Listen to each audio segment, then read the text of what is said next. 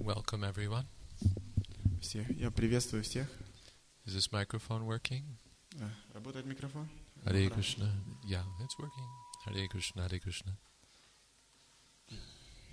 Om Jnanatirmirandasya Jnananjana Shalakaya Chakshurun Militam Jaina Tasmai Sri Gurave Namah Shri Chaitanya Manabhistam Sthapitam Jaina Bhutale Swayam Rupakadamahyam Tadhati Shapadantikam.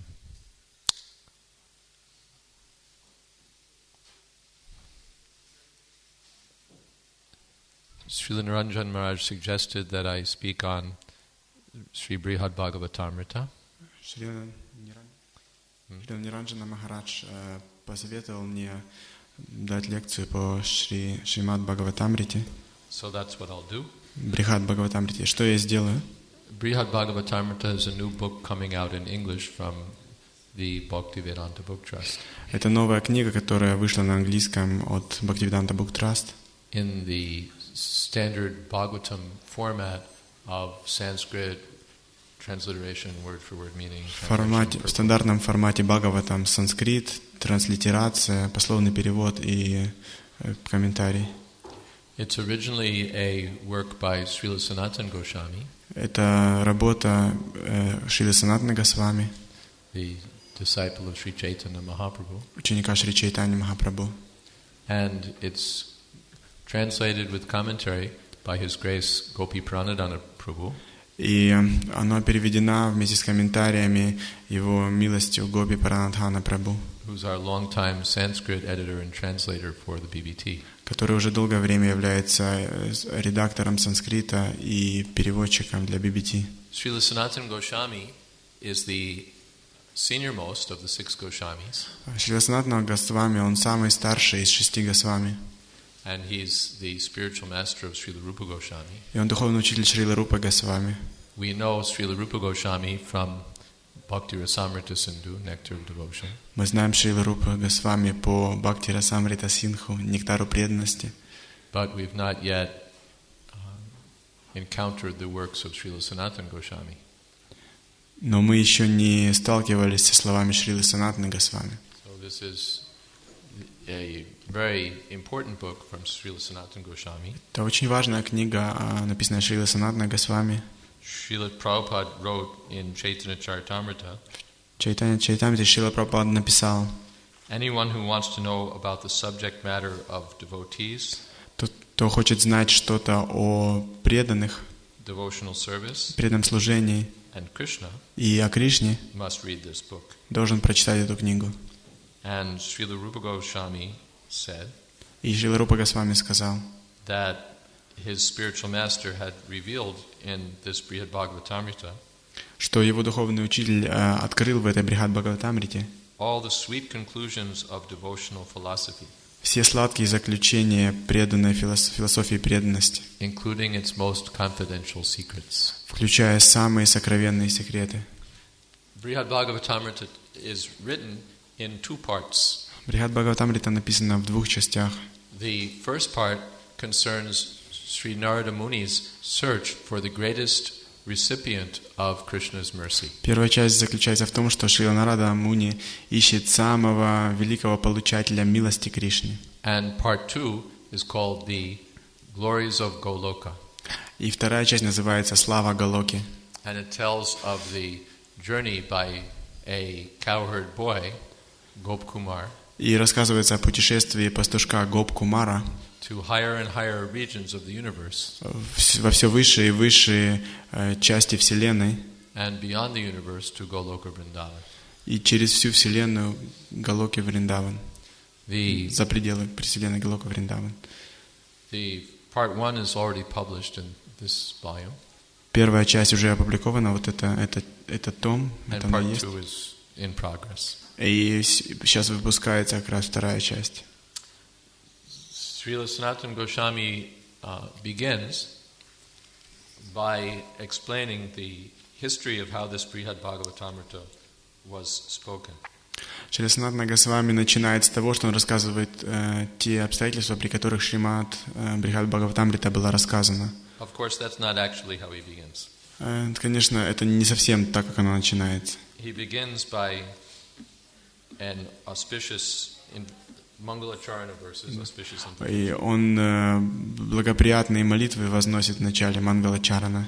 offering his obeisances in different ways.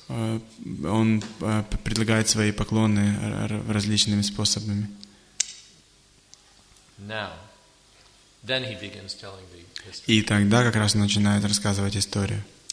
He says, Bhagavad Bhakti Shastranam ayam sarasya sangraha anubhutasya chaitanya deve tat priyarupataha.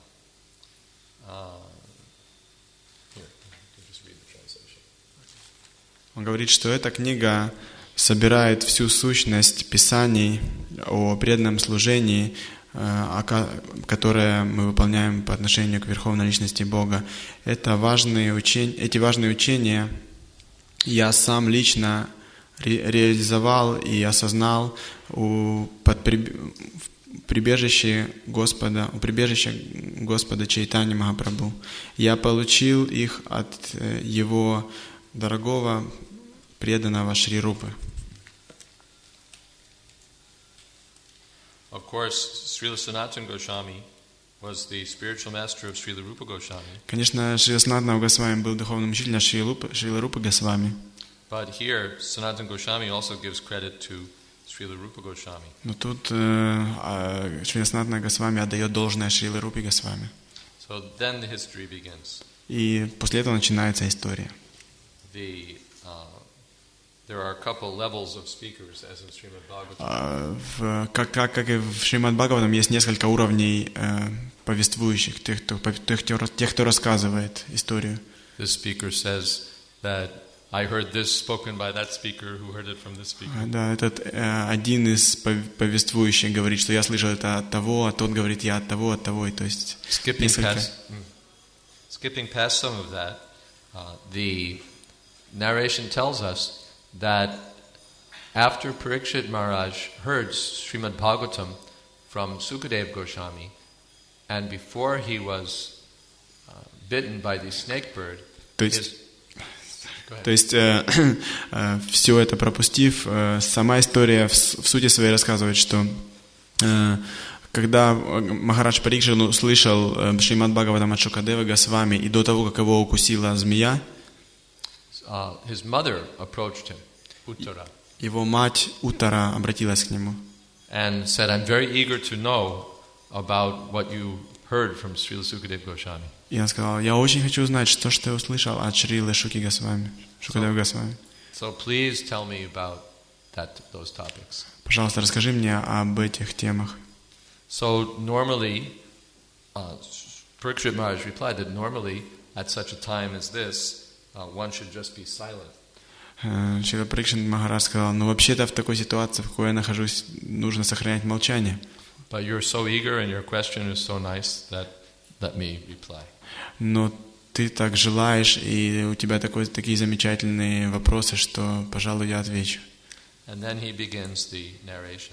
И тогда он начинает это повествование. The story starts in Prayag.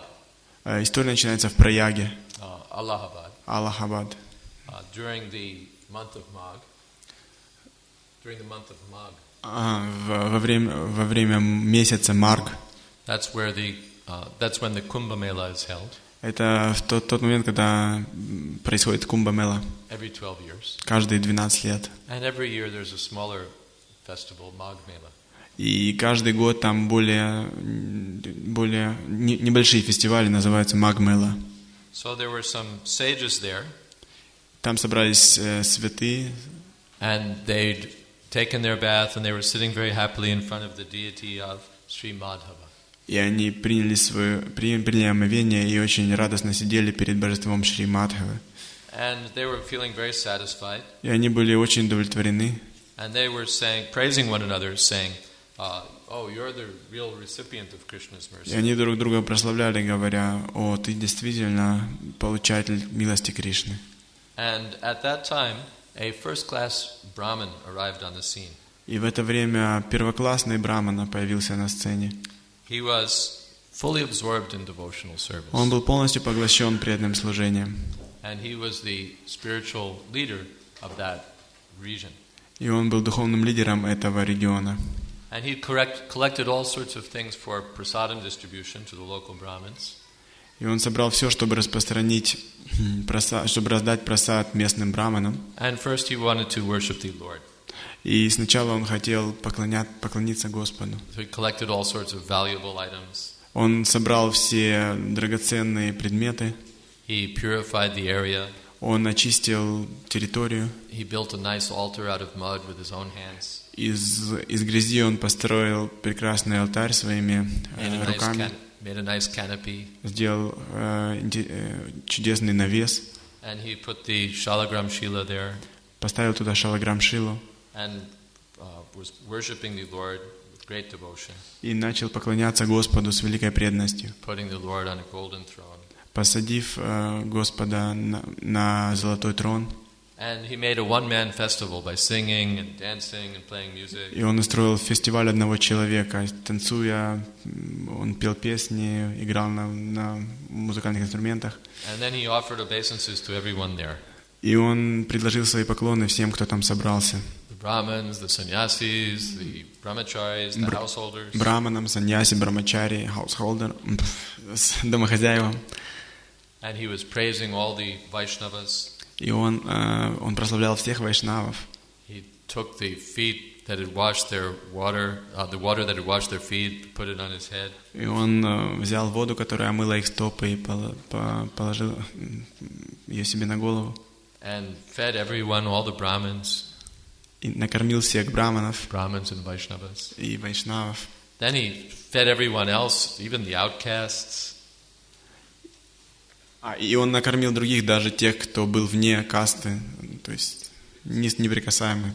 Even the dogs and the jackals and the birds and the insects. И даже собак, и шакалов, и птиц, и даже насекомых.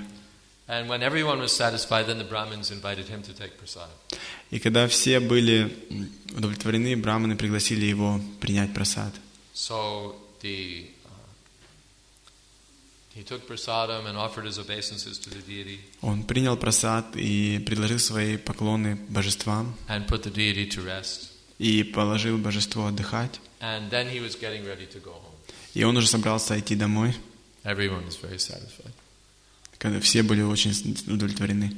And just then, Narada Muni, who had been watching from some distance, stood up. И тогда Нарада Муни встал, Нарада Муни наблюдал за всем этим со стороны, он встал. And he announced, "This is the greatest recipient of Krishna's mercy, this Brahmin." И он объявил: это величайший получатель милости Кришны, этот браман. Ran up to him and declared again and again, he's the greatest recipient of Krishna's mercy. Он помчался к этому браману и кричал снова и снова: это величайший получатель милости Кришны. And he gave his reasons. И он начал приводить причины.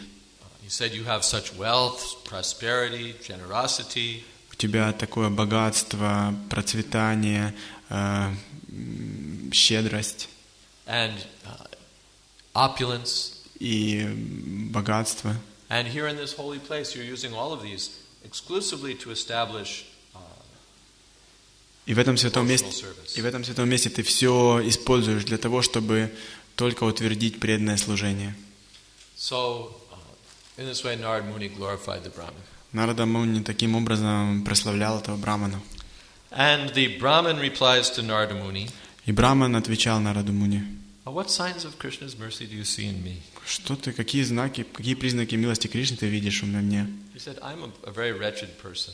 Я очень низкий человек. And how much charity can I give? Сколько я могу дать милостыни? How much opulence do I have? Сколько богатства я имею? And how much devotional service have I reciprocated with the Lord? И сколько преданного служения я могу оказать Господу? Но in the southern country, there's a great king. Но в южных странах есть великий царь. And in his kingdom there are many temples of God and the demigods. И в его стране есть много храмов Бога и полубогов. And he is the real recipient of Krishna's И mercy. он на самом деле получатель милости Кришны. And then the Brahmin begins glorifying this king. И тогда Брахман начал прославлять этого царя. Of course, Brahmin is higher than a king. Конечно же, Брахман, он выше, чем царь. But in terms of pure devotional service, there are no such distinctions. Но в преданном служении нет таких различий. So he begins glorifying the king. И он начал прославлять царя.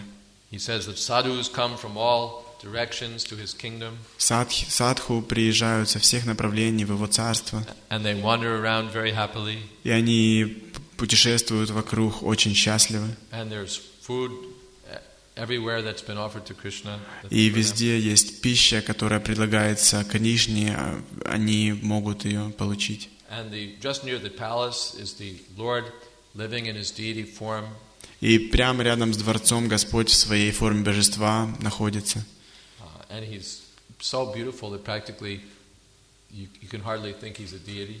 И он так прекрасен, что ты с трудом можешь понять, что это божество. And there are always fresh festivals. И там всегда такие освежающие фестивали. Newer and newer offerings for worship to the Lord. Новые и новые подношения для поклонения Господу. The worship's not stagnant. It's always something new, something more.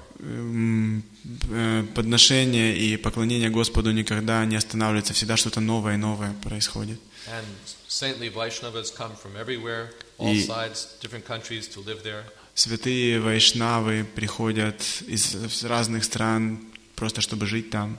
They're eager to relish the food offered to the Lord and the association of the advanced people who live there. Они наслаждаются пищей, предложенной Господу, и обществом тех, кто живет там.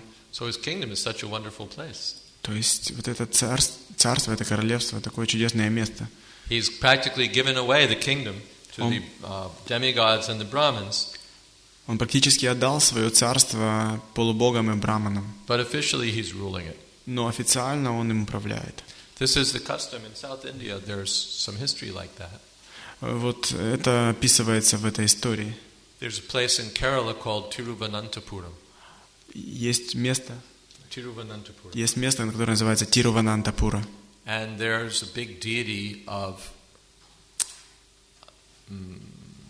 Anantapadmanabha, Garbhadakshaya Vishnu. И там есть большое божество Анантападмана, Гарбхадакшая Вишну. Has anyone been? Кто-то был там? No. But that place, you know how in many of our temples we have 3 altars with 3 doors? Вы знаете, во многих наших храмах есть 3 алтаря с 3 дверьми. Like in Vrindavan, there's Gaurnitai, then there's Krishna Balaram, then Radha Shamsundar. Во Вриндаване Gaurnitai, Кришна Баларам и Радха Шьяма Сундар. So very many of our temples we have that arrangement. То есть во многих наших храмах мы такое устройство алтаря имеем. So this Anantapadmanabha also has that arrangement. И Ананда Падманаб, у него тоже так же все устроено. Very big temple. Большой очень храм. And the doors are very big. И большие двери. Большие двери. And in the South Indian temples, it's a little dark inside. И в Южной Индии в храмах немножко темновато внутри. But you go inside and the doors are open. И когда заходишь вовнутрь, и двери открываются на алтаре. At first you may not be able to see. Ты, может быть, не увидишь даже. But then you look and you'll see that the deity is so big that he's behind all 3 doors.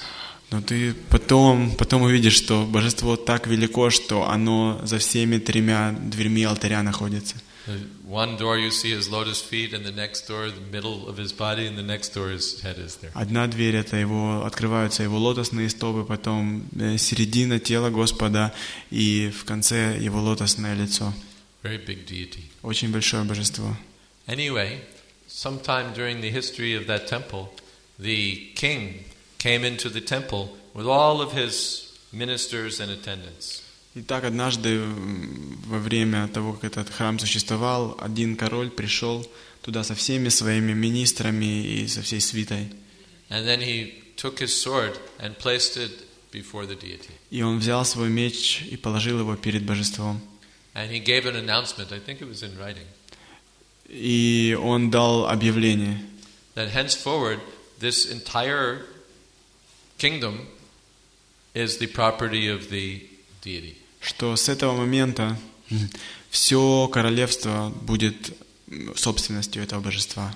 Why henceforward? It's always the property of the deity, but he formally announced that now I acknowledge that this is all the deity's kingdom. Конечно, это всегда было собственностью божества на самом деле, но теперь он говорит, я официально признаю, заявляю, что с этого момента это собственность божества. And then he took his sword back, and thereafter he ruled the kingdom as the caretaker in the name of the deity. И потом он забрал свой меч и уже управлял с этого момента своим царством как просто управляющий делами божества. Because Ishavasham idam sarvam, everything is the property of Krishna. Потому что Ишавасьям идам сарвам, все в конечном итоге это собственность Кришны. And one may be king or demigod or household or whatever, but actually it's Krishna's property that he's taking care of. Вы можете быть королем, полубогом или кем угодно, но все принадлежит Кришне. So now this king in South India, mentioned here, was like that. И этот король, упомянутый здесь, король Южной Индии, He was like that. Он был вот таким вот царем. In that kingdom, the earth gives crops without any farming. В его королевстве земля давала урожай без вообще того, чтобы ее как-то обрабатывать. The rain falls just enough to make people comfortable. И дождь выпадал ровно настолько, чтобы люди чувствовали себя комфортно. Whatever fruits, vegetables, and clothing one desires, you can easily get. Все фрукты, овощи и одежду, которую человек хотел, он мог легко получить. And the citizens all happily follow the king as if they were his children. И все граждане счастливо следовали королю, как будто они были его детьми. That's the ideal standard for a king. He should be so excellent in his example and so affectionate to the citizens that everyone will want to follow his example. Это идеал царя, что он должен быть настолько идеален в своем поведении и идеально показывать своим примером, чтобы все хотели следовать такому царю. Now the heads of state, Hare Krishna. А теперь главы государств, Харе Кришна. But this is the real standard. Ну вот это настоящий стандарт. So the people in the kingdom, they all perform their swadharma, their social duties. Все люди в этом царстве исполняли свою свадхарму, свои социальные обязанности. And they're completely devoted to Krishna. Они были полностью преданы Кришне. The king is prideless. Король был абсолютно не горд.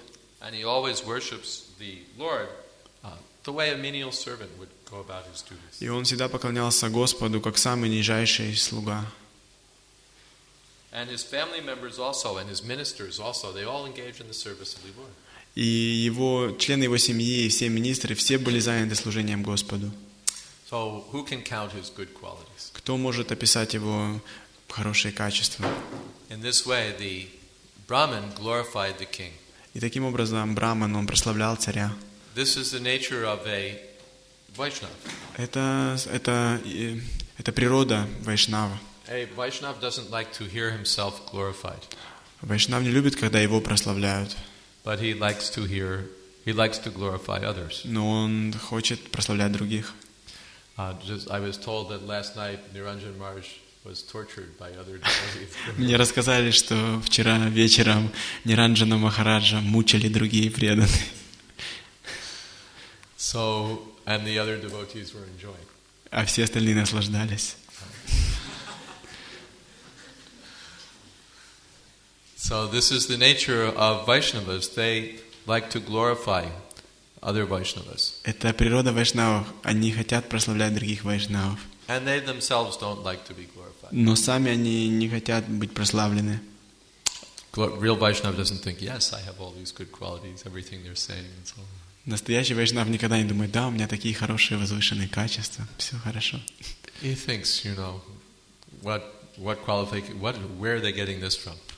Он думает, откуда они вообще это все придумывают? What qualities do I have? Какие вообще качества имею? But these other devotees, they have such nice qualities. Но все они имеют такие прекрасные качества. So that's what we find here with the Brahman. И здесь мы находим, что вот этот Браман, And this is what we'll find throughout this first section of Brihad Bhagavatam. и во всей первой части Брихад Бхагаватамрита эта тема как бы красной линией проходит. Narad Muni will glorify various devotees in turn, and each devotee will say, no. И Нарада Муни будет прославлять преданных по очереди, и все будут говорить, нет. We'll tell you about a real devotee. Мы тебе сейчас расскажем о настоящем преданном. So that's happening here. Это вот что происходит здесь. I should add also that there's a very special feature of this Brihad Bhagavatamrite. Я также хочу добавить, что есть особая особенность этой Брихад Бхагаватамрите. And that is that it has a commentary written by the author himself. И в ней комментарии, которые написаны самим автором. Srila Sanatana Goswami not only wrote the book, but wrote his own commentary on the book. И Шрила Санатана Госвами, он не только написал саму книгу, но также и комментарии к ней. Which is called Digdarshini Tika. Это называется Дигдаршини Тика. No one can know more about the book, know a book better than the author. Нет лучшей книги, чем книга автора. So throughout the book, Sanatana Goswami, in his commentary, tells what the different people are thinking, what the meaning is of their words, where there are double meanings, where there's joking. И через всю книгу Шрила Санатана Госвами объясняет, что разные люди говорили, какие значения их слов, какое там двойное значение, когда они шутили. He's given a very wonderful commentary. Он дает очень прекрасный комментарий. And Gopi Pranadhana Prabhu's commentary basically follows Srila Sanatana Goswami's. И комментарии Гопи Пранадхана Прабху, они абсолютно следуют комментариям Шрила Санатана Госвами. Any questions so far? Есть какие-то вопросы уже? Okay. So we'll go on. Продолжим тогда. So next thing, Narada went to this South Indian kingdom. И Нарада пошел к этому царю Южной Индии. And wherever he went, he found that people were absorbed in festivals for worshiping the Lord. И куда бы он ни приехал в этом Южном Королевстве, он видел, что люди полностью поглощены фестивалями в поклонении Господа. And he saw that actually it was even better than the Brahmin had described. И он увидел, что это даже лучше, чем Брахма написал. So Narad Muni approached with his veena in hand, he approached the king. И со своей виной в руках он обратился к царю. And he told the king, "You're the real recipient of Krishna's." И он сказал королю: ты на самом деле самый величайший получатель милости Кришны. Your kingdom is so opulent. Твое королевство такое богатое. And it has the best citizens. И ты имеешь лучших граждан. Who are all engaged in the devotional service. Они все заняты преданным служением Господу. If the king is good, the citizens will be good. Если царь хорош, граждане страны тоже будут хороши. And if the citizens are rotten, that tells you something about the king. И если население страны прогнило, то это что-то скажет и о короле также. So Narada is praising the king, embracing the king. Нарада Муни прославлял царя, он его обнимал.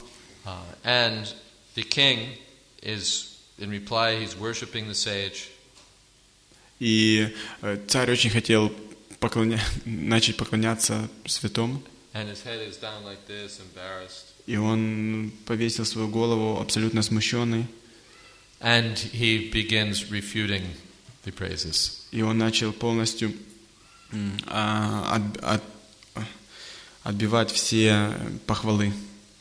He says, I'm just an ordinary human being. Я обычное живое существо. A short lifespan. У меня короткая жизнь. Little opulence. Немножко богатства. Little to give others. Немножко даю другим. I have no independence. У меня никакой независимости нет. I'm always being attacked by fear. И меня часто нападает страх на меня. And the threefold miseries of material life. И тройственные страдания материальной жизни. I don't deserve even to think that Krishna may show me his mercy in the future. Я даже не думаю, что Кришна покажет мне, проявит свою милость ко мне в будущем. So why do you think that I'm the object of Krishna's mercy. Почему же ты думаешь, что я получатель милости Кришны? But the demigods, Но полубоги, they're the real recipients of Krishna's mercy. они настоящие получатели милости Кришны. Their bodies are effulgent. Их тела светятся. They're always worshipable. Им всегда нужно поклоняться. They're sinless. Они безгрешны. They're free from distress. Они полностью свободны от депрессии. Always in goodness, always happy. Они всегда в благости, они всегда счастливы. They do whatever they like. They go wherever they like. Делают, что хотят, идут, куда хотят. They give blessings. Whatever their devotees want, they give. Раздают благословения, все, что их преданные хотят, они им дают. Their food is the nectar of immortality. Их пища – это нектар бессмертия. They have no hunger, no thirst. У них нет ни голода, ни жажды. And they live in heaven. И они живут на небесах. By the strength of their own pious activities. В силу своей собственной благочестивой деятельности. And among these demigods, the greatest is Indra. И из всех полубогов самый великий Индра. The king of the demigods. Царь полубогов. He can reward or punish. Он может наградить или наказать. He provides life for the whole world by giving rain. Он снабжает жизнью всю вселенную, давая дождь. He rules the three planetary systems for Он управляет 3 планетными системами. 71 celestial ages. For 71 небесный год. His horse is Uchchaivashra. Его лошадь Uchchaishrava. Uchchaishrava. Uchchaishrava Sasvanam. In the Bhagavad Gita, Krishna says among the horses, I'm Uchchaishrava. Кришна Бхагаватгите говорит, что из всех лошадей я Uchchaishrava. And among elephants, Krishna he says I'm Airavata. А из слонов Кришна говорит, я Айравата. Airavata Gajendranam. And Airavata is Indra's elephant. И Айравата это как раз слон Индры. And he has Kamadhenus. И у него камадены. And Nandana gardens. И Нандана, сады Нандана. With parijata trees that give you whatever you want. С деревьями париджата, которые дают тебе все, что ты хочешь. Good food, good clothing, whatever you want, you can get just from a single flower. Хорошая еда, хорошая одежда, все, что ты хочешь, можешь получить из одного цветка. And the greatest good fortune of Indra. И самое великое счастье Индры is that the personality of Godhead, Vishnu himself, has become his younger brother. Это то, что сам Вишну стал его младшим братом, as Vamandev. как Ваманадев. Vamandev is known as Upendra, the younger brother of Lord Indra. Ваманадева также знают под именем Упендра, младшего брата Индры. And Vamandev protects Lord Indra. И Ваманадев защищает Господа Индру. And personally accepts the worship that Indra offers. И лично принимает то поклонение, которое совершает Индра. So Indra is the real recipient of Krishna's mercy. Индра, он настоящий получатель милости Кришны. So that's the brief summary of the first chapter of part 1 of Brihad Bhagavatamrite. Это как бы небольшое, краткое содержание первой главы, первой части Брихад Бхагаватамрите. It's called Bhoma, that Narad Muni has searched throughout the earth and for the greatest recipient of Krishna's mercy, and now that person he's found has sent him to the heavenly planets. Она называется Бхаума, то есть Нарада Муни ищет на земле величайшего получателя милости Кришны, и последняя личность отсылает его на небесные планеты. So next Narad Muni will go to the heavenly planets. И далее Нарада Муни поедет на небесные планеты. Any questions so far? Есть какие-либо вопросы? Yes. Громко можно?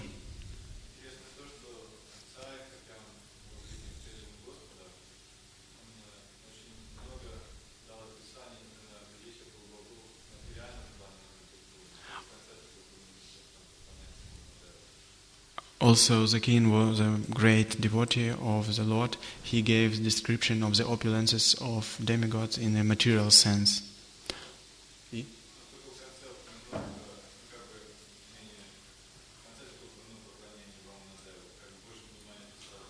And then he only mentioned the Vamanadev worship.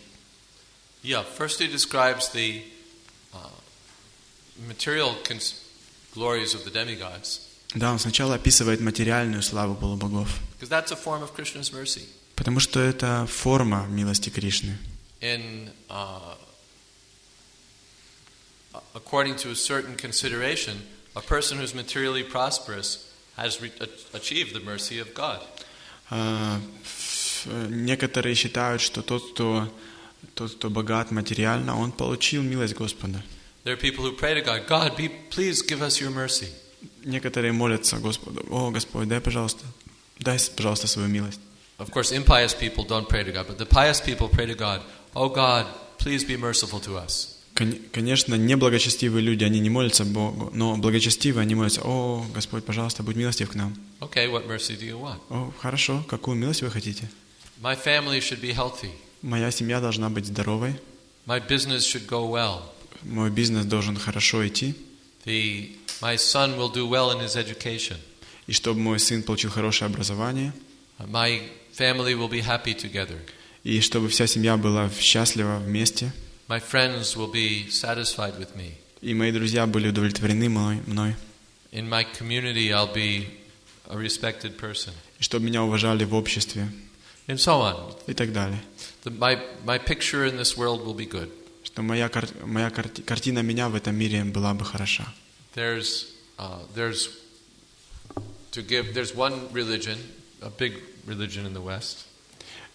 Есть одна религия, очень популярная религия на Западе, which is known even among its own followers as a this worldly religion.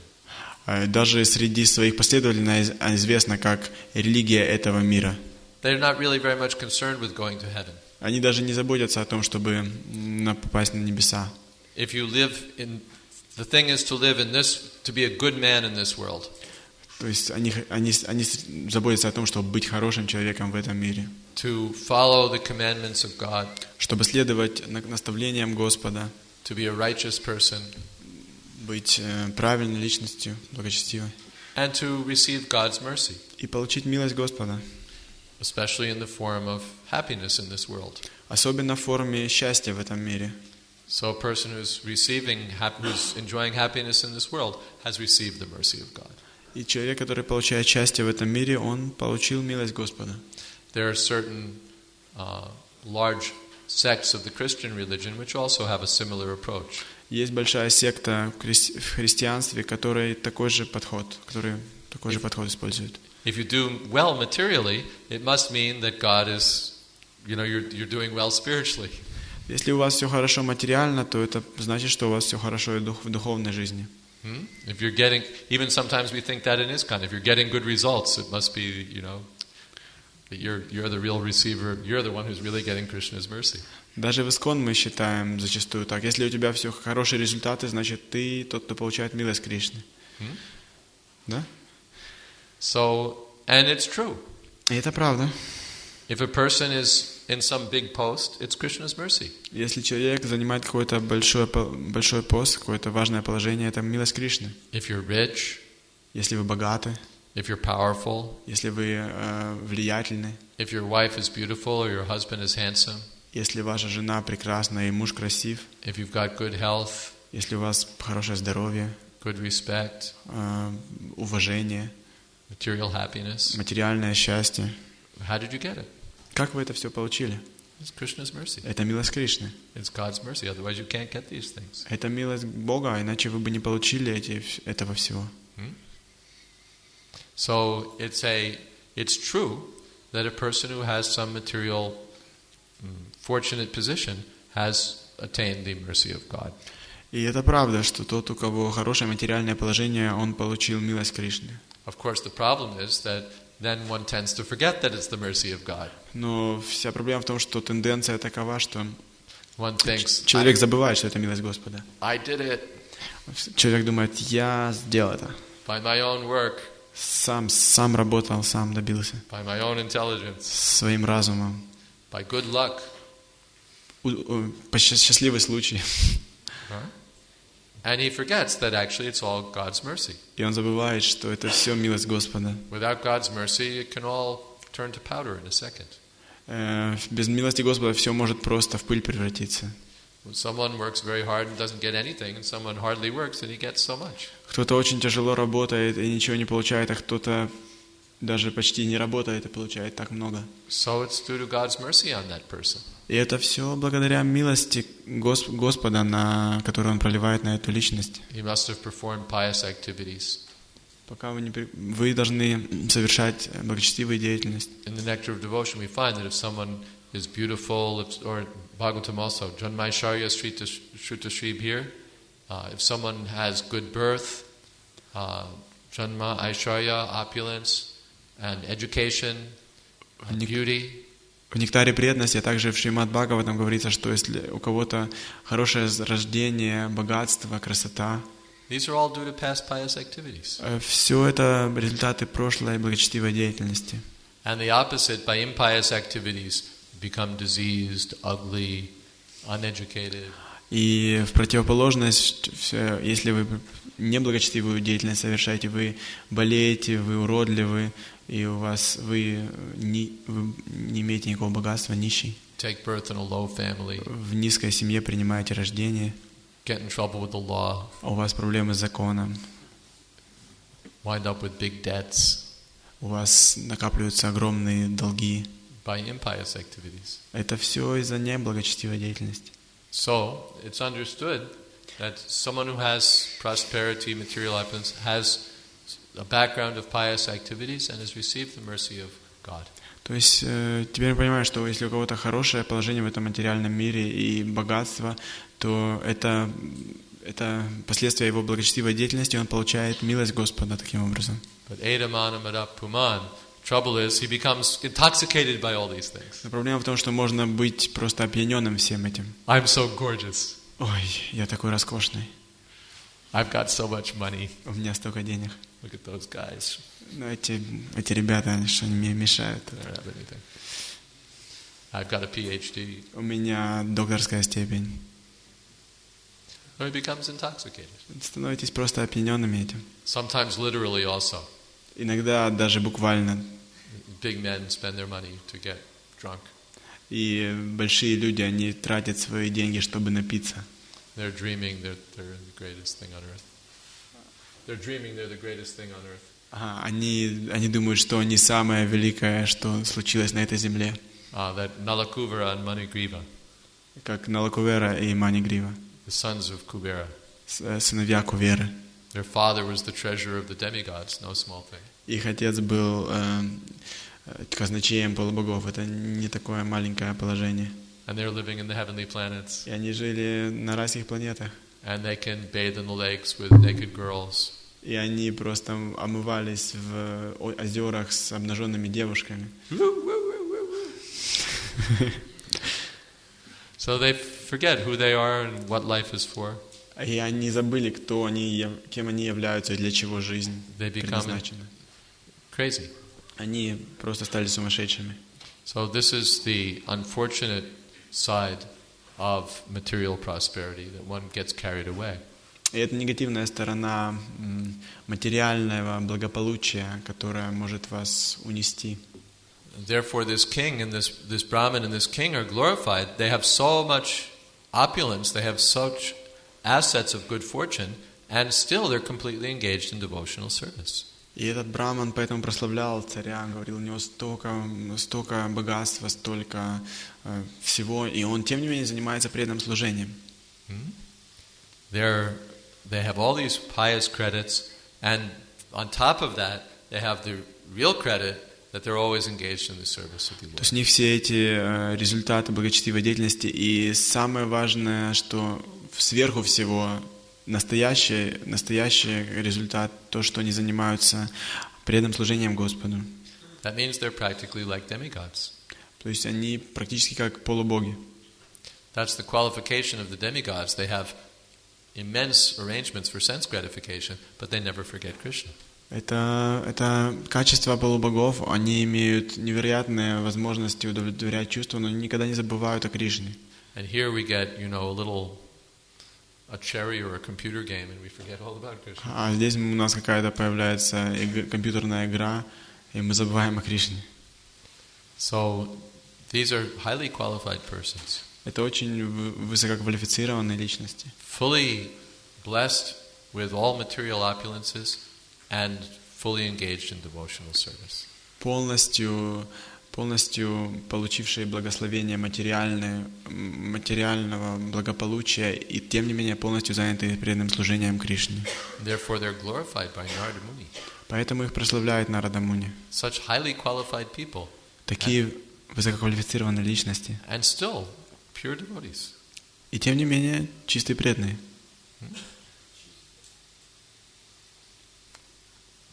That wrong word?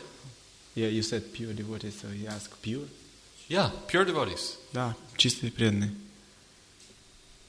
Yeah, you read here, they're just completely engaged in devotional service. Можете прочитать, здесь они полностью заняты преданным служением.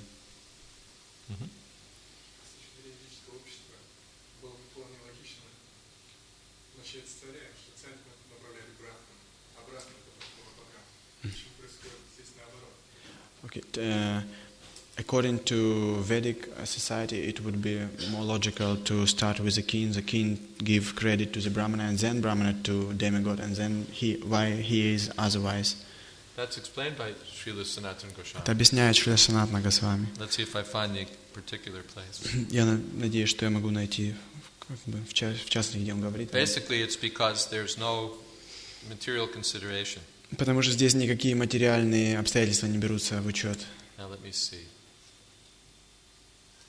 Сейчас я найду.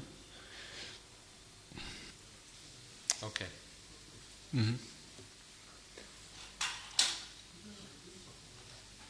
The differences recognized. Okay. Each of the devotees approached by Narada will argue in a similar way. Все преданные, к которым обращается Нарада, будут спорить подобным же образом. That I'm not the one who's gotten Krishna's mercy, it's somebody что else. не я получаю милость Кришны, это кто-то другой. In fact, however, all these devotees are very fortunate. Конечно, на самом деле все эти преданные очень удачливы. Even if they stand on different levels of perfection. Даже если они стоят на разных уровнях совершенства. The differences recognized by Narada. Это различие признается Нарадой. And those with whom he speaks. И теми, с кем он говорит. Are spiritual differences. Но все это духовные различия. Not determined by material rank or position. Они не определяются материальным положением. The devotee Brahmin would not have called the king from the south a better Vaishnav than himself, had the Brahmin held the prejudice that Brahmins are always better than Kshatriyas. И Брахмана, он прославлял короля Южной Индии, говоря, что он лучше, чем он сам, хотя на самом деле браманы выше кшатриев. That was another sign of the Brahmin's pure devotional service. Это был другой признак, обозначающий чистое преданное служение Господу. Sarvopati Vinir Muktim. He didn't think, I'm a Brahmin, no one could be better than me. Он не думал, что я браман, как же король может быть лучше меня. I may be a Brahmin, but this king, he's really... Я, может быть, и браман, но это царь, он действительно... Really a devotee.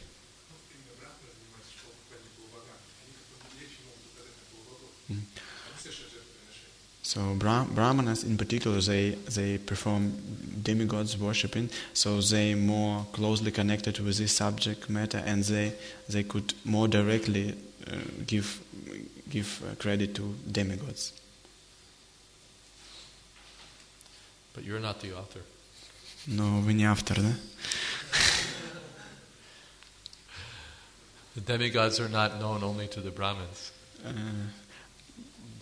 Are not known only to the Brahmins. Не только браманы знают полубогов. Kshatriyas also worship the demigods. Кшатрии тоже поклоняются полубогам.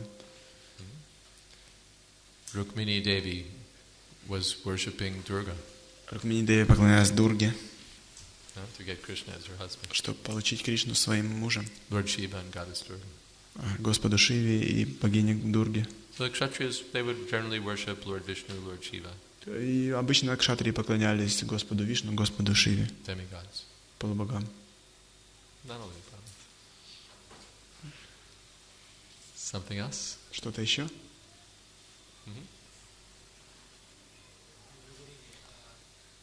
Громче. Вы говорили о поклонении, о том, что те, кто попадают, те, кто на райские планеты, преданные и получают чувственное удовлетворение. Можно ли предположить, что современные религиозные практики, они позволяют напрямую эту связь осуществить, реализовать эти желания, попасть туда же и как это проявляется в бхакти вместе с религиозным, вместе с материальным? Все слышали вопрос? Нет. Прабху спрашивает, Махарадж говорил о том, что полубоги, они наслаждаются и также занимаются преданным служением. И как можно практиковать так, чтобы и чувственно, как к этому прийти, чтобы наслаждаться чувственно, я правильно понял, и выполнять преданное служение, да? Можно ли связать, существует ли связь современных религиозных практик? Да, извините, да. Если вот эти современные религиозные практики, делают ли они то же самое? Не такая ли у них цель? So he asked if you was describing that in the heavenly planets they enjoy senses and they also perform devotional service, and whether these modern religious practices, if they centered and they aimed at this particular subject matter, if there's some connection with the sense gratification plus devotional service in modern religious, some Christianity, some religious systems. Yeah, with this two things, gratifying senses plus devotional service. Well, it's not a question of modern or ancient. Это не вопрос современных или древних. But generally people are engaged in religion for the sake of economic development and sense gratification. Но обычно люди занимаются религией только для экономического развития и удовлетворения чувств. They go to the temple, they go to the church and pray, "Oh God, please give us our daily bread." Они идут в церковь и молятся: «О Господь, дай нам наш хлеб ежедневный». Or they go to the temple and they say pretty much the same thing. И они идут в храм и говорят примерно то же. They worship Vishnu, or they worship Shiva, or they worship Ganesh, or they worship everybody. Они поклоняются Вишну, Шиве или Ганешу, или всем. And that's what they want. И вот чего они хотят. Prabhupada, so many times people would approach Prabhupada and ask for, in India, and ask for his ashirvad, his blessings. Много раз люди обращались к Прабхупаде и просили его ашиба, его благословений. And because they know that a saintly person can, by his blessings, you can have so much. Потому что они знают, что благословения святой личности очень многое дают. But what blessings do they want? Но чего они хотели, каких благословений? My wife should be all right, my children should be all right. Моя жена должна быть в порядке, мои дети тоже, чтобы все было One time on a хорошо. train, Prabhupada was there with Shamsundar and some other devotees. Один раз в поезде Шрила Прабхупада ехал с Шьямасундрой и другими преданными. And some pious man approached Prabhupada. И один благочестивый мужчина обратился к Шриле Прабхупаде. Please give your ashirvad. О, пожалуйста, дайте ваш ашибад. Prabhupada said, what ashirvad do you want? Какой ашибад ты хочешь? Спросил Прабхупада. So the same thing, my wife, my Он family, my сказал: children. моя жена, мои дети, моя семья. So Prabhupada pointed to his disciples with their shaved heads and he said, I give you my ashirvad that you can become like them. Он показал на своих учеников и сказал: я даю тебе ашибад, у которых были побритые волны, я даю тебе ашибад, чтобы ты стал таким, как они. People don't know what ashirvad to ask. Они не знают, люди, в общем-то, не знают, какой ашибад просить. They approach a saintly person who can give pure devotional service to Krishna, Они and they ask, my son's education, my business. Они обращаются к чистому преданному, который может дать любовь к Кришне, но не просят о образовании сына, моей жена. Arta artarti jigyasu gyani cha bhartarsha. Krishna says there are 4 kinds of pious people who approach him. Кришна говорит, есть 4 вида благочестивых людей, которые обращаются к нему. Those who are in distress, those who are in need of money. Тот, кто в беде, тому, кому нужны деньги. Arti. Just like Dhruva Maharaj. Как Dhruva Maharaj, например. He approached Lord Vishnu, but what was his purpose? I want a kingdom. Он обратился к Господу Вишну, но какой был его мотив? Я хочу королевство. I want a big kingdom. Я хочу большое царство. Bigger than my father's, bigger than my grandfather. Больше, чем царство моего отца и даже моего деда. He underwent so much tapasya, so much austerity, but for that. Он совершал так много аскез и тапасьи только для этого. Then, when he actually got the darshan of Lord Vishnu, he was lamenting. И когда он на самом деле получил даршан Господа Вишну, он начал сожалеть. He said, I'm so foolish. I'm like a person who approaches a rich man and begs for a palm full of rice. И он сказал, я настолько глуп, я подобен тому, кто обращается к богачу и просит жменю риса.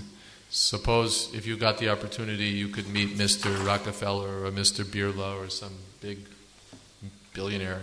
Если бы у вас была возможность обратиться к Рокфеллеру или какому-то большому миллионеру, Yes, what would you like? И он бы вас спросил, чего вы хотите? Sir, could I have a handful of rice? Можно мне немножко риса, жменю риса у вас взять? It's foolish. Это глупость, это очень глупо. Take $1 million. Возьмите $1 миллион, что мелочиться. Take a few islands, take, a boat, whatever. Несколько островов, там. An airplane, whatever you want. Самолет, он может дать что хочешь. A country. Страну. Could I have a little hand of rice? Можно немножко риса, жменю риса. It's foolish. Это просто глупость. So people are approaching Lord Vishnu, the Supreme Personality of Godhead. И люди обращаются к Господу Вишну, Верховной Личности Бога, the bestower of immortality and pure devotional service. Который может благословить вас бессмертием и чистым преданным служением. And could you help with my son's education? И просит, можете помочь, чтобы у меня сын получил хорошее образование. My husband's going to have an operation. Could you help with that? У меня мужа будет операция, можете с этим помочь? They want some little temporary, insignificant benefit. Они хотят маленькую, временную, незначительное благо. And they're very religious people. И они очень религиозные люди. They're very pious people. Они очень благочестивые люди. Because they always go to the church, or they always go to the temple, or they always go to the mosque and pray to God. Они всегда ходят в церковь или в храм или в мечеть и молятся Богу. But this is their level of realization. This is what they're praying for. Но это их уровень реализации, это то, для чего они молятся, к чему они молятся. But still they're considered pious. Но тем не менее они считаются благочестивыми. Because the impious people are trying to get all that without God. Потому что неблагочестивые люди, они пытаются все это получить без Бога. They'll invent something, they'll figure out something by which they'll get all this stuff without God. Они как-то все выдумывают, придумывают, как это все получить без Бога. My wife will recover because I'll get the best surgeon in town. Моя жена выживет, потому что у меня самый лучший хирург знакомый в городе. My son will do well in his education because I'll bribe the examiner. У меня сын получит хорошее образование, потому что я дам взятку тому, кто принимает экзамены. Or whatever it is. Или как бы там ни было. I'll do well in my business because I'll just I'll subdue all my competitors. У меня будет все хорошо, только потом я просто всех своих конкурентов победю. By my own power, by my own intelligence, by my own strength, I'll do it. Только своей властью, своим разумом я всего это достигну. I just have to think positively. Я просто должен позитивно мыслить. Play my cards right. Правильно играть в карты. And with a little luck, и с небольшой удачей I'll be on top. У меня все будет хорошо. So they're called demons. Они их называют демонами. Because there's no consideration of God. Потому что нет никакого понятия о Боге. Just material economic development and sense gratification without any God.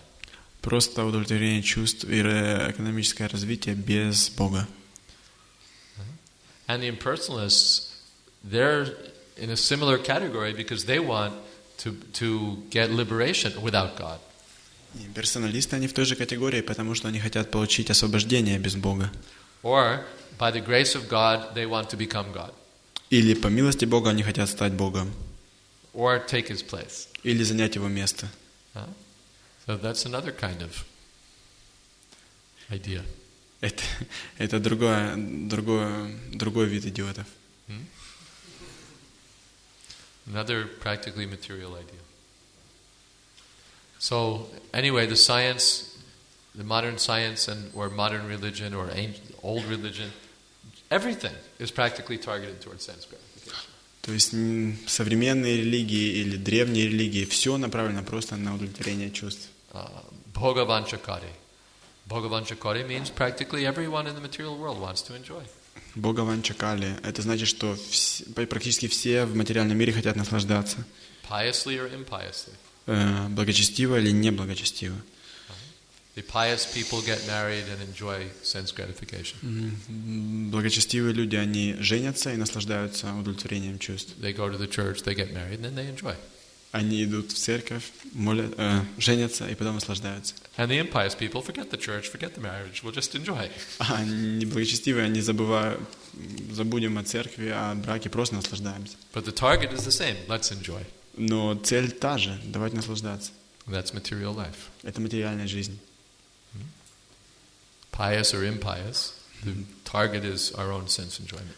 Благочестивое или неблагочестивое, но цель наше собственное наслаждение чувств. And higher than that, one may be interested in sense enjoyment, or higher than that is, much higher than that, is devotional service. Но выше этого, намного выше этого, это преданное служение. My goal in life is not to enjoy my senses. My goal in life is to serve God. Моя цель жизни не наслаждать свои чувства, а служить Господу. And that's actually religion. И это и есть религия. That's actually religion. Это настоящая религия. So the demigods are fortunate by their pious activities. They're able to have their cake and eat it too. И полубоги, они удачливы. English expression. I don't know if it means the same thing here. They can just have their cake, have their cake and eat it too. No. Not exactly. It means they're able to have sense gratification and devotional service. Okay. То есть и благодаря своей благочестивой деятельности полубоги могут и заниматься чувственными наслаждениями, и выполнять преданное служение. They can gratify their senses and not forget Krishna. Они могут наслаждать свои чувства и не забывать о Кришне. So there's something like the pious people of this earth. Так же, как и благочестивые, что-то вроде благочестивых людей на этой земле. But much more advanced. Но только намного более продвинутые. Their sense gratification is more advanced. Их удовлетворение чувств гораздо на более высоком уровне. And their devotional service is more advanced. И преданное служение также на более высоком уровне. Here you just go to church or you go to the temple, you offer a few coins and a few namaskars or namaz, and then you go. Здесь вы идете просто в храм или в церковь, вы пару монет бросаете, пару намаскар, пару поклонов и уходите.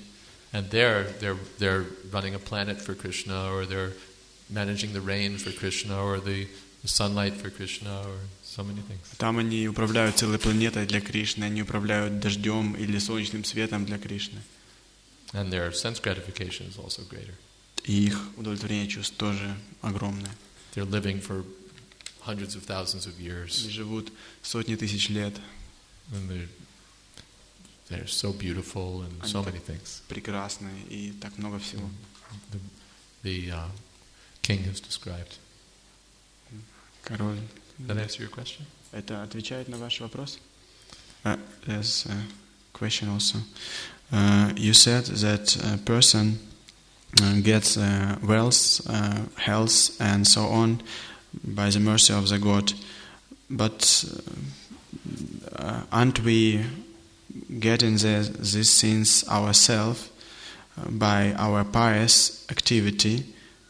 Aren't we get it ourselves by our pious activity? How we can connect it? That's karma mimamsa philosophy. Yeah, I will translate. Вы сказали, что человек получает богатство, здоровье и так далее по милости Кришны, но ведь мы сами зарабатываем эти вещи благочестивыми поступками. Как связать эти вещи? That's called karma mimamsa philosophy. Это называется философия карма мимамса. That I perform pious activities and the demigods are obligated to give me the results. Я выполняю просто благочестивые деятельности, и полубоги обязаны дать мне хороший результат. And to a certain extent that's true. И до какой-то степени это правда. But to a certain extent that's true. До определенного уровня это истина. But ultimately it's up to the discretion of God. Но в итоге это все зависит от воли Бога. Even if you take it that I perform pious activities and the demigods give me the results. Даже если вы считаете, что я буду выполнять благочестивую деятельность и полубоги дадут мне результат. But I put my coin in the slot and the bubble gum comes out. Но я кладу свою монету в автомат и выходят пузыри. But it's still dependent on the mercy of Krishna. Но все равно это зависит от милости Кришны. Mayaiva hitan hitan. Krishna says that if someone wants to worship the demigods for sense gratification, I work from within his heart to give him the faith to do it. И Кришна говорит, что если кто-то хочет поклоняться полубогам для чувственного наслаждения, я изнутри, из его сердца даю силу делать это. He can't worship the demigods unless I give him the strength and conviction to do it. Человек не может поклоняться полубогам, если я не дам ему силу и убежденность делать это. And on the other side, I'm the one who's in the heart of the demigods, dictating to the demigod, this rascal's worshiping you, give him something. Я опять же нахожусь в сердце полубога, я говорю полубогу, этот негодяй поклоняется тебе, дай ему что-нибудь. Therefore, I'm in the background of the whole thing. То есть я нахожусь в основе всего. But alaksham sarvabhutanam, people don't see me. Но люди не видят меня. They're thinking, I've got this deal going with the demigods. What do I need Vishnu for? Они думают, у меня все нормально с полубогами, зачем мне нужен Вишну? I'm getting everything by the grace of Lord Shiva. I'm getting the grace of everything by the grace of Durga. У меня все по милости Шивы, по милости Дурги. But just as you're getting everything by the grace of your God, Krishna, I'm getting everything by the grace of Shiva. Just as you're getting everything by the grace of your God, Krishna, I'm getting everything by the grace of my God, Shiva or Durga. То есть так же, как вы получаете все по милости Шивы, я все получаю по милости Дурги. But they don't know that the demigods are not independent. Но они не знают, что полубоги они не независимы. The demigod arrangement is dependent on Krishna's arrangement in the background. То, что делают полубоги, все это зависит от того, как устраивает Кришна в основе своей. But when Krishna is the object, there's no other intermediary required. Но если Кришна является объектом, то никакое посредство не требуется. If you want to worship Krishna, Krishna gives you the Если вы хотите поклоняться Кришне, Кришна вам все дает. Faith and conviction. Dadami buddhi yogam tam. Он дает вам веру и убежденность. And if Krishna wants to give you something, he doesn't have to wait for someone else to say it's okay or to give inspiration to him. И если Кришна вам что-то хочет дать, то он не должен ждать кого-то, кто скажет, окей, можешь дать. Swarat, Krishna is independent. Кришна независим. So he himself can make his own arrangement. Он сам может все устраивать. He can give you inspiration and faith, and he can award the results of your inspiration and faith. Он может дать тебе веру и вдохновение, и он может дать тебе сам результат. The demigods can't do that; they're dependent. Но полубоги не могут делать этого, поскольку они зависимы. And what they can give also is different. И то, что они могут дать, это также отличается. Krishna can give liberation. Кришна может дать освобождение. He can give more than liberation, but for a start, he can give liberation. Он даже может дать больше, чем освобождение, но сначала он, по крайней мере, может дать освобождение. Demigods can't do that. А полубоги не могут этого сделать. And what to speak of pure devotional service. Не говоря уже о чистом преданном служении. So even the materialists who are thinking, I'm getting everything by my own power, they don't forget God and forget the demigods also. It's me. Но материалисты, они думают, что я делаю все своими силами. Давайте забудем Бога, даже забудем полубогов. Все это я. But where are you getting your power from? Но откуда ты свою силу получаешь? When Hiranyakashipu asked Prahlad, you rascal, you're speaking so strongly, where you think you're getting your power? Когда Хираньякашипу начал отчитывать Прохладу Махараджа, сказал: ты негодяй, ты так говоришь убежденно, откуда у тебя эта сила? And Prahlad said, my dear rascal number one, I'm getting my power the same place you're getting yours from. Мой дорогой негодяй номер один, я оттуда же имею свою силу, откуда и ты свою имеешь. It's all coming from Krishna. Это все исходит от Кришны. So many times people ask, where do you get your money? Столько раз люди спрашивают, откуда у вас деньги? Right? They ask that here too. Они здесь тоже это спрашивают. Where do you get your money? Откуда вы деньги берете? The same place you get yours from. Откуда и вы? You're getting your little paper money. У вас немножко этих бумажных денег. It has to be backed by something, gold or something. It has to represent something, buying power. И там написано, что они чем-то снабжены, каким-то золотом. Whatever it is, it's electricity or it's food or it's something. Это электричество или еда или что-либо. So where are you getting these things? Откуда вы получаете все это? For your electricity, you're dependent on coal or nuclear power or something which is coming from the sun. За электричество, в электричестве вы зависимы от угля или от атомной энергии, все, что это исходит из солнца. For your food, you're dependent on the earth. В своей еде вы зависимы от земли. For your water, you're dependent on the rivers. В своей воде вы зависимы от рек. You're dependent for your air. Вы зависимы в воздухе. You're dependent for your central nervous system is dependent on higher authorities. Ваша чувственная и нервная система зависит от высших авторитетов. When they decide it's not going to work right anymore, it doesn't work right anymore. Если они решают, что она уже не должна работать нормально, она уже не будет работать нормально. Your physical strength, your intelligence, everything. Ваша сила, физическая сила, ваш разум. It's all given to you and it can all be taken away from you. Все это вам дается, и все также может у вас быть забрано. So everyone's getting their power from Krishna. Все получают свою силу от Кришны. Behind the sun, behind the moon, behind all the arrangements of material nature, there's Krishna. Кришна стоит за солнцем, за луной и за всеми устройствами этой материальной природы. Mayadhyakshena prakriti suyate satratra. Material nature doesn't work independently. There has to be powerful conscious force behind it. That's God. Материальная энергия, она не работает независимо. Должна быть какая-то мощная энергия, которая стоит за этим. So everyone is dependent on Krishna. Каждый зависит от Кришны. Only the demons deny it, and the devotees acknowledge it. Просто демоны, они это отрицают, а преданные это принимают. That's the difference between the devas and the asuras. Это разница между девами и асурами. The devas, godly persons, they know I'm dependent on God. Девы, то есть благочестивые личности, они знают, мы зависим от Бога. And the asuras, whatever I work for. Асуры не говорят, все, ради чего я работаю. Ahamkara vimudhatma kartaham iti manyate. It's all by my work. Все благодаря моей работе. Sometimes you work and you don't get anything. What about that? А иногда же ты работаешь, ничего не получаешь. Что ты скажешь по этому поводу? And somebody doesn't work and he gets 100 times more than you. А кто-то не работает и в 1000 раз больше получает, чем ты. Or Prahlad Maharaj gives the example that sometimes the disease is very slight, the physician is very good, and the patient dies.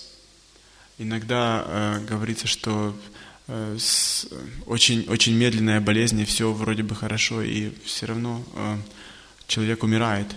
And other times the disease is incurable, there's no proper doctor, and the patient lives.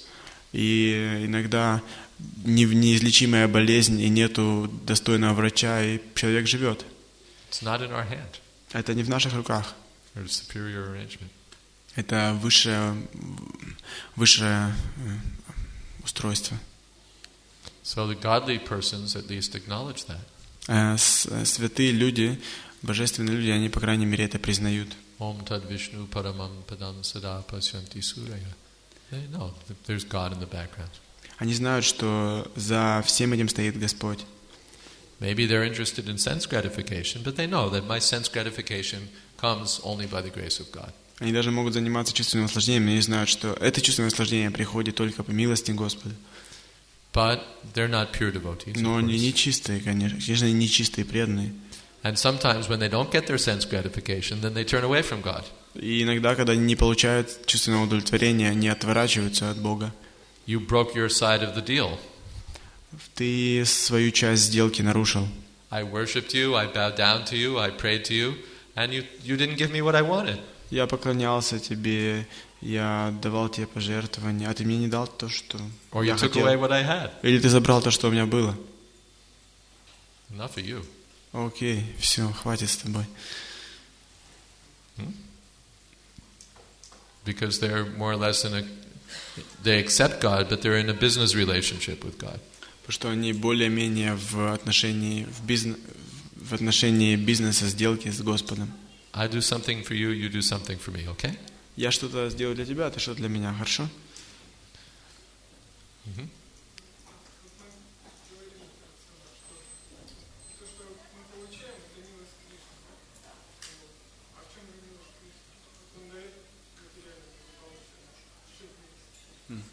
We say that what we get it's Krishna's mercy, but what is actually the mercy?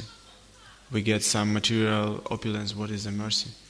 Мы говорим, что то, что мы получаем, это милость Кришны. Но в чем милость? Well, from another point of view, it's Krishna's greater mercy when he takes away your material opulence. Но с другой стороны, еще большая милость Кришны, если он забирает ваше материальное богатство. Yasyaham anugranami hardishe taddanam shnai. When Krishna really favors someone, he takes away his material opulence. Если Кришна действительно о ком-то заботится, он забирает его материальное богатство. Because that means that he has some higher mercy to award. Потому это значит, что у него есть какая-то большая милость, которой он хочет наградить преданного. Otherwise, this is, at least some reward. Иначе какая-то награда есть. And I'll give you something. Я тебе что-то дам. You want your handful of rice? Take your handful of rice. Ты хочешь жменю риса, можешь получить ее. And then the person is very happy. I got a handful of rice from Mr. Я могу Rockefeller. получить пригоршню риса, ура. He's a fool, but anyway, he's happy. Он глупец, но он счастлив. He got some mercy. Он получил свою милость.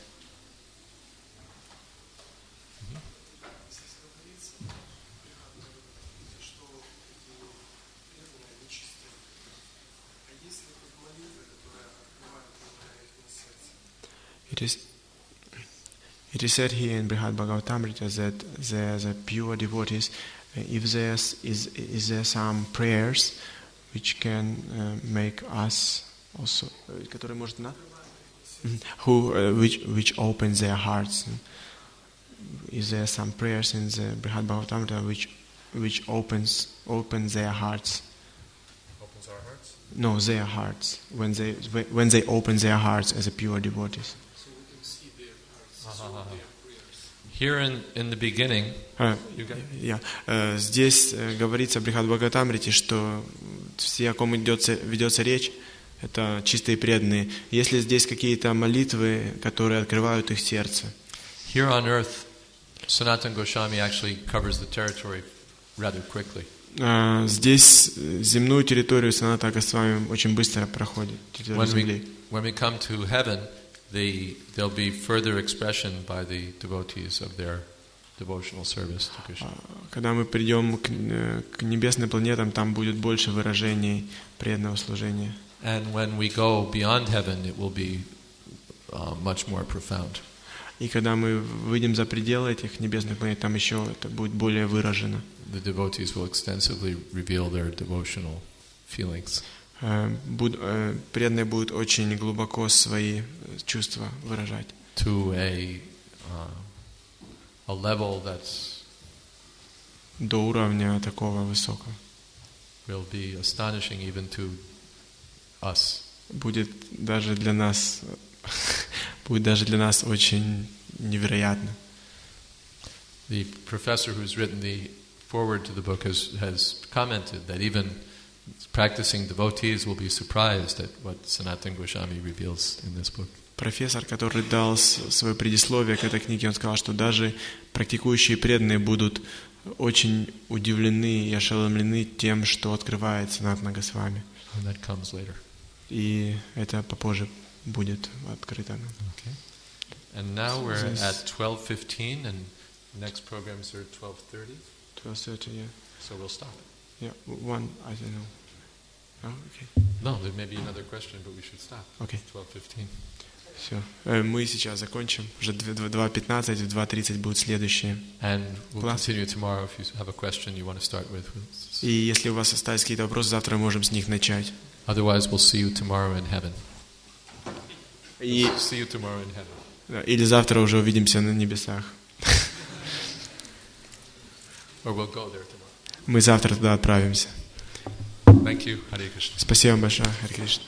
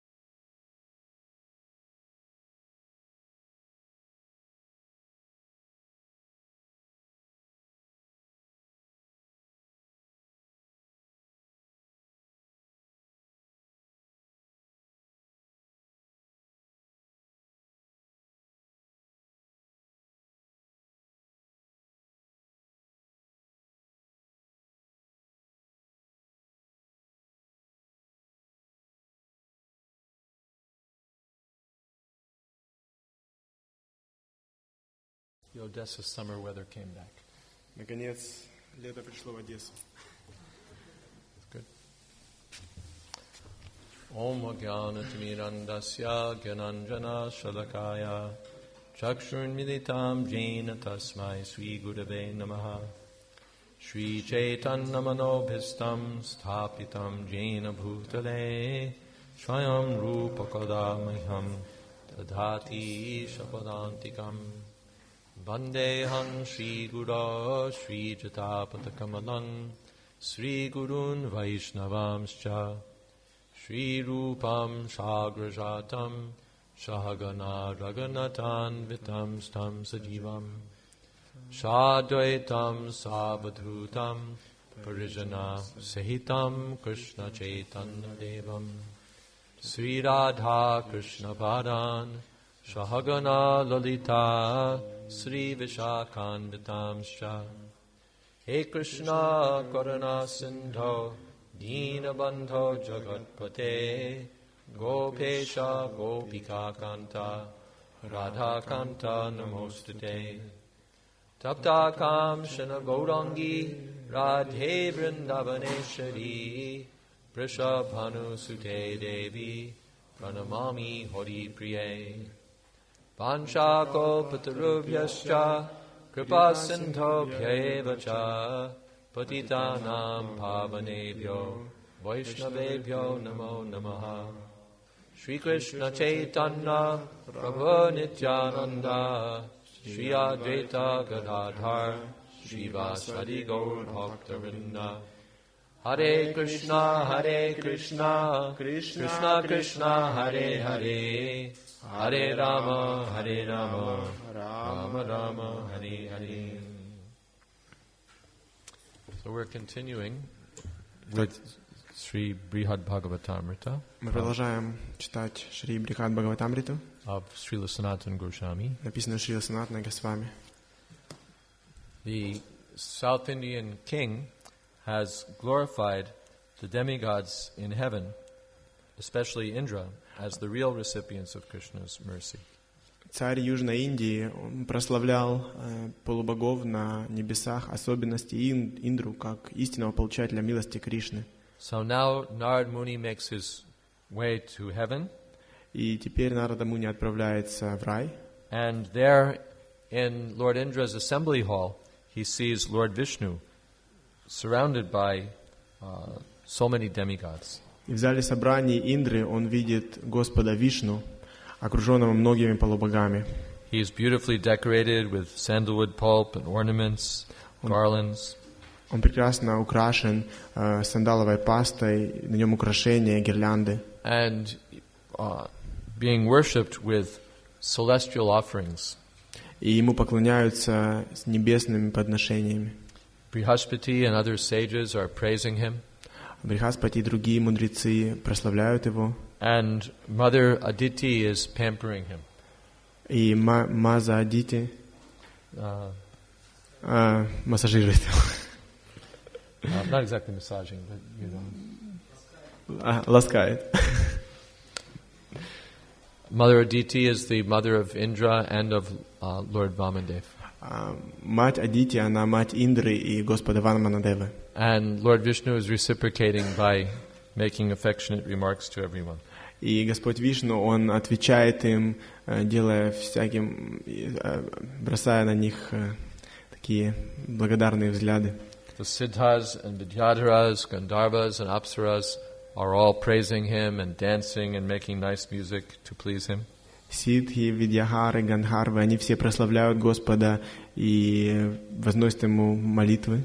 And Lord Vamandev is saying to Indra in words that everyone can hear, don't be afraid of the demons. И Господь Ваманадев говорит Индре так, чтобы все услышали: не бойся демонов. And Indra is glorifying the Lord, describing the ways that the Lord has helped him in the past. Индра прославляет Господа, описывая то, как в прошлом Господь помог ему. Usually we hear about Indra in a sort of derogatory way. Often we hear about Indra in a sort of disparaging way. Часто мы слышим об Индре не очень лицеприятные вещи. But Indra is a very exalted devotee of the Lord. Но на самом деле он очень возвышенный, преданный Господа. Here it says, Indra shone forth in his opulence as he sat on his throne next to the Lord, shedding thousands of tears, a downpour of tears from his thousands of eyes. И Индра сидит рядом с Господом, и тысячи слез льются из его глаз. Now, then Lord Vishnu goes to his own residence. И затем Господь Вишну отправляется в свою обитель. And then Indra goes with him for some distance and then comes back to his assembly hall. И Индра на какое-то расстояние с ним проходит и обратно возвращается в свой зал собраний. And then Narada begins to speak. И затем Нарада начинает говорить. As long as the Lord was personally present, Narada didn't want to interrupt things. But now that the Lord has gone to take rest, Narada begins to speak to Indra. Пока Господь присутствовал лично, Нарада не хотел прерывать всю церемонию, но теперь, когда Господь пошел отдыхать, он решил говорить. You have a little feedback there? Да, немножко заводится. Yeah, working on it. Okay. So Narada begins to praise Indra, and he says that you're actually the person who's received Krishna's mercy. И Нарада начал прославлять Индру и говорить: ты действительно тот, кто получил милость Господа. All the demigods like Surya, Chandra, and Yamaraj, and what to speak of the rulers of the other planets, they all follow your orders. Все полубоги, как Сурья, Чандра и Ямарадж, не говоря уже о других правителях, все они следуют указаниям твоих предписаний. Sages like me are your subjects. Такие святые, как я, твои подчиненные. And the Vedas sing your praises. И Веды поют твою славу. And the most wonderful thing is that Lord Narayan himself has become your younger brother. И что самое удивительное, это что Господь Нараяна сам стал твоим младшим братом. So following the rules of civilized life, he's treating you with great respect. И по правилам цивилизованной жизни он относится к тебе с большим уважением. So Narad Muni is extensively describing the glories of Indra. Итак, Нарада Муни очень широко описывает славу Индры. And playing on his veena and dancing. И играет на вине и танцует. Then Indra begins to reply. И затем Индра начинает отвечать. He welcomes Narada in a soft voice. Он мягким голосом приветствует Нараду. And humbly says, my dear Narada, expert in the arts of the Gandharvas. И смиренно говорит: мой дорогой Нарада, кто является экспертом в искусстве гандхарвов. Why are you making fun of me? Чего ты надо мной смеешься? The Gandharvas have a reputation for being tricky. У гандхарвов есть такая репутация, что они немножко так любят пошутить. And ridiculing others and manipulating them by puffing them up. и немножко так других насмех выставляют, манипулируя их и надувая их, чтобы они немножко чуть возгордились. So Indra knows that Narada is not an ordinary Gandharva, but still he's taking the opportunity for a humorous exchange in this way. И Индра знает, что Нарада, он необычный Гандхарв, но он воспользовался случаем обменяться шутками. So Indra says, don't you know what ruling heaven means? Он говорит, ты что, не знаешь, что управление не имеет смысла? Don't you know how many times we demigods have had to flee in fear of the Daityas? Ты что, не знаешь, как мы полубоги, убегали от дайтев? Once even one of them, Bali Maharaj, took over the post of Indra.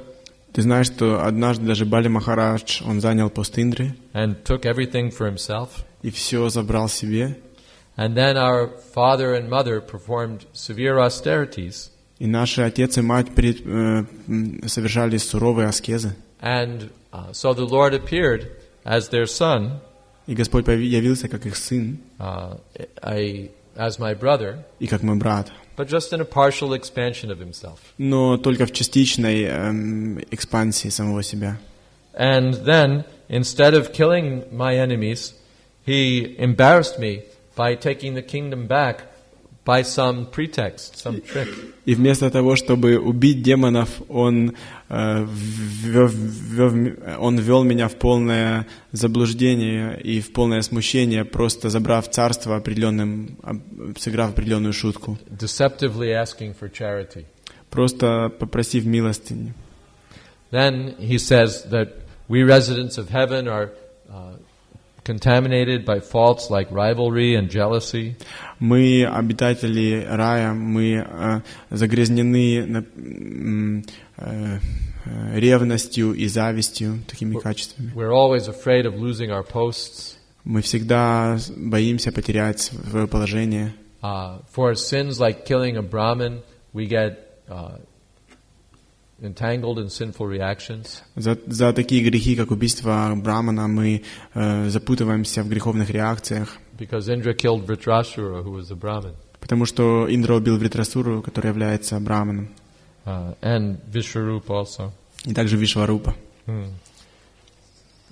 Then he says, so what's going on is that Indra is systematically refuting all of the things that have been said in his praise. И что тут происходило? Индра полностью все, что Нарада говорил его про прославление, он все отвергает таким образом. You say that I control the heavens, but I'm not in control. I'm in difficulty. Он говорит, ты говоришь, что я управляю небесами, но я ничем не управляю, у меня тут проблемы вообще. You say that we're sinless, but I'm full of sinful. Ты говоришь, что я безгрешен, но я полон греховных реакций. You've said that we're fixed in the mode of goodness, but we're busy in jealousy and rivalry. Ты говоришь, что я в гуне благости, но мы заняты ревностью и завистью. Then he says, my brother, Lord Upendra, intentionally disregarded me by stealing my parijata flower.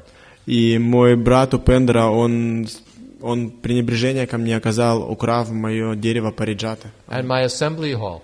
И мой зал собраний. And bringing them down to earth. И забрал их на землю. My heavenly parijata flower, and he brings it to earth. Yuck. Мои небесные цветы париджата он просто забрал на землю. What an indignity. Какая несправедливость. The cowherd men had been worshipping me for years and years. He ruined that. Пастухи, они поклонялись мне годы и годы, и он все это развалил. He burned down my favorite forest, Khandava. Он сжег мой любимый лес Кандава. The history is there in Mahabharata. Эта история описывается в Махабхарате. And what else did he do? Что он еще сделал? He accepts our worship just because of the devotion of our parents and our priests. И он принимает наше поклонение только из-за преданности наших родителей и наших священников. He comes and takes our offerings and then disappears, goes off somewhere. Он приходит, забирает все подношения и куда-то уходит, исчезает. Then he comes back and says, "Thank you very much. he said, I say to him, thank you so much for accepting our offerings.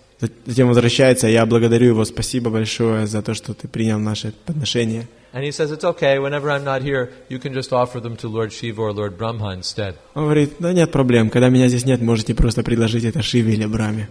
There's no difference between me and Brahma and Shiva, so it's okay. Нету разницы между мной, Брахмой и Шивой, так что нормально. So, in this way, he's making some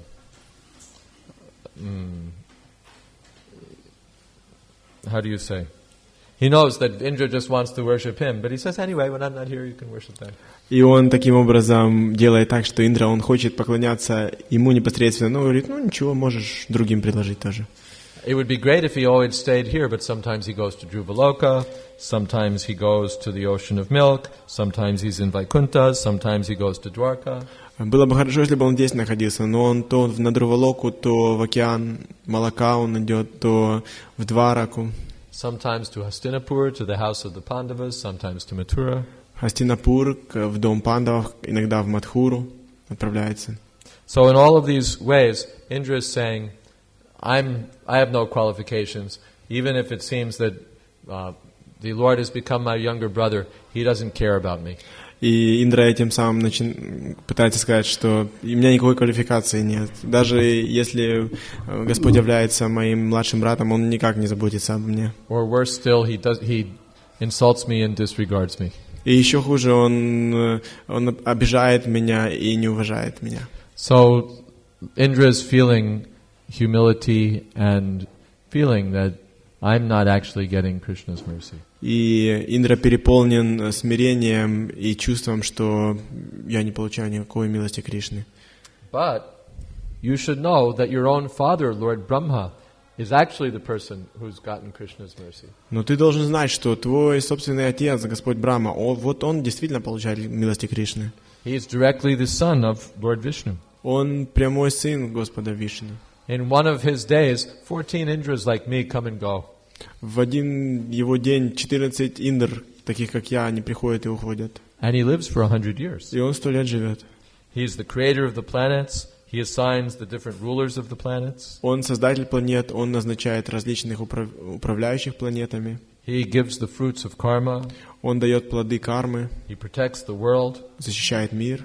And the Mahapurusha, the Lord, in his thousand-headed form, is living on Lord Brahma's planet and personally accepting offerings from him to give pleasure to his devotees. И Махапуруша, Господь в тысячеголовой форме, он живет лично на планете Господа Брамы и лично принимает подношения, чтобы доставить удовольствие своему преданному.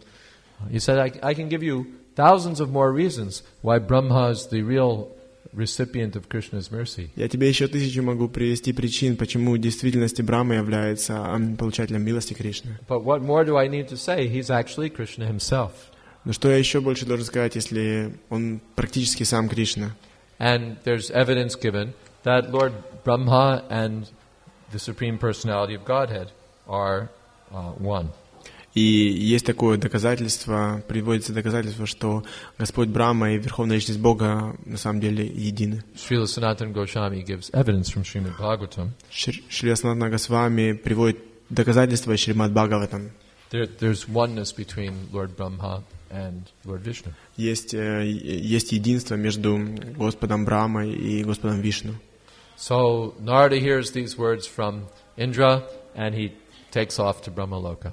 Нарада выслушал эти слова Индры и отправился на Брахмалоку. Any questions so far? Какие-то вопросы есть? He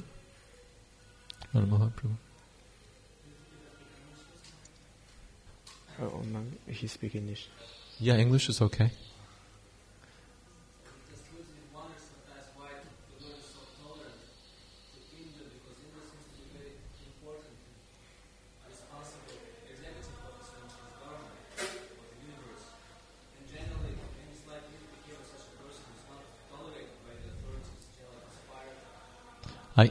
It's hard to hear. Do we have a microphone that can travel? Есть какой-то путешествующий микрофон еще? No. And this one has a short cord, right? Этот короткий. Speak loud, yeah. So it seems that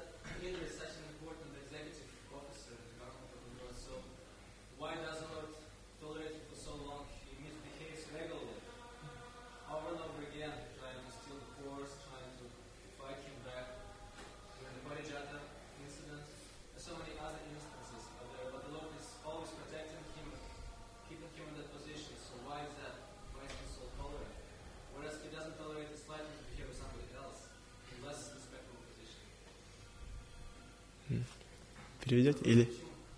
You can do it, you have the microphone. То есть Индра, он занимает очень высокий пост, и вопрос, почему Господь его выносит, терпит до сих пор. Он столько всяких нехороших действий совершает. Он украл лошадь, он дерется с Кришной, пытается ему ответить на то, что Кришна, когда украл париджата, цветок париджата, и в других ситуациях Господь не терпит даже небольшого неповиновения, но с Индрой он очень терпелив. То есть вопрос, почему Индра такой милостью пользуется.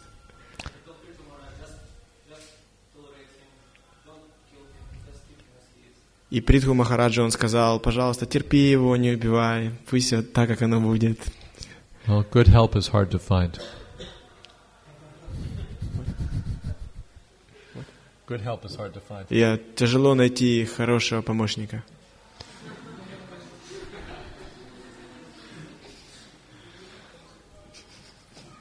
These things are actually Indra is a great devotee of the Lord. На самом деле Индра великий преданный Господа. We hear about these discrepant activities.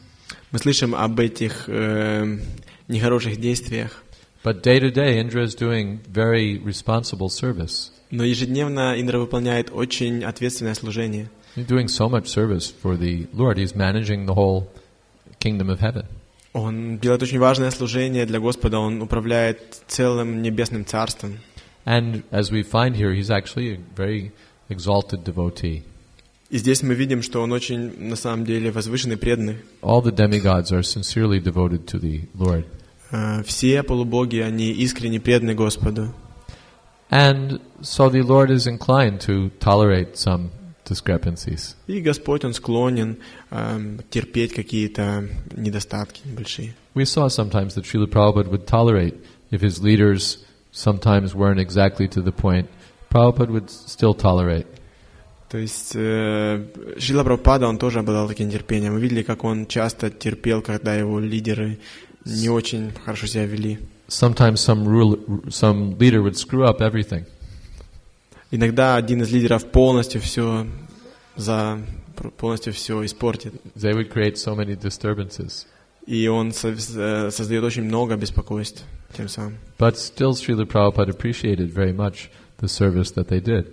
Но тем не менее, Шрила Прабхупада очень высоко оценивал то служение, которое они делали. So even though he would rebuke them and, call them fools and so on, Prabhupada actually very much appreciated their service. И несмотря на то, что Шрила Прабхупада отчитывал их и называл их глупцами, тем не менее, он очень ценил их служение. Or spiritual master deals with the disciple the same way. The disciples do so much nonsense. То есть духовный учитель также ведет себя с учениками. Ученики столько глупостей совершают. But after all, they've dedicated their lives. They're sincerely trying to serve. Но они, в конце концов, предали свою жизнь, и они искренне пытаются служить. So they need training, but they're good souls. И им просто нужно немножко подучиться, но они хорошие души. So Indra also has a similar relationship with the Lord. То есть у Индры такие же отношения с Господом. Something else? There was a question there? Есть еще вопросы? Yes.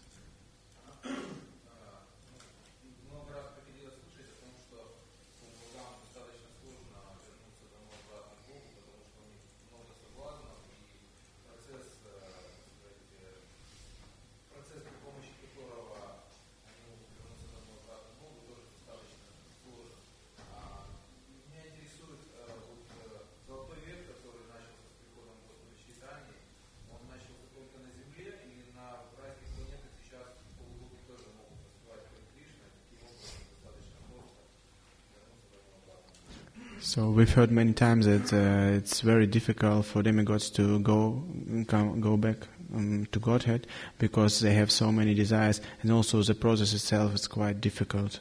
But as we heard, there's a golden age of Lord Chaitanya, and the question is it only here, or maybe in the heavenly planets they also have this golden age? They can chant Hare Krishna and go back home, back to Godhead. Is it golden age also works there?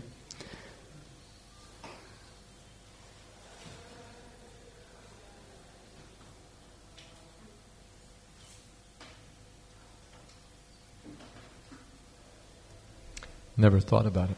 Никогда об этом не думал. In any case, it's short. В любом случае, это довольно небольшой период времени. What's 10,000 years in the day of the demigods? Что по исчислению полубогов это 10 тысяч лет. They'd better move quick. Им быстрее нужно торопиться. But it's fortunate because the demigods get the association of Chaitanya Mahaprabhu. Но это очень большая удача для них, потому что они получили общение с Чайтаньей Махапрабху. When Chaitanya Mahaprabhu appears, the demigods disguise themselves in different forms and appear in the presence of the Lord. Когда Господь Чайтанья явился здесь, полубоги себя скрыли в различных формах и явились на этой земле. So it's a fortunate time for them also. Для них это тоже очень, очень удачное время. But mostly they're busy in their celestial activities. Но больше всего они заняты своей небесной деятельностью. Something else?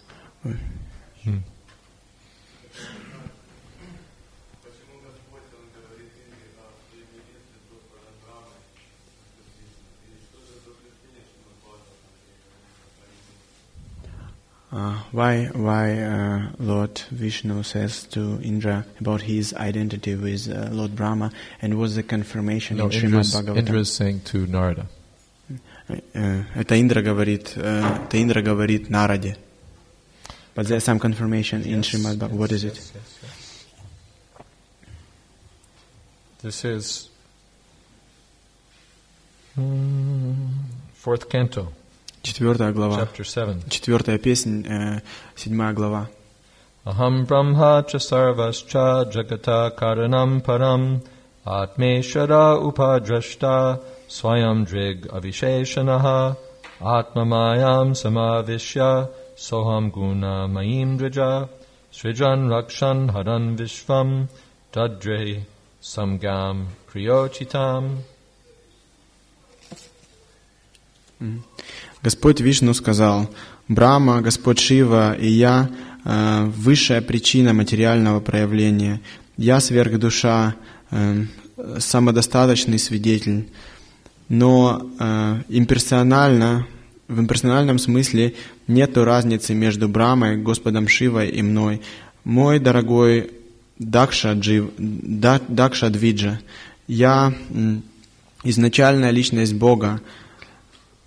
Но для того, чтобы создавать, поддерживать и разрушать это космическое проявление, я действую через посредством моей материальной энергии и в соответствии с различными уровнями моей деятельности, мои экспансии называются по-разному. Бхагаватам 4, 7, 50, 51.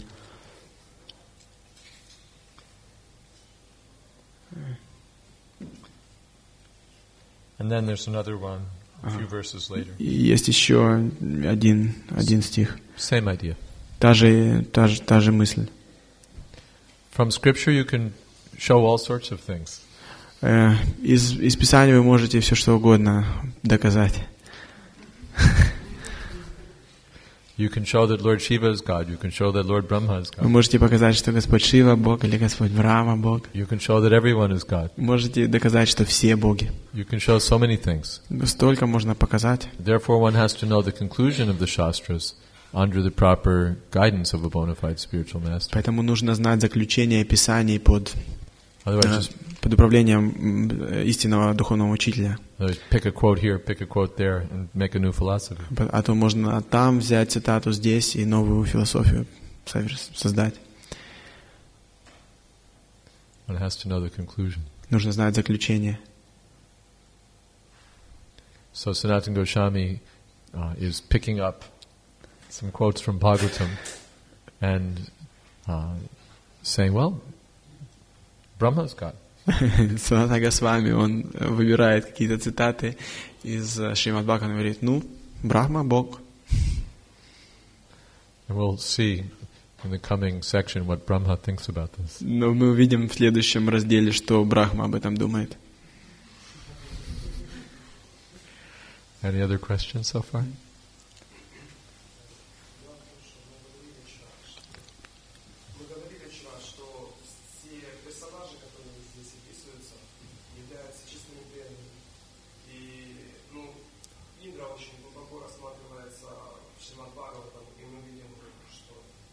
Совсем чистый преданный. Вот. И может на него тоже распространяется правило 9 главы 30 текста, чтобы не делал цвета личности. Знаете, да?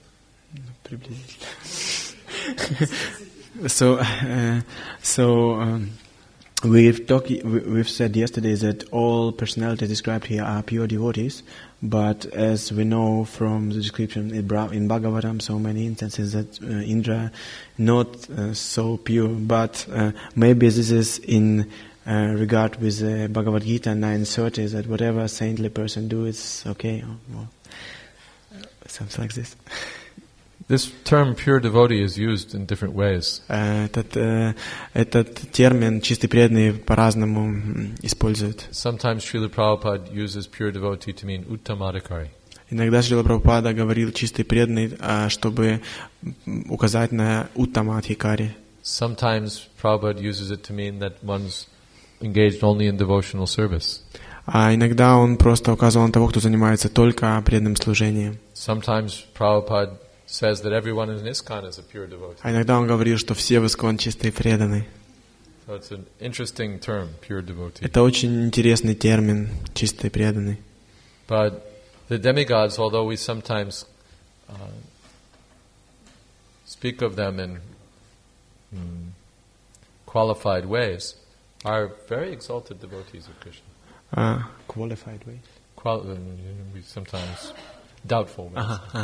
Но полубоги, хотя мы говорим о них иногда с небольшим сомнением, они все возвышенные преданные.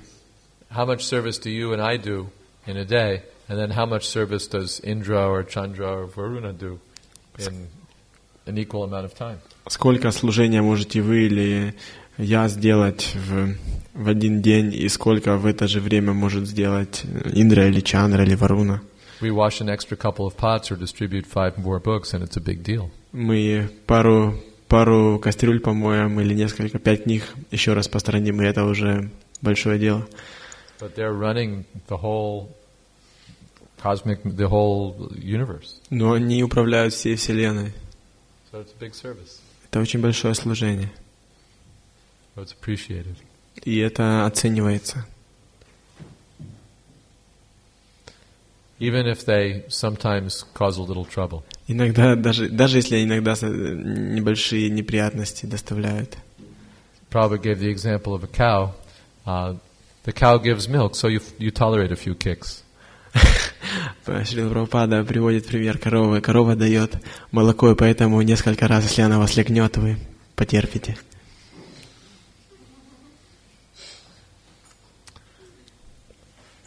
Yes?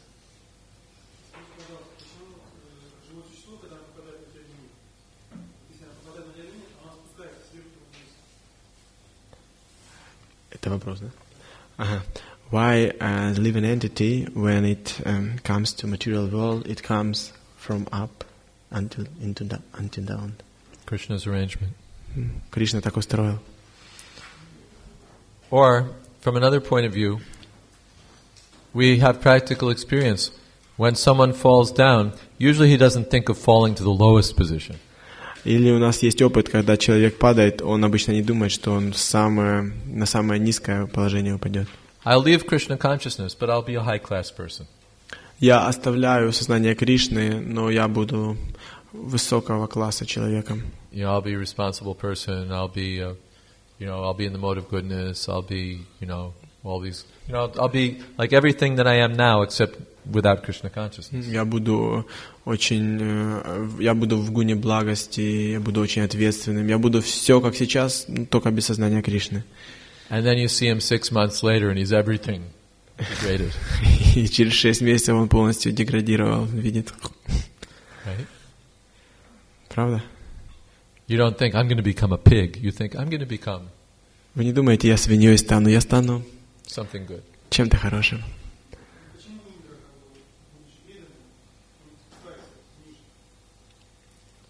Why Indra, being a devotee, he comes down?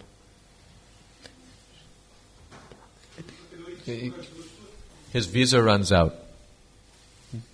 Его виза заканчивается. Виза заканчивается. The Krine Punye Martyalokam Vishanti. The demigods, the living entity can stay a demigod as long as his stock of pious activities lasts. То есть живое существо может оставаться полубогом, пока у него есть накопленные благочестивые деяния.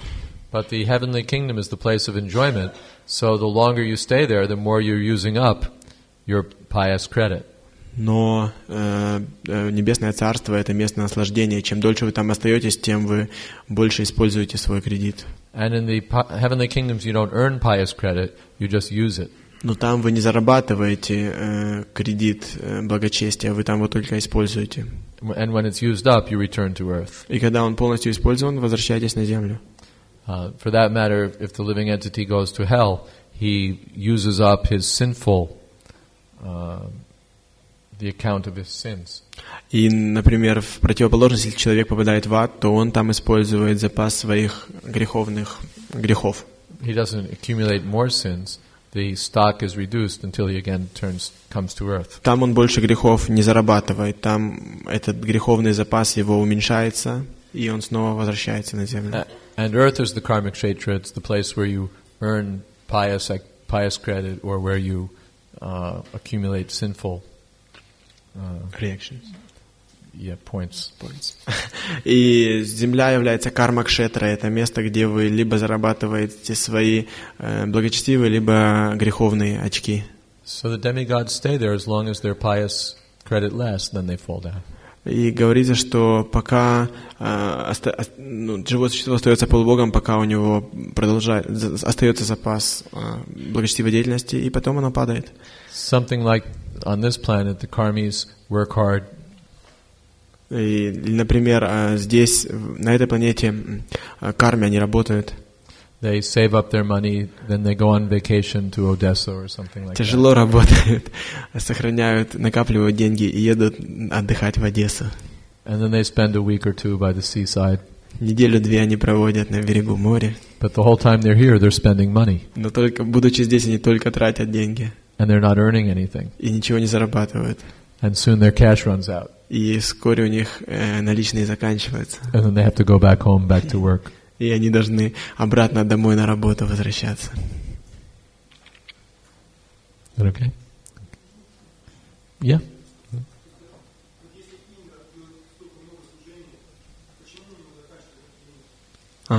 Indra has so many service. Why his credit runs out? He spends a lot. Он много тратит.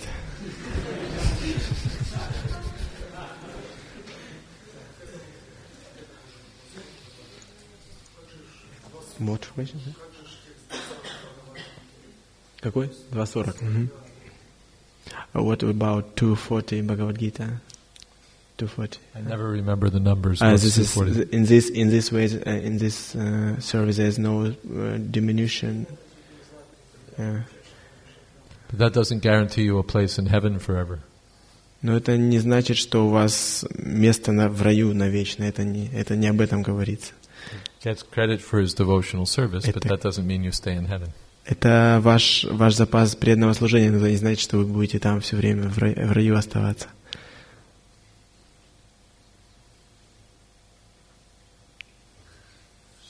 Can you expand? That whatever devotional service one does is one's permanent credit.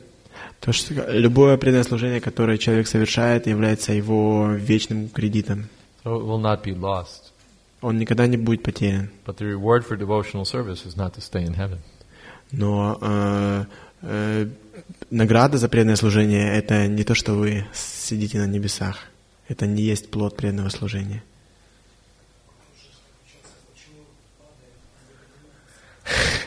The question is why he falls down, not going up. Because he's materially situated. потому что он находится в материальном мире. Down means that his material enjoyment is not based on devotional service, it's based on past pious activities. Он падает вниз, потому что его материальное наслаждение не определяется преданным служением, а определяется благочестивой деятельностью. And pious activities are perishable. И эта благочестивая деятельность, она не вечна.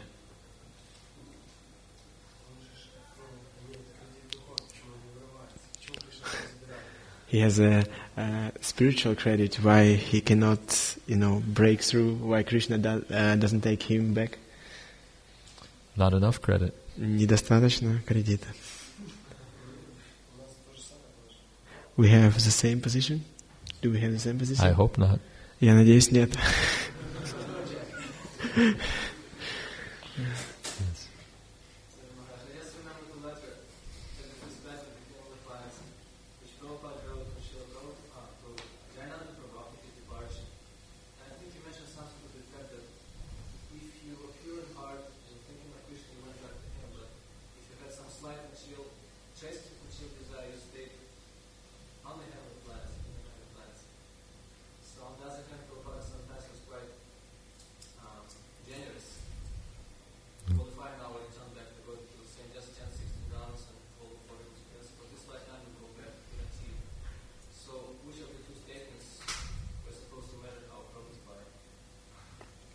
То есть Шрила Прабхупада написал в письме, посвященном уход Джайананды Прабху, да? Он написал, что если вы полностью в сознании Кришны, вы оставляете это тело, то вы возвращаетесь к Господу. Но если у вас есть еще какие-то материальные желания, то вы можете... Следы материальных желаний. Вы скажите, я думаю, может, и слышат. Хорошо, следы материальных желаний, то вы можете попасть на небесные планеты, куда-то туда.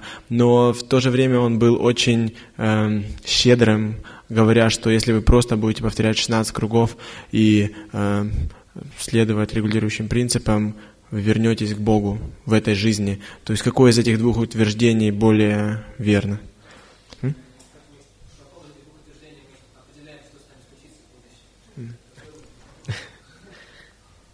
Just chant Hare Krishna and go back to Godhead. But it doesn't mean just chant Hare Krishna, hold on to your material desires and go back to Godhead. Просто повторяй Харе Кришна и вернешься к Богу, это не значит, что просто повторяй Харе Кришна и держись за свои материальные желания, и тогда вернешься к Богу. But if we just chant Hare Krishna and follow the process, we'll be purified. Но если мы повторяем Харе Кришна и следуем процессу, мы очистимся. Gradually freed from material desires. И постепенно мы освободимся от материальных желаний. And go back to Godhead. И вернемся к Господу. Otherwise, it's described, one can go to the moon and enjoy there for 10,000 years, then come back. Или мы попадем, описывается, что можно попасть на Луну, наслаждаться там 10 тысяч лет, и затем вернуться, come back where? To Earth. И опять вернуться на Землю. And then pick up where you left off. И начать с того, где вы закончили. This is also interesting, that people have some idea of heaven, but their idea of heaven is not the place where one renders devotional service. У людей есть какое-то представление о небесах, но это совершенно представление не включает в себя то место, где можно выполнять преданное служение. It's the place where God rewards you for your pious life. Это место, где Господь награждает тебя за твою благочестивую деятельность. So you go someplace in the clouds where there's really nice life. И ты куда-то попадаешь на облака, где хорошая жизнь. And according to what scripture you follow, there's different ideas. И в зависимости от того, каким писанием вы следуете, там различные мысли по этому поводу выражаются. Or scripture or no scripture, people have some idea that if I'm a good person, I'll go to heaven. Во многих писаниях люди думают, что я довольно хорошая личность, я попаду в рай. In heaven there's eternal enjoyment. И там в раю вечное наслаждение. So their idea of heaven is something like the heavenly planets. И их идея освобождения — это что-то типа... Их идея счастья — это что-то подобное райским планетам. Not exactly the spiritual world. Не духовный мир, как он есть. Because in the spiritual world people are not thinking, let me enjoy.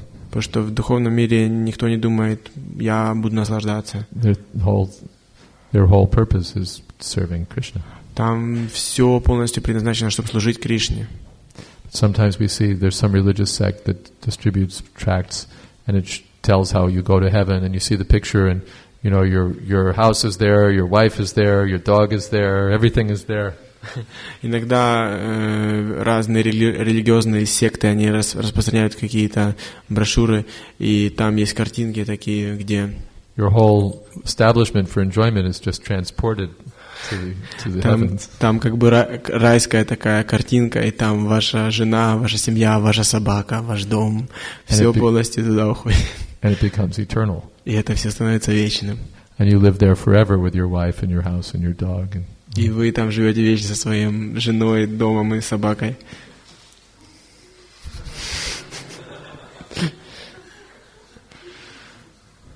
So the Vedic conception is different. Ведическая концепция, она немножко отличается от этого. Anything else? Какие-то другие еще вопросы? Yes, I'm back.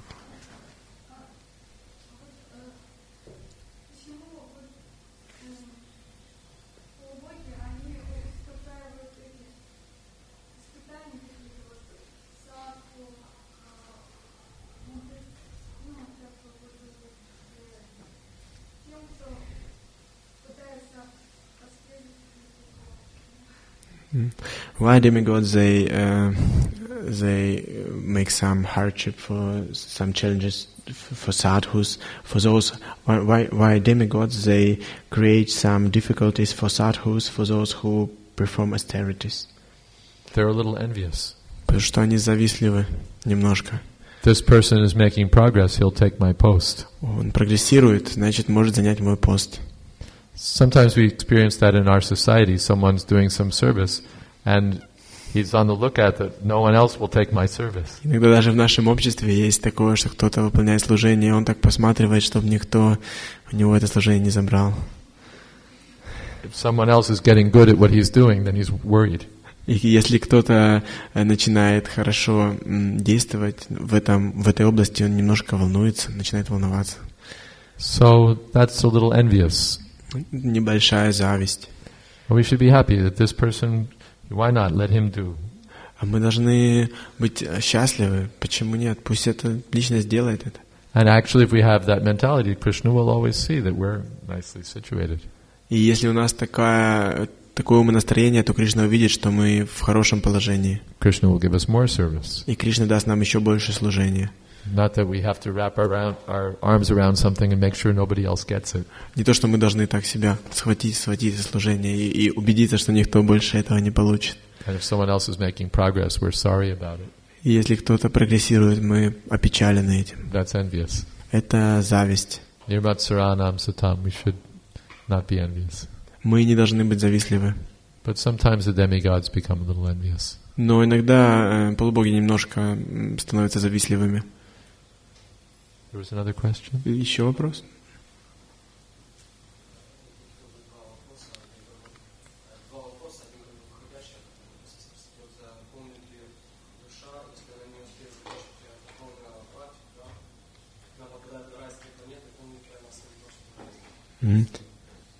Did everyone hear?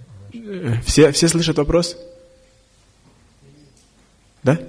Yeah. So if there's two questions, one pre-question and then questions.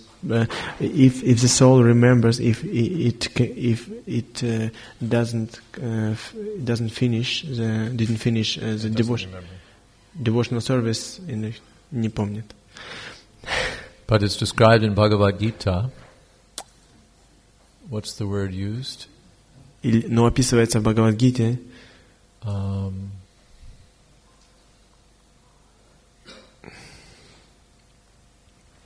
Avasha, I think, parvadehikam. Automatically. Это автоматически происходит. The impulse from his previous birth revives. То есть импульс с его предыдущих рождений, он выходит. In the 6th chapter, Krishna explains. В 6 главе Кришна объясняет. That even if he falls down, then he again just automatically becomes attracted to Krishna consciousness. Даже если он падает, то он снова просто автоматически привлекается к сознанию Кришны. He may not remember what he did in his previous life, but he becomes naturally attracted to Krishna. Он может и не помнить то, что он делал в прошлых жизнях, но он автоматически, естественно, привлекается к Кришне. Just like we see sometimes people, they want to become devotees. Иногда люди мы видим, они просто хотят быть Oh, I love your преданными. books. Oh, I love your books. Ой, мне нравятся ваши книги. This chanting is so great. Ой, воспевание такая чудесная вещь. How do I join? Как бы мне присоединиться к вам? That means in their previous life they must have made progress. Это значит, что они в своих прошлых жизнях какой-то прогресс совершали. And now they're automatically attracted.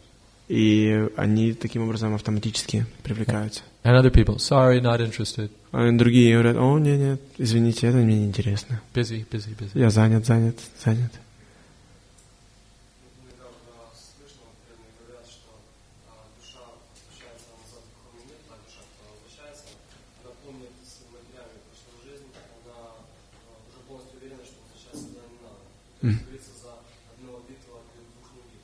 So it is said that when the soul comes back to the spiritual world, she remembers the past material life, and then she never wants to come back again. Is it so? Remembers it? Помнит? Forgets it. Забывает об этом. Who wants to remember it? Кому это нужно в это все помнить?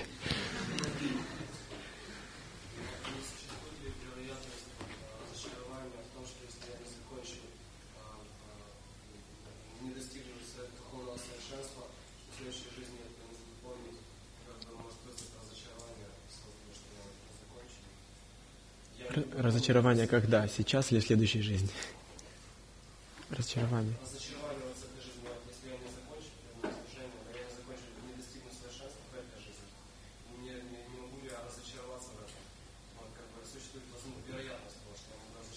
И? Если я вдруг не достигну совершенства. И в следующей жизни, если я опять же привлекусь, я не буду помнить этой жизни. Okay, I'll just translate. So if I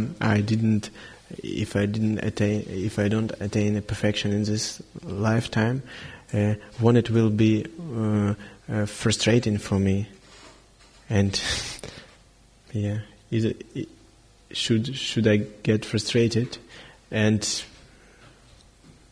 if I just get it in the next life, how should I remember it? Well, the best thing will be to finish it in this life. Лучше всего закончить в этой жизни все.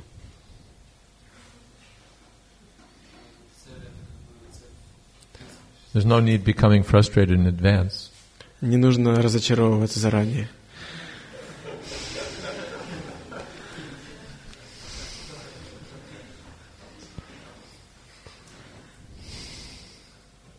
Just finish it up and go.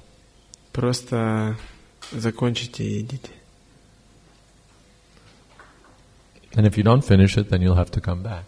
Но если вы не закончите, вам придется вернуться. And that's automatically troublesome.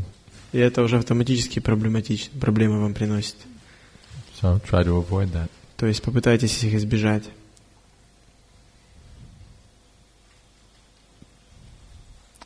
Okay. Shall we go on to Brahmaloka?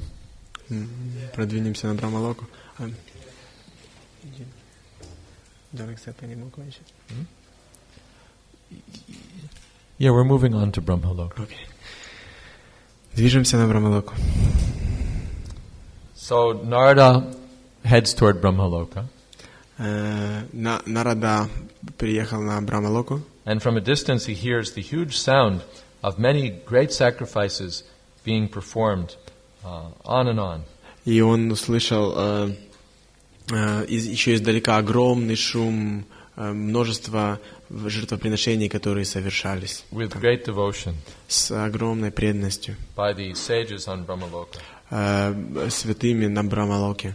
And there he sees the personality of Godhead in his Mahapurusha form. И там он увидел личность Бога в своей форме Махапуруша. Looking very satisfied. Который выглядел очень удовлетворенным. And decorated with crowns. of matted hair, like the sadhus have, all hasn't been combed in 100 years. You know that kind of hair? Ага. И его волосы были, как его украшала корона волос слеплены грязью, как великие святые имеют. And he has 1,000 heads. И у него было 1000 голов.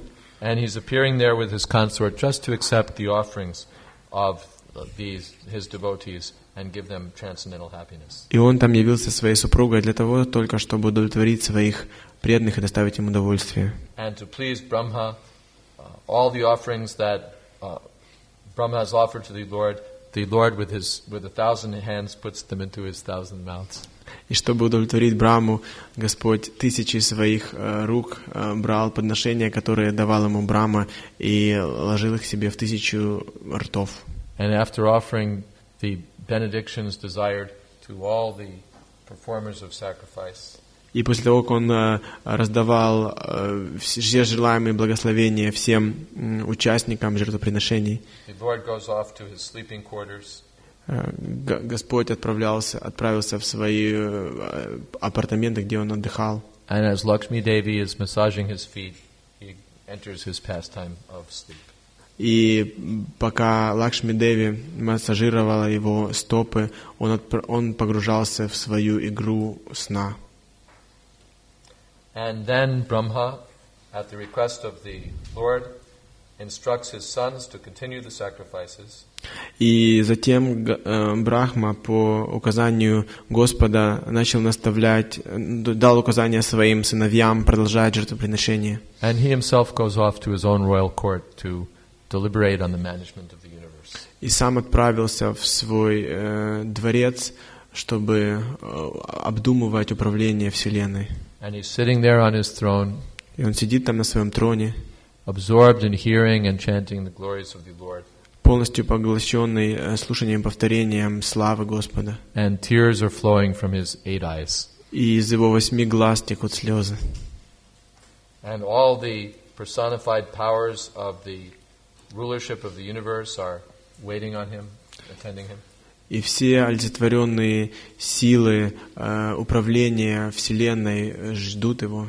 Then Narada, his son, comes close by. И Нарада, его сын, подходит ближе and falls to the ground like a stick. И падает на землю подобно палке. And begins to speak. И начинает говорить.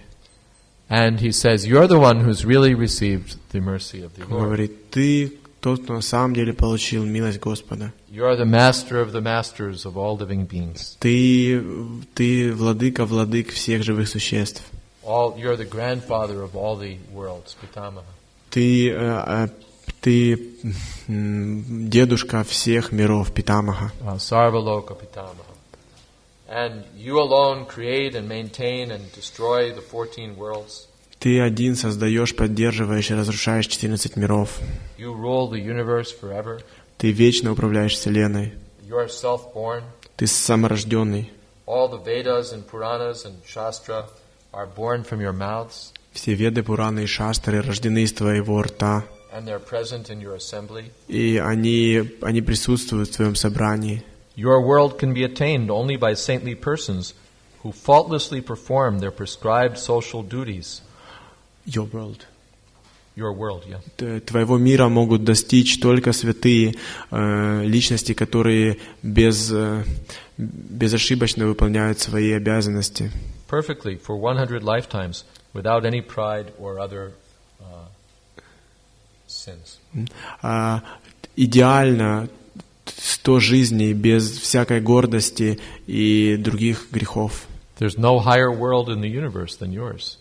И нету более высокого мира, нет более высокого творения в этой вселенной, чем твоя планета. Even Lord Narayan's Vaikuntha planet is in your universe. Даже планеты Господа Нараяны и Вайкунхи находятся в твоей вселенной. And the Lord Himself, as the Mahapurusha, is on your planet, accepting all your offerings.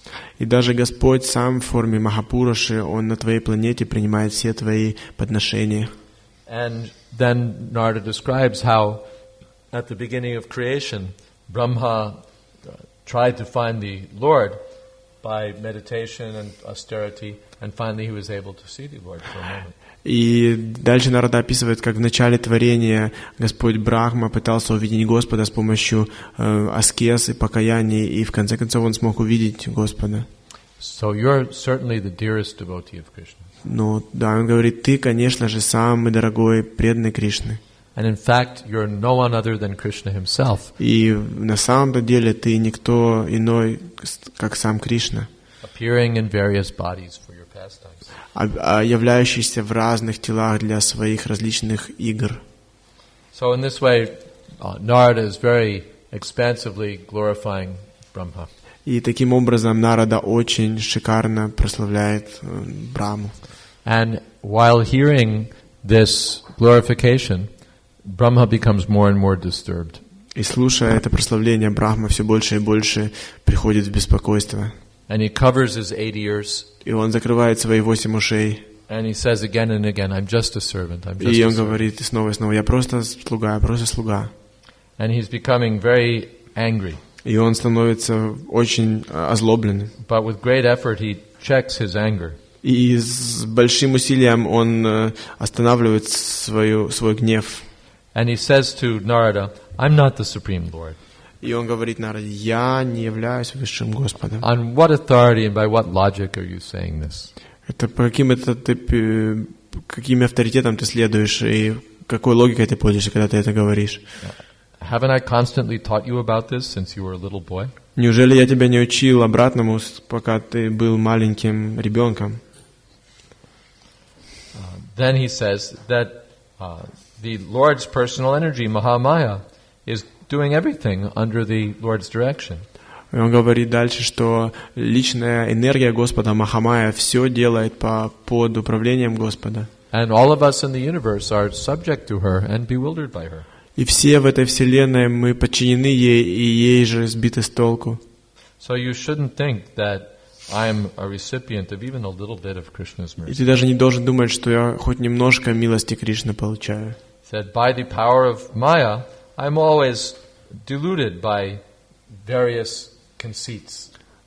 И с помощью Майи я постоянно сбит с толку различными концепциями. I think that I'm the controller and the grandfather and the spiritual master of the universe. Я начинаю думать, что я управляющий, я контролирующий, духовный учитель и дедушка всей вселенной. I'm proud of my birth from Krishna's navel. Я горжусь своим рождением из лотосного пупка Кришны. I think I'm a great ascetic, a great devotee of the Lord. Я думаю, что я великий и преданный Господа. I'm overwhelmed by the countless duties of universal management. Я просто погружен в выполнение бесконечного количества обязанностей в этой вселенной. GBC man of the universe. GBC вселенной. And I'm always living in fear of the final destruction of my planet.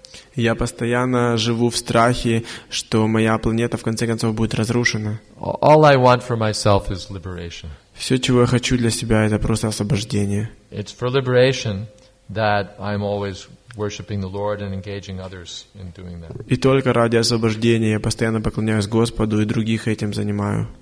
And as far as accepting my offerings, Krishna just does that to uphold the Vedic, the authority of the Vedas. И что до того, что Кришна принимает мои подношения только для того, чтобы просто поддержать авторитет Вед. He's only interested in devotional service. Хотя он заинтересован только в преданном служении. And I wish I had some devotion. И я бы хотел, чтобы у меня хоть какая-то преданность была. I wish that even it were true that I didn't offend him. И я надеюсь, что я хотя бы его не оскорблял. But Hiranyakashipu, the demon, was terrorizing the universe, and I gave him benedictions. И Хираньякашипу, демон Хираньякашипу, он терроризировал всю вселенную, и я дал ему благословение.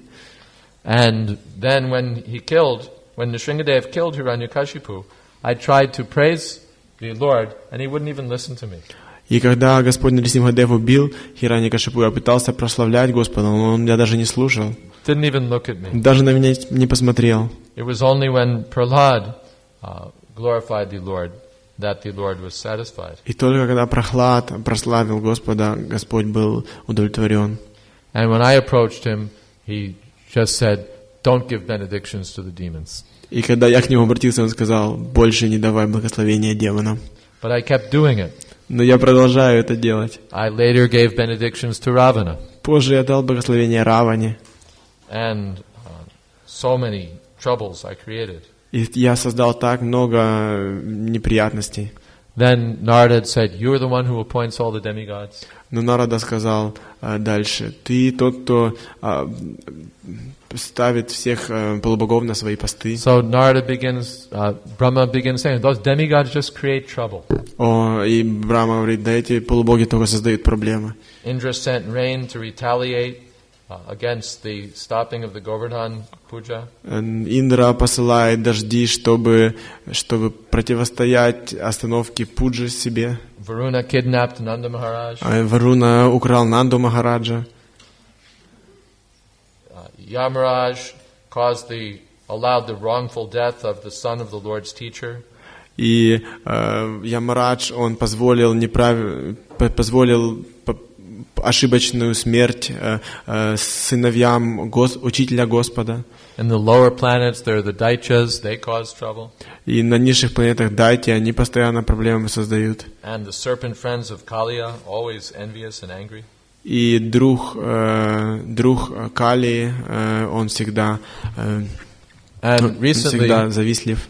Worst of all, I myself, by my magic, stole the calves and the young friends that the Lord was watching after in Vrindavan. И в конце концов я сам своей мистической силой украл всех пастушков и телят, за которыми следил Господь во Вриндаване. So then I saw some wonderful things. И затем я увидел что-то удивительное. And I thought, I was so arrogant. И я стал очень раздражен. And then I got a little glance of favor from the Lord. И затем я получил небольшой взгляд милости Господа. And I realized that I was very fortunate to have briefly visited Vrindavan. И я осознал, что я был немножко удачлив, посетив Вриндаван коротко. Because Brahma went there to steal the cows and the calves and boys. И просто Брахма вернулся туда, чтобы вернуть коров и телят.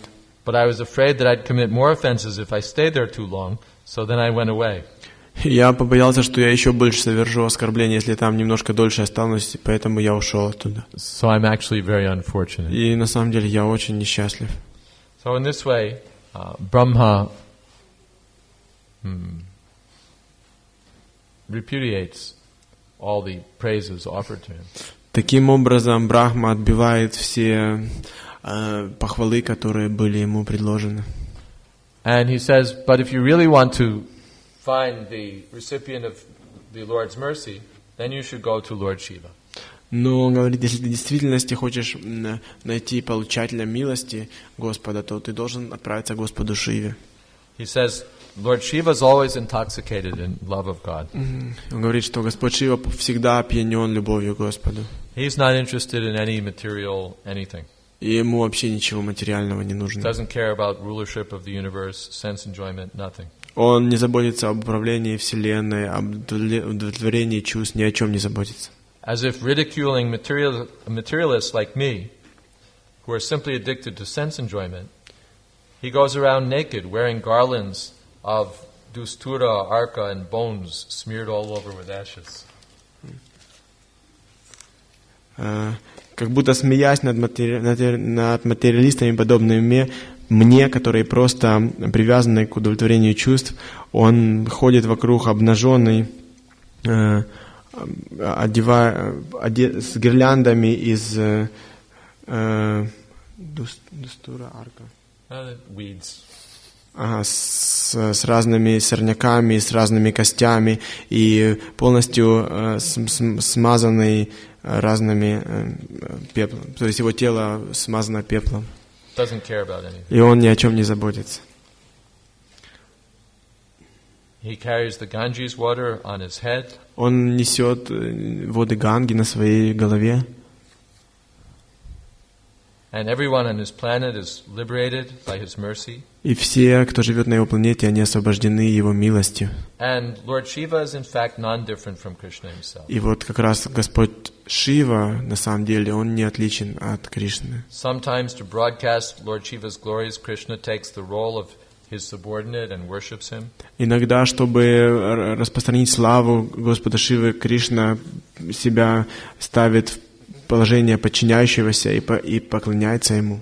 And during the churning of the ocean of milk, Lord Vishnu could have saved, protected everyone, but he gave Lord Shiva the credit for drinking the opportunity to drink that terrible poison. И когда пахтали океан молока, Господь Вишну мог всех спасти, но он отдал Господу Шиве эту возможность прославиться, и чтобы он выпил этот ужасный яд. And on that occasion, the Lord himself worshipped him. И в этом случае Господь сам поклонялся ему. So now Narada becomes very eager to go off to Kailas to meet Lord Shiva. И теперь уже теперь Нарада очень вдохновился попасть на Кайлас, чтобы встретиться с Господом Шивой. But Lord Brahma advised him, don't go to Kailas. Но Брахма посоветовал ему: не иди на Кайлас. Because Lord Shiva only shows a little fraction of his opulence there. Потому что Господь Шива, он просто небольшое свое могущество там показывает. He shows little something, but his real abode is beyond the coverings of the universe. Он там немножко показывает свою славу, но его настоящая обитель за пределами этой вселенной. And that's where he shows his full splendor. Там, где он показывает свое полное сияние. And you can see him there. И там ты можешь его увидеть. That's where you'll see the real mercy of Krishna. Там ты увидишь настоящую милость Кришны. So Narada becomes very joyful. И Нарада очень обрадовался. And he goes off to starts off for Shiva Loka chanting Shiva, Krishna. И он отправляется на Шивалоку, воспевая Шива, Кришна. And that's where this second section ends. И здесь как раз заканчивается вторая часть книги. Are there some more questions? Есть какие-то вопросы?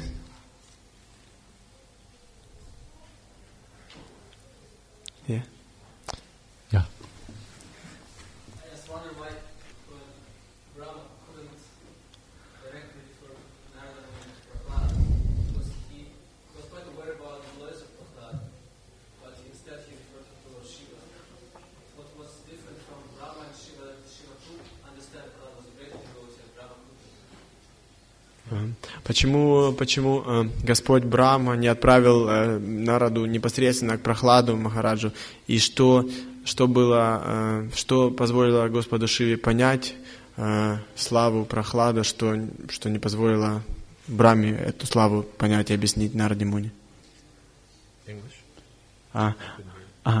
So why Brahma didn't directly send Narada to Prahlad, and why he sent it to Shiva, and what is the difference? Why Brahma didn't appoint it to Prahlad, but Shiva appointed? What is the difference between Brahma and Shiva in this regard?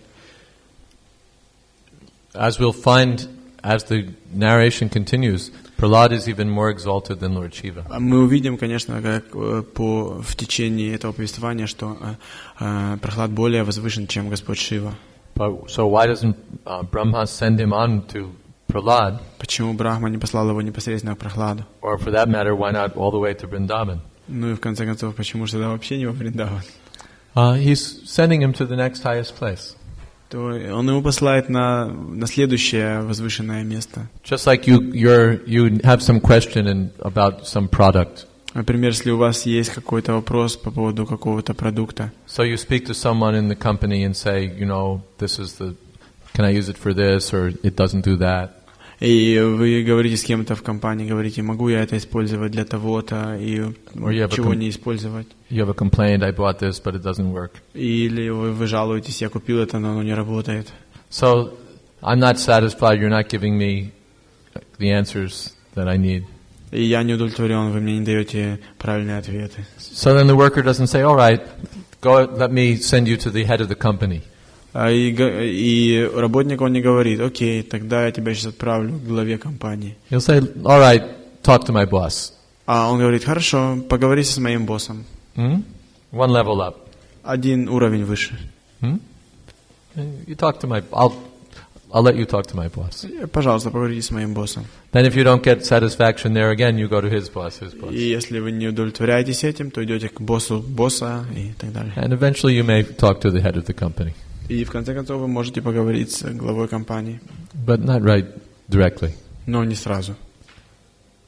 То есть похоже, что все секреты они посылают к тому, в ком они видят какой-то успех, в чем они сами, кажется, не даются. То есть получается, что они к чему-то стремятся, может быть, даже материальные цели. Они посылают к тому, у кого это получается лучше. Например, Брахма стремится к освобождению, а Господь Шриле освобождение уже достиг. И поэтому посылает ему это правильно. So it seems like each person sends to the person who had attained something which this previous person could not get. For example, Brahma was searching for liberation, but Shiva already liberated. Right. Правильно. Brahma is still within the universe. Lord Indra sent him Narada on to the highest person in the universe, Brahma. Now I'm at the highest place, so Brahma is sending me on. Now you have to go past the universe. То есть Брахма все еще находится во Вселенной, и Индра послал Нараду к Брахме, и Брахма во Вселенной, и теперь Брахма посылает Нараду за пределы Вселенной. Is that okay? Something else? Что-то еще?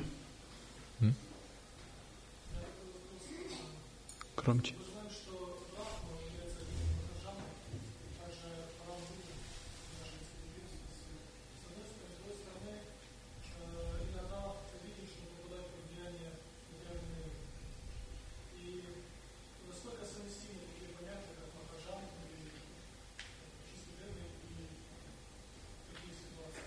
So we know that Brahma, one of the 12 Mahajans, and he also Param Guru of our disciplic succession.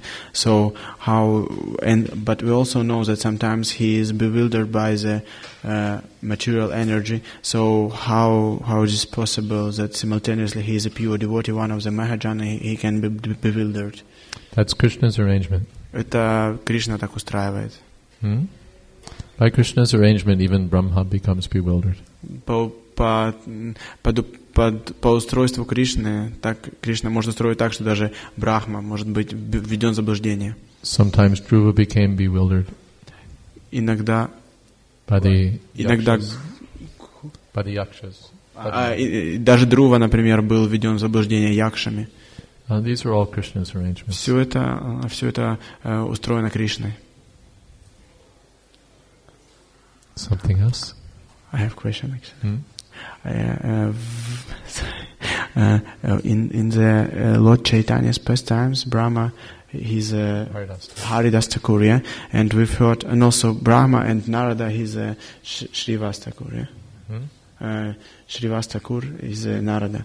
And as we've heard that Lord Chaitanya, he came to bestow this supreme Madhurya Ras.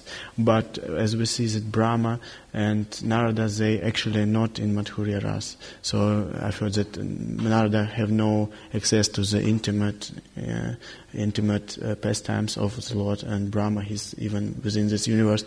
And how it works, did they get this Prema Ras, this Madhurya Ras, during these pastimes of Lord Chaitanya, or for example, also, or they still remain in their position? And what also, if they remained in their position, so what about us? How can we then get Madhurya Ras?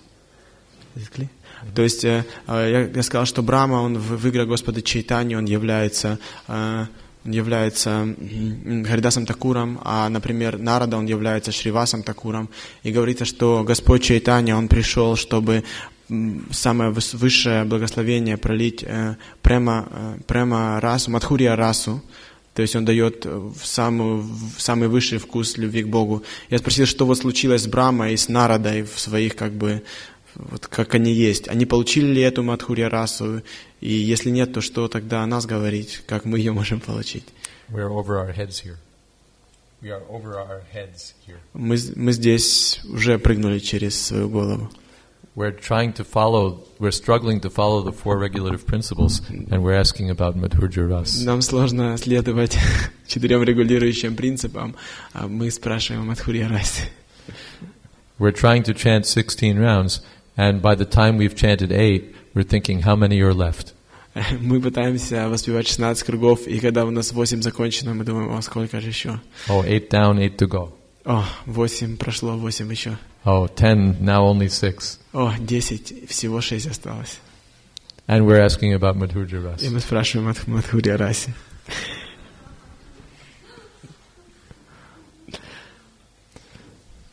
Step by step.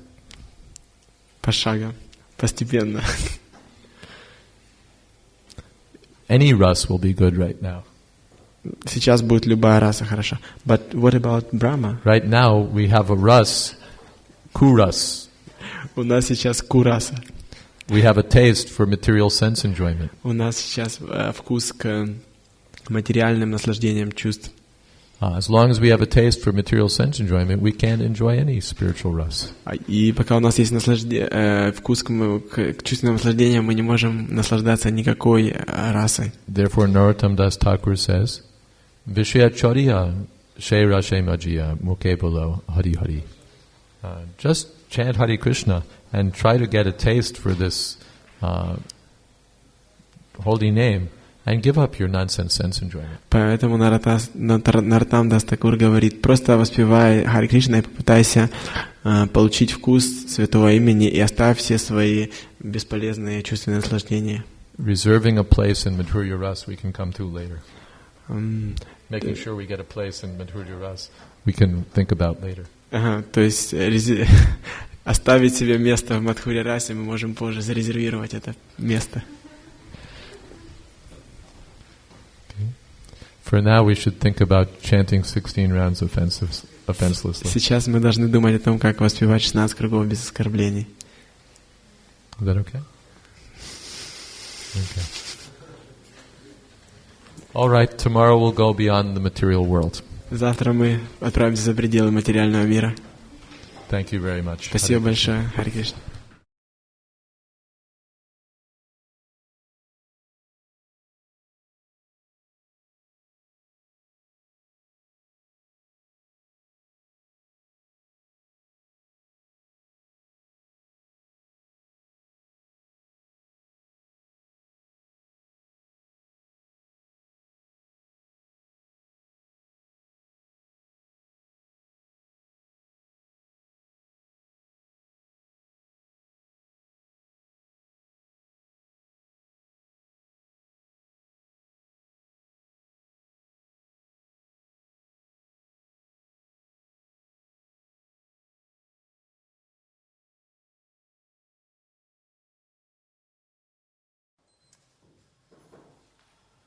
Jnanatimidantasya Gyananjana Shalakaya Chakshurmilitam Jena Tasmai Sri Gurave Namaha Sri Chaitanya Manobistam Stapitam Jena Bhutale Swayam Rupa Kadamayam Tadhati Shapadantikam Vandehang Sri Guru Sri Jata Padakamalang Sri Gurun Vaishnavamscha Sri Rupam Shagrajatam Shahagana Raganatan Vitam Stam Sadivam Shadvetam Shabadhutam Parijana Sahitam Krishna Chaitanya Devam Sri Radha Krishna Padan Shahagana Lodita Sri Vishakhan Vitam Shah He Krishna Karuna Sindho Dinabandho Jagatpate Gopesha Gopika Kanta Radha Kanta Namostate Tapta Kamshana Gaurangi Radhe Vrindavaneshwari Prishabhanu Sute Devi Pranamami Hari Priye Vanchakolpatarubhyascha kripasindhobhyeva cha patitanam pavanebhyo vaishnavebhyo namo namaha. Shri Krishna Chaitanya Prabhu Nityananda Shri Advaita Gadadhar Shri Vasadi Gaur Bhaktavrinda. Hare Krishna, Krishna Krishna, Hare Hare, Hare Rama, Rama Rama, Hare Hare.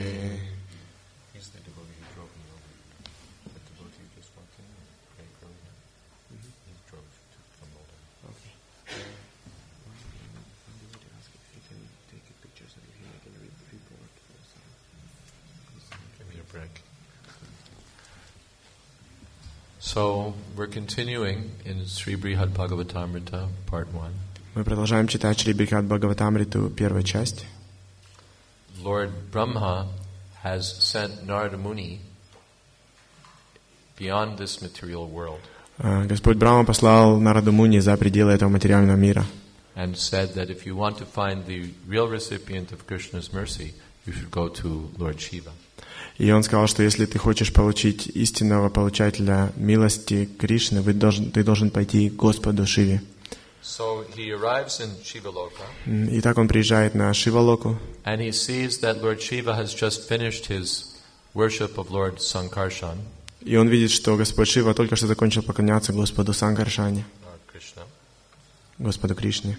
And in ecstatic trance he's singing and dancing, chanting the glories of the Lord, while his assistants are joining in. И в экстатическом трансе он поет и танцует, воспевает славу Господа, и его окружение присоединяется к нему в этом деле. So, Narada approaches and tells Lord Shiva, "You're the real recipient of Krishna's mercy." И Нарада обращается к нему и говорит: «О Шива, ты настоящий получатель милости Кришны». And he begins recounting all of the glories of Lord Shiva that he's heard from Lord Brahma. И он начинает перечислять всю славу Господа Шивы, которую он услышал от Господа Брахмы. How detached Lord Shiva is. Насколько Господь Шива отречен. How he's always absorbed in devotional service. Как он всегда поглощен преданным служением. And how in fact he's identical with Supreme Personality of Godhead himself. И как на самом деле он един с Верховной Личностью Бога. So he's trying to get closer to touch the dust of Lord Shiva's feet. И он пытается подойти поближе, чтобы получить пыль с лозных стоп Господа Шивы. But as he's approaching, in transcendental ecstasy, Lord Shiva just grabs him and embraces him. Но как он подходит к Господу Шиве в трансцендентном экстазе, Господь Шива просто обнимает Нараду. But then he said to Narada without hesitation, "What are you saying?" И без колебания он говорит Нараде: «Вообще, что ты говоришь?» So then, Lord Shiva stopped dancing and he sat down. И Господь Шива прекратил танцевать и сел. And Narada sits with him, chanting the 6-syllable Rudra mantra. И Нарада садится с ним и начинает повторять шестислоговую Рудра мантру. And elaborately glorifying Lord Shiva. И очень изысканно прославляет Господа Шиву. But Lord Shiva covers his ears. Но Господь Шива закрывает свои уши and gets angry. И начинает злиться.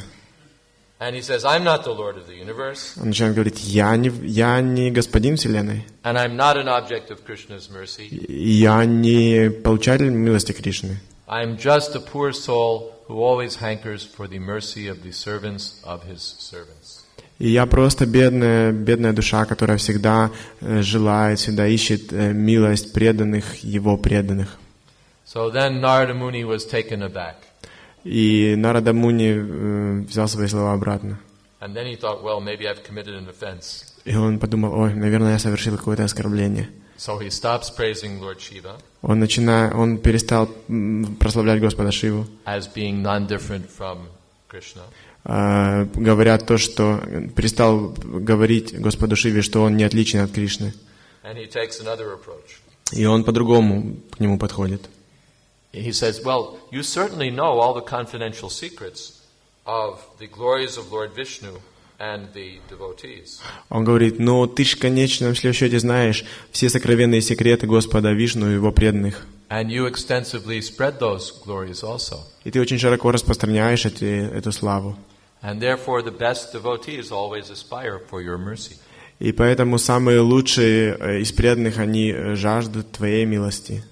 And even Krishna has great regard for you and extensively spreads your glories. И даже Кришна питает глубокое уважение к Тебе, и Он широко распространяет Твою славу. Even Krishna has worshipped you many times in his various incarnations and taken benedictions from you. И даже Кришна, Он множество раз поклонялся Тебе в Твоих разных воплощениях, и Он получал благословение от Тебя. Then, hearing this, Lord Shiva becomes agitated. И услышав это, Господь Шива становится раздражен. And he jumps to his feet and covers Narad's mouth with both hands and says, "Don't even mention that arrogance of mine."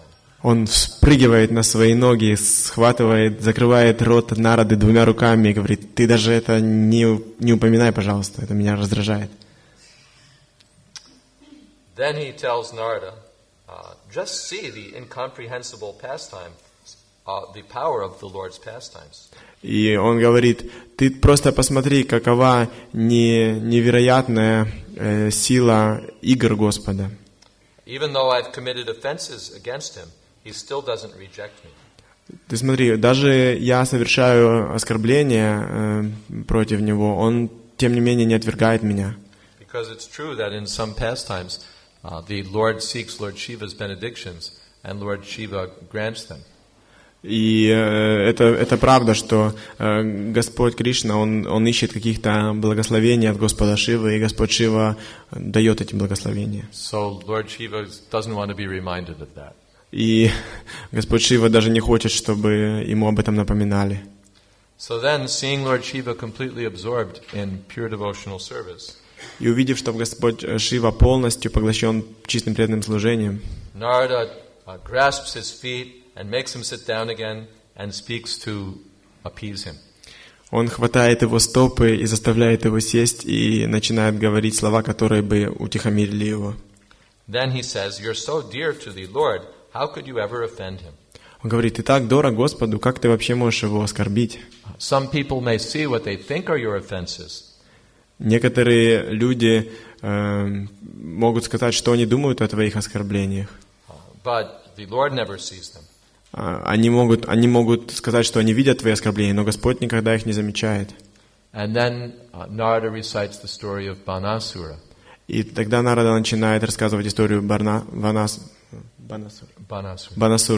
Banasura was a great devotee of Lord Shiva. You might recall he had 1,000 arms by the grace of Lord Shiva. Банасура был великим преданным Господа Шивы, и у него было 1000 рук по милости Господа Шивы. And he arrested Aniruddha, the son of Pradyumna. И он взял в плен Анирудху, сына Прадьюмны, Krishna's grandson. И внука Кришны. And then there was a big fight. И была большая битва. And when Banasura was on the verge of being killed, Lord Shiva offered prayers to the Lord. И когда Банасура был на грани смерти, Господь Шива вознес молитвы Господу. And the Lord, being pleased, gave Banasura a form like his own. И Господь, будучи удовлетворен этими молитвами, дал Банасуре форму, подобную своей. Banasura had 1,000 arms, so Krishna cut them all off, but he left 4. У Банасуры было 1000 рук, но Господь отрубил их всех и оставил ему только 4. And he made Banasura one of the permanent associates of Lord Shiva. И он сделал Банасуру одним из вечных спутников Господа Шивы. Similarly, so this is because of Krishna's mercy or his affection for Lord Shiva. И это все только благодаря милости Кришны и благодаря его привязанности к Господу Шиве. Then he recites a pastime that once, to please Krishna, you express the desire to become even greater than he. И дальше Нарада приводит такую историю, что однажды ты, чтобы удовлетворить Кришну, захотел стать еще более великим, чем он. But then you cleverly modified your request, asking him instead to make you his devotee. Но ты потом очень умно изменил свое предложение, свою просьбу, попросив его вместо этого сделать себя его преданным. The idea is that Lord Shiva knew that, let's see, I'll read it here from the commentary. Я прочту это из комментария. He thought that Krishna would be displeased by a direct request that Lord Shiva become his servant. Господь Шива подумал, что Кришна будет разочарован прямой просьбой стать его слугой. Because Krishna is very humble, he doesn't like such an exalted person as Lord Shiva to be begging such a position. Потому что Кришна очень смиренный и скромный, поэтому он не хотел, чтобы такая великая личность, как Господь Шива, просила его об этом. So Lord Shiva instead submitted what seemed the opposite request. И тогда Господь Шива сделал предложение, которое оказалось совершенно противоположным. Because Krishna declares, Mad Bhakta Puja Abhyadika, more important than worshipping me is worshipping my devotee. Потому что Господь Кришна заявляет, что еще более важно, чем поклоняться мне, это поклоняться моему преданному. Therefore, Lord Shiva cleverly asked for that greater position. И Господь Шива умно, очень разумно попросил именно этого положения. Rather than ask for a position, just make me your servant. Give me the greatest position. И Господь Шива, вместо того, чтобы просить, можно я буду твоим слугой, он сказал, дай мне самое величайшее положение. What's the greatest position? To be Krishna's devotee. А что такое самое величайшее положение? Это быть преданным Кришне. So Lord Shiva indirectly submitted that request. То есть и Господь Шива, он не косвенно сделал такую просьбу, такую. And then Sanatana Goswami also tells of a similar story. И Санатана Госвами рассказывает подобную же историю. That Lord Shiva had also once overheard Krishna while playing. Once Krishna was playing dice with his queen Rukmini. Однажды Кришна играл в кости со своей царевной Рукмини. And Krishna declared his devotee even more glorious than himself. И Кришна заявил, что его преданный еще более славен, чем он сам. In order to allure the dice into acting as his devotees by serving him nicely. In order to persuade the dice to act as his devotees by serving him nicely. Чтобы убедить кости стать своим слугой, чтобы они хорошо выпали. Got it? Yeah. Yeah. Okay. Now let's see. He says that you have the power and the opulence unobtainable even by Brahma and the other demigods. У тебя есть богатство и могущество, недостижимое даже Брахма и другими полубогами. But you disregard your material happiness and live like a holy madman. Но ты полностью пренебрегаешь материальным счастьем и живешь как святой сумасшедший. Being always fixed in a trance of devotion for the Lord, you appear totally insane. Будучи полностью поглощенным трансом преданности Господу, ты кажешься абсолютно сумасшедшим. Who else but you would go dance naked with his wife and attendants? Кто еще, кроме тебя, пустится в пляс голый со своей женой и спутниками? He said, "Today I've finally seen your amazing, uncontrollable eagerness to serve the Lord in pure devotion." Сегодня я лично видел твою не поддающуюся контролю желанию служить Господу и Его преданным. No wonder Krishna loves you so much. И неудивительно, что Кришна любит тебя так сильно. And by Mother Parvati's mercy also, many other persons have become dear to Krishna. И по милости матери Парвати также многие личности стали дороги Кришне. She's Krishna's own sister. Она сама является сестрой Кришны, Who always receives his affection. которая всегда получает его любовь. So that's why you care for her, even though fully satisfied in yourself. И поэтому ты заботишься о ней, несмотря на то, что ты полностью сам в себе удовлетворен. Because Parvati is not different from Yogamaya, who appeared at the time of Krishna's birth. Потому что Парвати не отлична от йога Майи, которая явилась во время рождения Кришны. And she always pleases you by holding wonderful festivals with singing and recitation of the Lord's glories. И она всегда удовлетворяет тебя, делая удивительные фестивали, и она танцует и поет славу Господу. So hearing this glorification from Narada Muni, naturally Lord Shiva becomes embarrassed. И слушая это прославление от Нарады Муни, естественно, Господь Шива становится очень смущен. And he says, how painful this is. Он говорит, как же это больно слышать. My dear Narada, you're free of every trace of false pride. Мой дорогой Нарада, ты полностью освобожден от малейшего признака ложной гордости. So how can you compare me, the root of all pride, to Krishna? И как же ты можешь сравнивать меня, который является корнем всей гордости, с Кришной, Who's the Lord of all prideless sages? который является господином всех всех мудрецов, которые лишены гордости напрочь. Now this is significant because Lord Shiva is represents the principle of ahankar or false ego. И этот момент очень важен, потому что Господь Шива представляет собой аханкару, то есть принцип гордости. Which is the basic principle of material existence. И это основной принцип материального существования. When Lord Vishnu wants to activate the material energy, когда Господь Вишну хочет привести материальную энергию в движение, he casts his glance over the material energy. Он бросает свой взгляд на материальную энергию. And that glance is carried by Lord Shiva. И этот взгляд несет на себе Господь Шива, taking the form of false ego. принимая форму ложного эго. So the false ego, and from false ego everything else expands. И из ложного эго все остальное приходит в движение. So Lord Shiva says, I'm the source of all pride.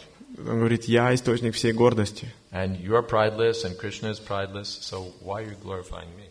И ты чужд гордыни, и Кришна не имеет никакой гордости. Почему же ты выбрал меня? So false ego means false identity.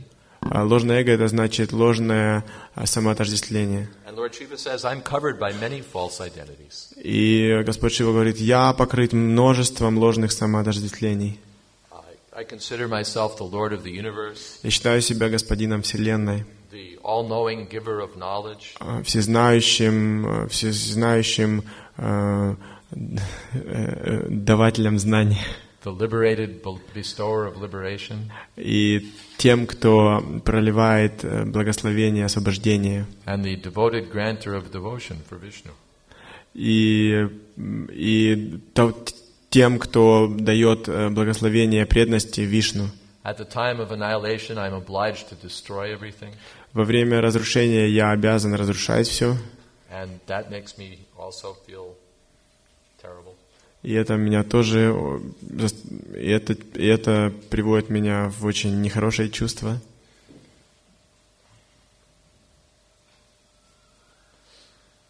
He says, if I was actually the recipient of his mercy, then why would he give me an order telling me to turn people away from him by concocting new versions of scriptures? И Господь Шива говорит, если бы я действительно был получателем Его милости, зачем бы Он заставлял меня выдумывать новые версии ведических писаний для того, чтобы отвернуть людей от Него? Because under the order of Lord Vishnu, Lord Shiva appears as Shankaracharya and concocts Mayavadi philosophy. Потому что по приказу Господа Вишну Господь Шива появился как Шанкарачарья и выдумал философию Майявады. So he said, if I were actually the recipient of Krishna's mercy, why would he make me do that? И тогда он сказал, если бы я действительно был получателем милости Кришны, зачем бы он заставлял меня все это делать? You've praised me as a giver of liberation, but I think it's terrible because the Lord's devotees are not very happy about liberation. Ты прославляешь меня как того, кто дает освобождение, но это ужасно, потому что преданные Господу, они абсолютно не вдохновлены освобождением. So Lord Shiva goes on deprecating himself. И так Господь Шива продолжает себя очернять. And he says the real recipients of Krishna's mercy are the residents of Vaikuntha. И он говорит, на самом деле, истинные получатели милости Кришны — это обитатели Вайкунтхи. I'm here stuck with false ego, but they've given up everything. Я здесь застрял с этим ложным эго, но они все оставили. They're not interested in any of the perfections of the material world. Они ни в каком совершенстве материального мира не заинтересованы. No false pride. Никакой ложной гордости. And they've attained the world beyond all fear. И они достигли мир за пределами страха. The Satchidananda Vaikuntha world. Сачитананда — мир Вайкунтхи. They have Satchidananda bodies. У них тела Сачитананда. They have opulence like the Lord's. У них такое же богатство, как у Господа. Satchidananda powers У like них his. могущество Сачитананда. But still they don't care about equality with you, Lord. Но They're not interested in equality with you, Lord. They don't want to be equal to you, Lord. но они не заинтересованы в том, чтобы быть равными Господу. They simply want to worship you, Lord. Они просто хотят поклоняться Господу.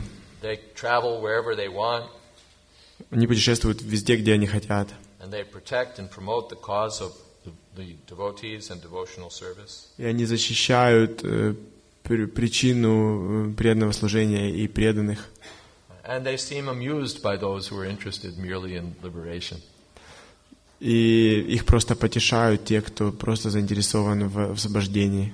They take on various forms for the Lord's service. Они принимают разные формы для служения Господу. Including even the forms of birds and trees. И даже включая формы птиц и деревьев. Sanatana Goswami will describe this later in part 2, how the... Yeah, okay. Во второй части Санатана Госвами описывает это также. How the Vaikuntha-vasis will take on any form for the service of Krishna. Как Вайкунтха-васи, они принимают любую форму для служения Кришне. Bird, tree, airplane, whatever will satisfy the Lord. Птица, дерево, самолет, все, что удовлетворит Господа. And they can always see him in person. И они всегда его лично могут видеть And live in his company. и жить в его обществе.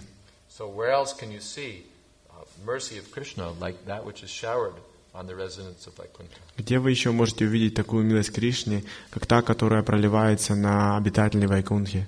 And in Vaikuntha there's nothing but devotional service rendered through Sankirtan and in other ways. И нету на Вайкунтхе ничего, кроме преданного служения, которое совершается посредством санкиртаны и другими способами. It's always going on, spreading the ecstasy of pure love. Это всегда продолжается, распространяя экстаз чистой любви. So how amazing that ecstasy is. И насколько же удивителен этот экстаз. The bliss of Brahman, impersonal liberation, can't even compare to it. Блаженство Брамана, безличностного освобождения, не может даже сравниться с этим. Rather can't compare to a fraction of a drop of it. Может только сравниться с частичкой капли этого. In the Vaikuntha, everything is blessed by the mercy of pure love for the lotus feet of Krishna. На Вайкунтхе все благословлено милостью чистой любви к Кришне.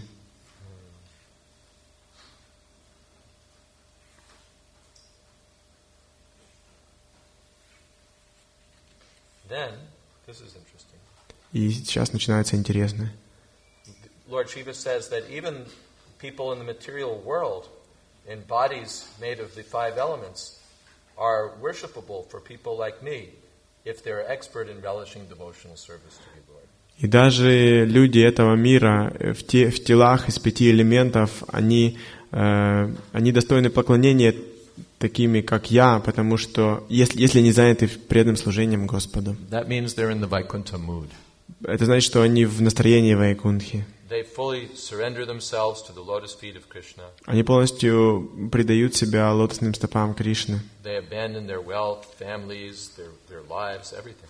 Они полностью отказываются от своего богатства, семьи, своих жизней, от всего. They're beyond all material rules. Они выше всех материальных правил. They're not interested in any material success. А их не интересует никакой материальный успех. They're fearless. Они бесстрашны. And to them, liberation, heaven, and hell are all the same. И для них освобождение, ад и рай все едино. So I just want their company. Я просто хочу оставаться в их обществе. Wherever they go, wherever they're found, that's Vaikuntha. Везде, где можно их найти, это и есть Вайкунтха. So they forget their material bodies and relationships. Они забывают о своих материальных телах и отношениях. So they're always on the platform of eternity, knowledge and bliss. Они всегда на платформе вечности, знания и блаженства. But then Lord Shiva says, still, in Vaikuntha, the devotees always have the personal association of the Lord. Но он говорит, но все-таки на Вайкунтхе преданные имеют личные отношения с Господом. And therefore devotees sometimes prefer to live there. И поэтому иногда преданные желают там жить, предпочитают жить там. And that's why I say that they're greater than everyone else. И поэтому я говорю, что они выше, чем все остальные. They're the most beloved devotees of Krishna. Они самые возлюбленные и преданные Кришны. So then, in this way, Lord Shiva glorifies the residents of Vaikuntha. И таким образом Господь Шива прославляет обитателей Вайкунтхи. Then Parvati speaks up. И начинает затем говорить Парвати. She says, and among all of them, the goddess of fortune is especially dear to the Lord. Я говорит, из всех богиня удачи, она дороже всех Господа. Parvati has some connection with the goddess of fortune. So she says, goddess of fortune is especially У dear нее to me. просто есть связи с богиней удачи, с Лакшми. И поэтому она говорит, она на самом деле выше всех находится. So she wasn't very happy that her husband glorified Vaikuntha and didn't mention the goddess of fortune. И поэтому она была не очень счастлива, что ее муж прославлял обитателей Вайкунтхи и не упомянул богиню процветания. So she chimes in and says, the goddess of fortune is the ruling goddess of Vaikuntha. Богиня процветания, она управляющее божество в Вайкунтхе. Her mercy expands wherever she casts her glance. Ее милость простирается везде, куда она бросает свой взгляд. And it's from her that the rulers of the various planets get their powers, their knowledge, their detachment. И только от нее правители разных планет имеют свою власть, свою силу, свое отречение And their devotion. и также свою преданность. And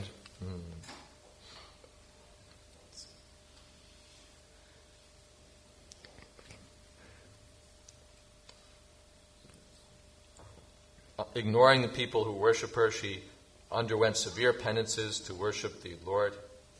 И полностью пренебрегая теми, кто поклоняется ей, она принимает суровые аскезы, чтобы поклоняться Господу. And she resides always on his chest and follows him in all his incarnations. И она всегда пребывает на его груди и следует за ним во всех его воплощениях.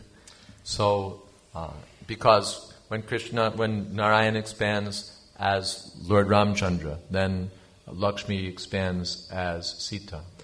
То есть, когда Нараяна воплощается как Рамачандра, Лакшми воплощается как Сита. And in all of his incarnations, she expands the same way. И таким подобным же образом она воплощается во всех воплощениях Господа. So then, Narad Muni calls out, "Glories to you, the husband of the goddess of fortune, the Lord of Vaikuntha." И тогда Нарада Муни начинает кричать: «О, вся слава тебе, о муж богини процветания! And glories to you, the Vaikuntha world. О, слава тебе, мир Вайкунтхи! Glories to everyone who lives there. О, слава всем, кто там живет! And glory to the goddess of fortune, the presiding deity of Vaikuntha. И вся слава богине процветания, управляющему божеству Вайкунтхи. Jaya Vaikuntha loke ti tatratya jayate ticha Jaya Krishna priye padme Vaikuntadi ishvaritya yapi. So then he's about to go to Vaikuntha and personally pay his respects to the goddess of fortune. И вот он собрался уже пойти на Вайкунтхи и лично выразить свое почтение богине процветания. But then Lord Shiva takes him by the hand to stop him. Но Господь Шива хватает его за руку, чтобы остановить. And Lord Shiva says, hold on a second. Господь Шива говорит, подожди чуть-чуть. Because of your eagerness to find the dearest devotees of Krishna, you seem to have forgotten something. Из-за твоего стремления найти величайшего получателя милости Кришны, кажется, что ты кое о чем забыл. The Lord of Vaikuntha is living on earth right now in Dwarka. Ты забыл, что Господь Вайкунтхи живет сейчас на земле, сейчас, в этот момент. And the goddess of fortune is living there with him as Rukmini Devi. И богиня процветания живет там же с ним, как Рукмини Деви. So, and Rukmini is the perfect consort of the Lord. She's always serving Krishna's lotus feet. И Рукмини, она идеальная супруга Господа, она всегда служит лотосным стопам Господа. But then Lord Shiva has something more to say. И затем Господь Шива сказал еще что-то большее. He says, sit down and I'll whisper a secret, a great secret in your ear. Садись, и я шепну тебе величайший секрет в твое ухо. And it's a secret because he doesn't want his associates to hear it. И это секрет, потому что он не хотел, чтобы его спутники слышали это. And especially he doesn't want it to be heard by Parvati, the friend of Mahalakshmi. И он в особенности не хотел, чтобы это услышала Парвати, подруга Махалакшми. Doesn't want to displease her.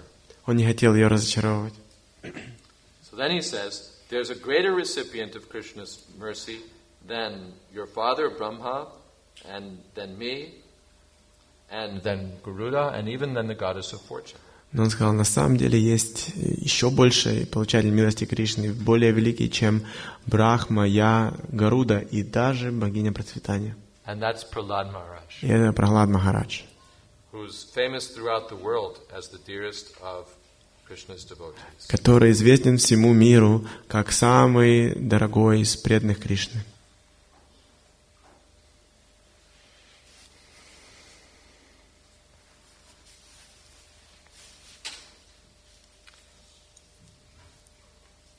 And he cites statements from the Lord himself that Prahlad is the dearest devotee. И он цитирует утверждение, которое Господь сам сделал, указывая на то, что Прахлада величайший из преданных. And he said, when the Lord tore apart Hiranyakashipu, I and all the demigods and Lakshmi Devi saw with our own eyes Prahlad's good fortune. И он сказал, когда Господь убил Хираньякашипу, я и все полубоги, мы увидели своими глазами великую удачу Прахлады. The Lord several times tried to offer him a boon, but he kept refusing. Господь несколько раз пытался дать ему какое-то благословение, но Прахлад постоянно отказывался. He refused liberation even. Он даже отказался от освобождения. And instead he asked only pure devotion. И вместо этого он попросил просто чистое преданное служение. He said, Banasura was, that Bali Maharaj was granted favor by the Lord, not because of me, but because of his connection with Prahlad. Бали Махарадж получил милость Господа не из-за меня, а из-за того, что он был связан с Прахладом Махараджем. And Banasura also. И Банасура также. And he says, in both cases, the Lord acted out of affection for his devotee Prahlad. И в обоих случаях Господь действовал на основе своей привязанности к своему преданному Прахладе.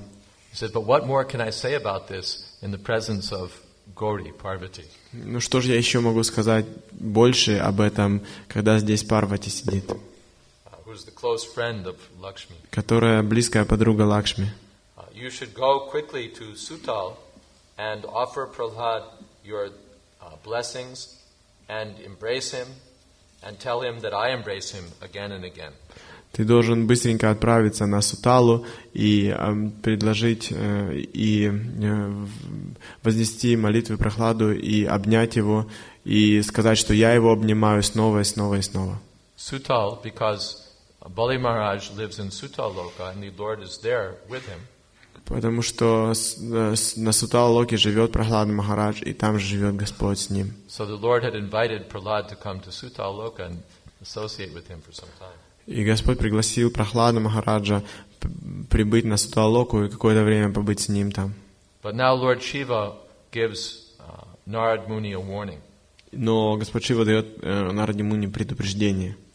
Unfortunately, that best of saintly persons will not tolerate our bowing down to him or praising him.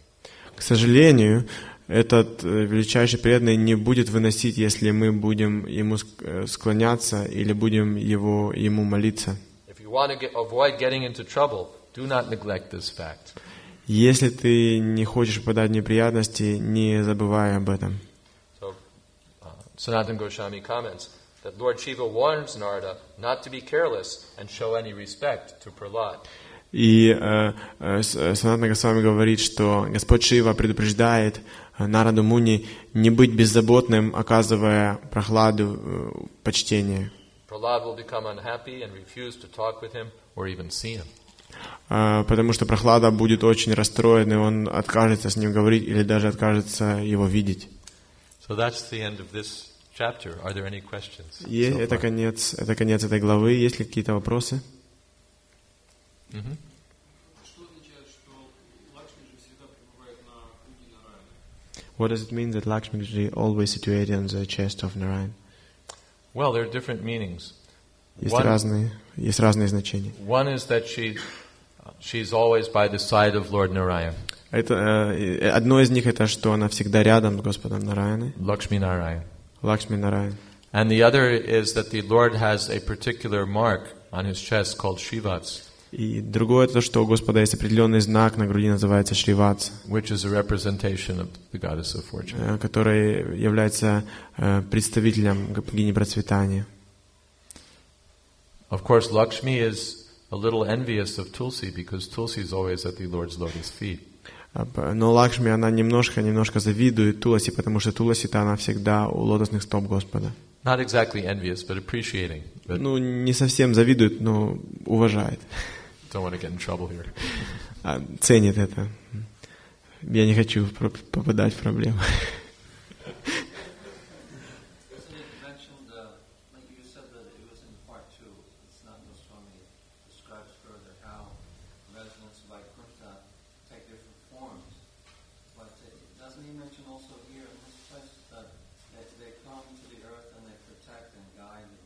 Yes.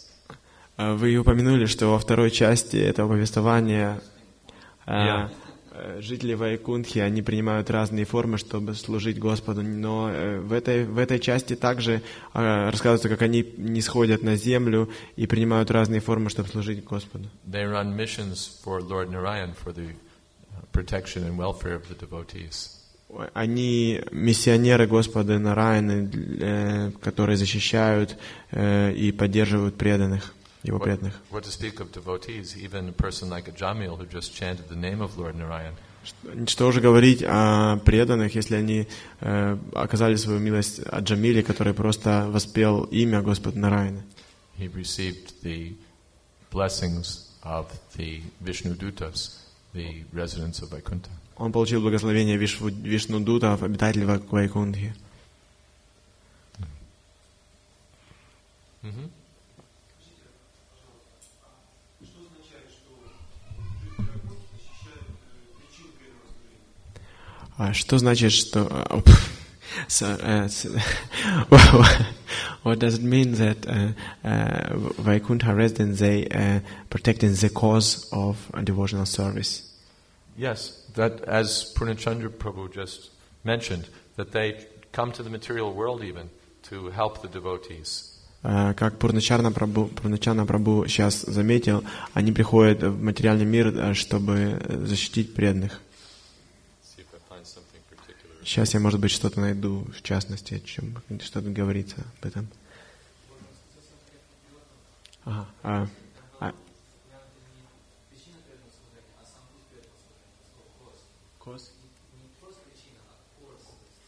Course.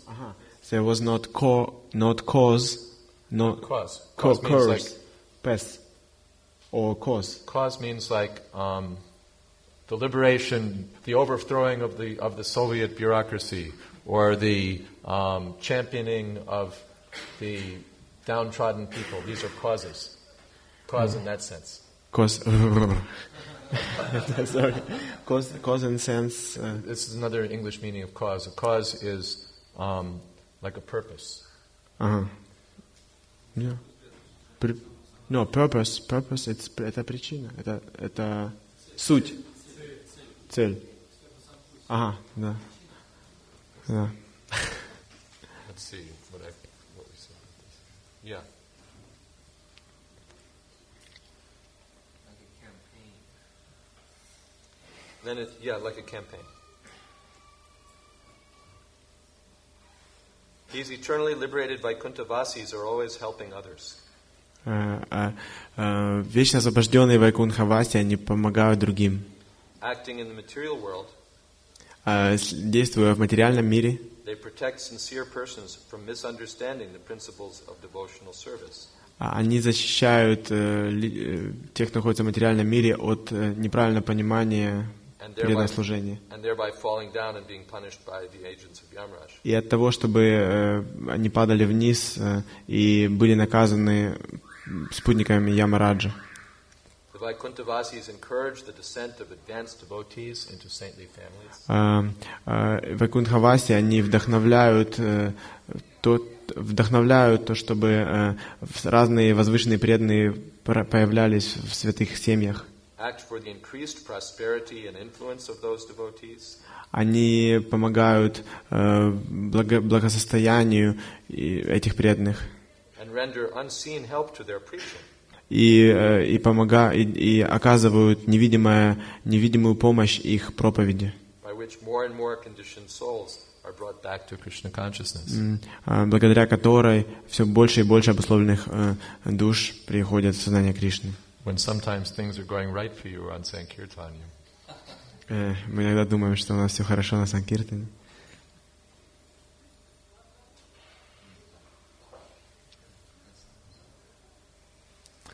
Another question? Yes? Mm-hmm. Когда Господь Шива говорил с Народом, он говорил о том, что он находится под влиянием Аханкары. Я так понял, что он является источником Аханкары. Это он просто говорит из смирения, или действительно находится под влиянием Божьего отождествления? When Lord Shiva talked to Narada, he said that he is under the influence of Ahankara, but we know that he is the source of Ahankara. And if he told like this because of his humility, or is it actually so? There's a little touch of Ahankara that affects Lord Shiva. Есть немножечко Аханкары, которая задевает Господа Шиву. That's why he's different from Lord Vishnu. И поэтому он отличен от Господа Вишну. Lord Vishnu is never touched by the material energy. Господь Вишну никогда не покрыт материальной энергией. But in Lord Shiva there's a little touch of Ahankar. Но в Господе Шиве есть небольшая капелька Аханкары. And that's the essential difference between Lord Vishnu and Lord Shiva. И это существенная разница между Господом Шива и Господом Вишну. Like the difference between milk and yogurt. Такая же, как между молоком и йогуртом. A little touch of something sour makes it yogurt. Небольшая капля чего-то кислого делает из молока йогурт. So that little touch of Ahankar manifests Lord Vishnu in the form of Lord Shiva. И эта небольшая капля Аханкары из Господа Вишну делает Господа Шиву. Of course, Lord Shiva is practically unaffected by false ego. He's engaged in pure devotional service. Конечно же, Господь Шива практически не имеет никакой связи с ложным эго, и он постоянно занимается чистым преданным служением. But he brings out this point that, wait a second, I'm like the sum total of false ego. Но он говорит, на самом деле, подожди, я-то вся совокупная масса ложного эго. And therefore I think in terms of all these false concepts of myself. И поэтому я всегда думаю какими-то ложными самоотождествлениями о себе. So that is his humility. Это его смирение. But at the same time, there's an existential truth there that he's bringing out. Но все-таки есть там какая-то правда, которую он выносит из этого. Another question? Okay. Another question. Yes, sorry. Two questions. Two questions. Первый вопрос. Нельзя ли подумать, что Господь Кришна, Шримад Кришна пронизывает все живые существа? Также можно представить, что Господь Шива как бы своей формой пребывает в каждом форме важную. Is it so that just as Lord Vishnu in his Kshiradakashaya Vishnu form, he pervades all the living beings, so in the same way Lord Shiva also in the form of false ego pervades all living He's entities? everywhere. Да, это он там, везде. It's mentioned in the commentary, he's pervading the whole material world. Здесь указывается в комментарии, что он полностью пронизывает весь материальный мир. Wherever you go, false ego is there. Куда бы ни пошли, везде ложное эго.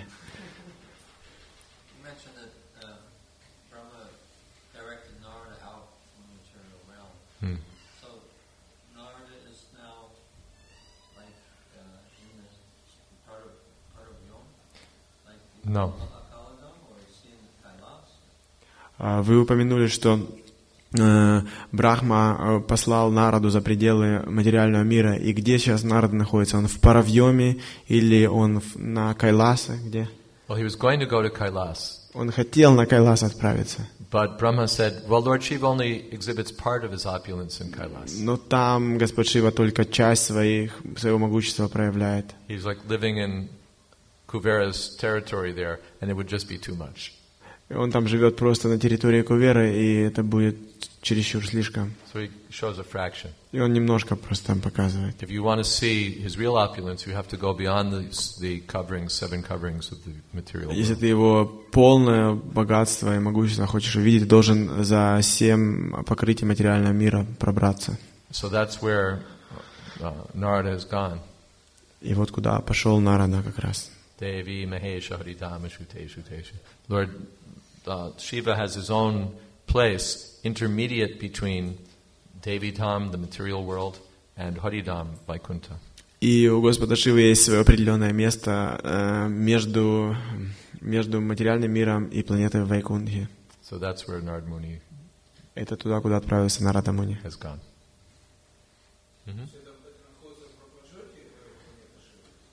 Is it in No, it's Brahma not- Jyoti? No, Нет. it's not quite. That's the spiritual world.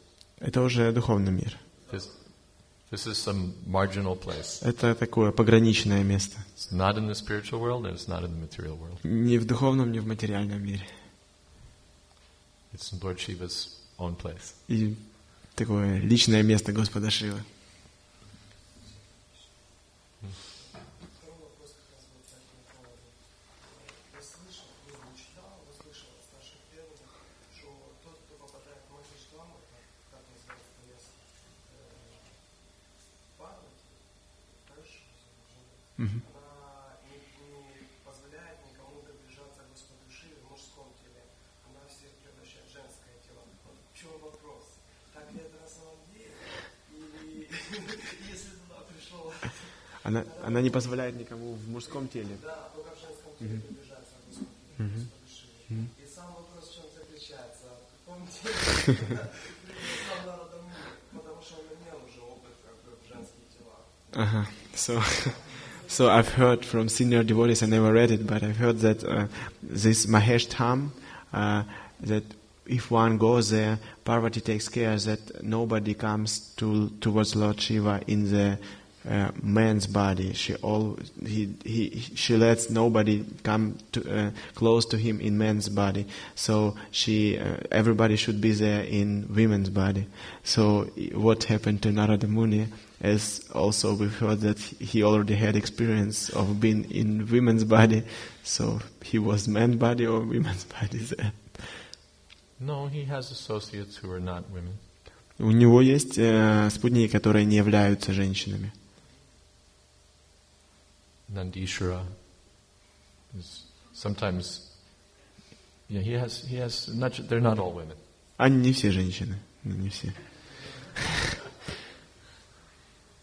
The one who spoke to Gopakumar was male also. Nandishara. Yeah, that's Nandishara. Нандишвара, например, он говорил с Гопом Кумаром, He's он one of тоже the был chief мужчина. associates of Он Lord Shiva. самый главный, один из самых главных спутников Господа Шивы. I don't know all the details of the family politics, but some men are allowed. Я не знаю точных деталей их семейной политики, но какие-то мужчины там есть.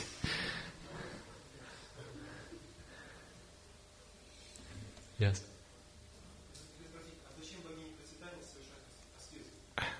Why should Goddess of Fortune perform austerities? What is the purpose? To get the mercy of the Lord. Чтобы получить милость Господа.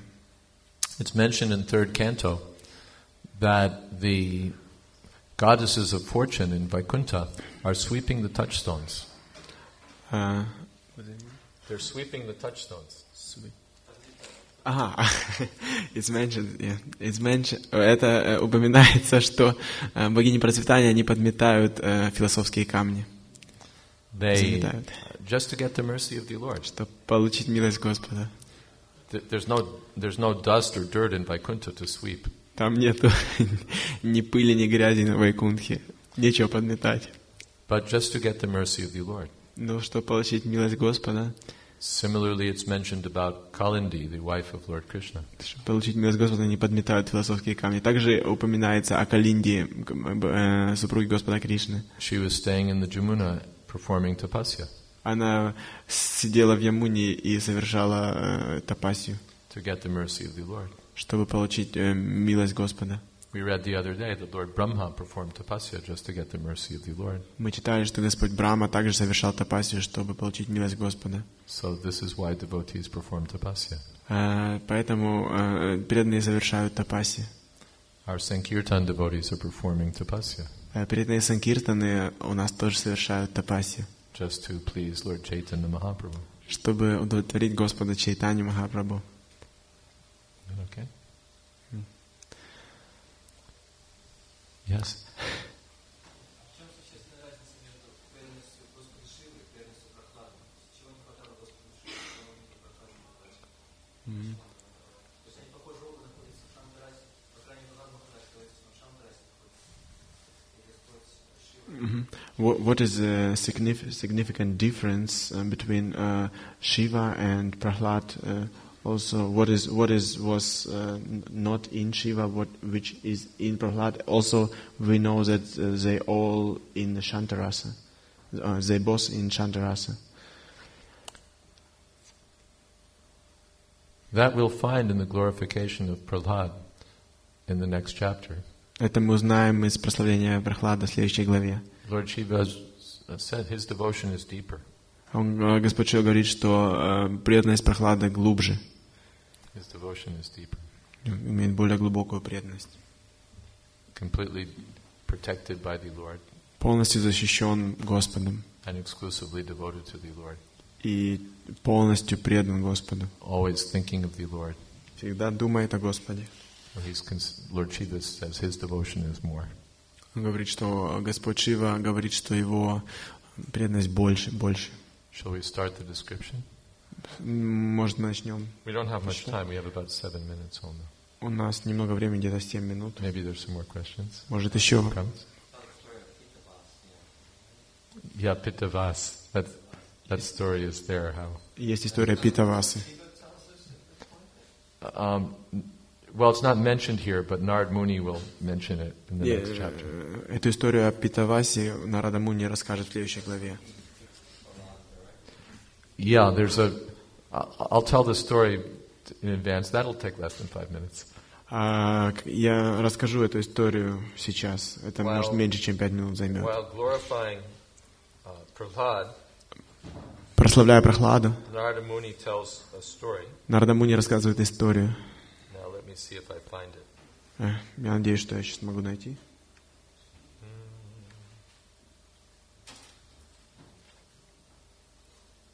I'll find it probably in the index faster.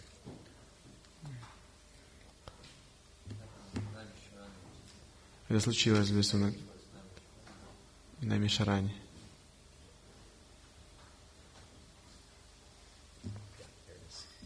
Я нашел.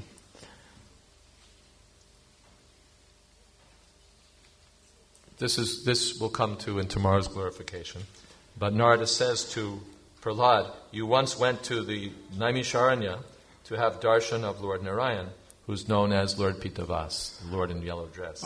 Это будет упомянуто завтра в прославлении Нарады, но Нарада говорит, что ты однажды отправился в лес на Мишарани, чтобы поклоняться Господу Нараяне, который известен как Господь Питавас.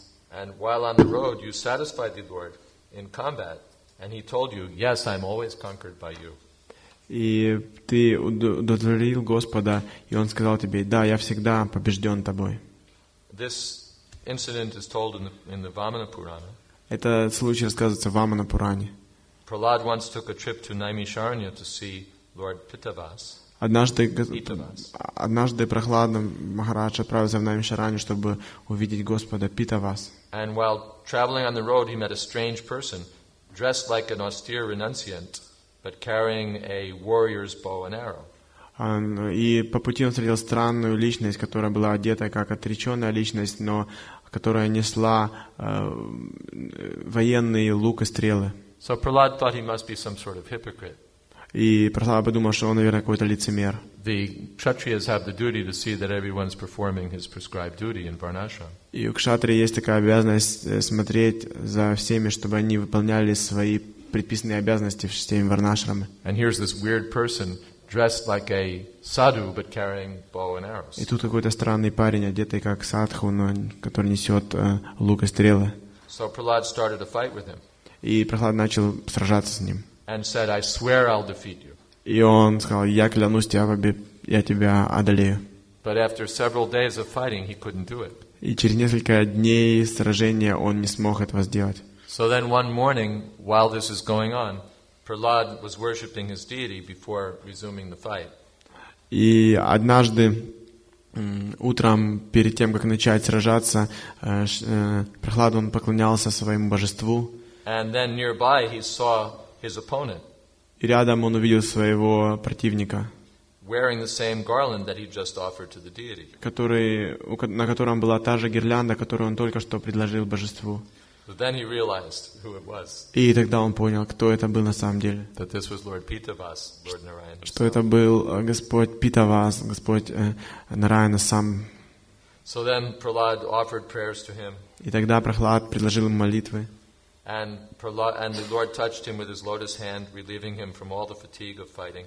И Господь прикоснулся к нему лотосной рукой, полностью освобождая его от всей усталости, которую он накопил за время сражения, and all anxiety. И от всех беспокойств. But then Prahlad had a question. И затем у Прохлады возник вопрос. I vowed to defeat you, and I'm a Kshatriya, I have to fulfill my vow, otherwise I transgress my duty. So now what do I do? И у Прохлады возник вопрос, говорит, я поклялся тебя победить, и теперь что мне делать? Я должен выполнять свое слово, держать свое слово. Я кшатрия. So the Lord had been fully satisfied by the fighting. И Господь полностью удовлетворенный от этого сражения. And he told Prahlad, but I'm always defeated by you. Он сказал Прохладе, я же всегда побежден тобой.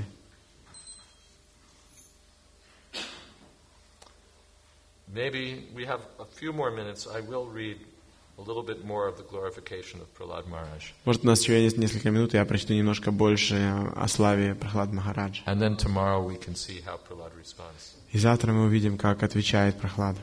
So Narada at once is impressed about Prahlad Maharaj, and he goes to Sutal by the path of the heart. Сразу же he enters Sutal Loka by the path of the heart. Pathway of the heart. И он сразу же Нарада очень впечатлился Прохладом Махараджа, и он отправился на Сутала Локу по пути сердца. Sanatana Goswami comments that means as soon as he thought, let me go, he was there. И Санатана Госвами дает такой комментарий, что как только Нарада подумал об этом, он уже там был. So he sees Prahlad in a secluded place, engaged in meditation on the lotus feet of the Lord. И он видит Прохладу Махараджу в уединенном месте, погруженным в медитацию на лотосные стопы Господа. And seeing Narad, Prahlad induces him to accept a seat and worships him according to the rules and regulations. И, видя Нараду, Прохлада заставляет его занять подобающее место и поклоняется ему в соответствии со всеми правилами, предписаниями. But Narada, feeling great respect for Prahlad, refuses the worship. Но Нарада, чувствуя величайшее уважение к Прохладу, он отказывается от поклонения. And crying tears of joy, he tries to embrace Prahlad. И, рыдая слезами экстаза, он пытается обнять Прохлада. And he disregards all Lord Shiva's warnings and begins glorifying. И он полностью пренебрегает всеми предупреждениями Господа Шивы и начинает прославлять Прохлада. He says, now after so long, I've finally seen you, the true recipient of Krishna's full mercy. Говорит, наконец-то, после столь долгой разлуки я вижу тебя, истинного получателя милости Кришны. Now all of my efforts have borne fruit. Теперь, наконец, все мои усилия увенчались успехом. From your very childhood, you've been a pure devotee of Krishna. С самого рождения своего ты был чистым преданным Кришны. And spontaneous love like yours has never been seen anywhere. И такая спонтанная любовь, которую имеешь ты, никогда не была замечена ни у кого другого. Because of your pure devotion, you overcame terrible obstacles.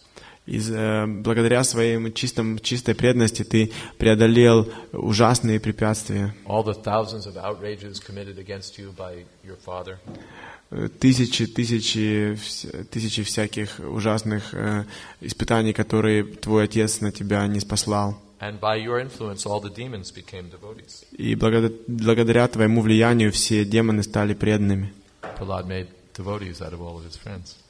Прохлада сделал преданных из всех своих друзей. While immersed in meditation on Krishna, you seem to forget your own existence. Когда ты медитируешь на Кришну, кажется, что ты забываешь о собственном существовании. And like a madman, you danced and sang and cried out. И как сумасшедший, как безумный, ты поешь и танцуешь и восклицаешь.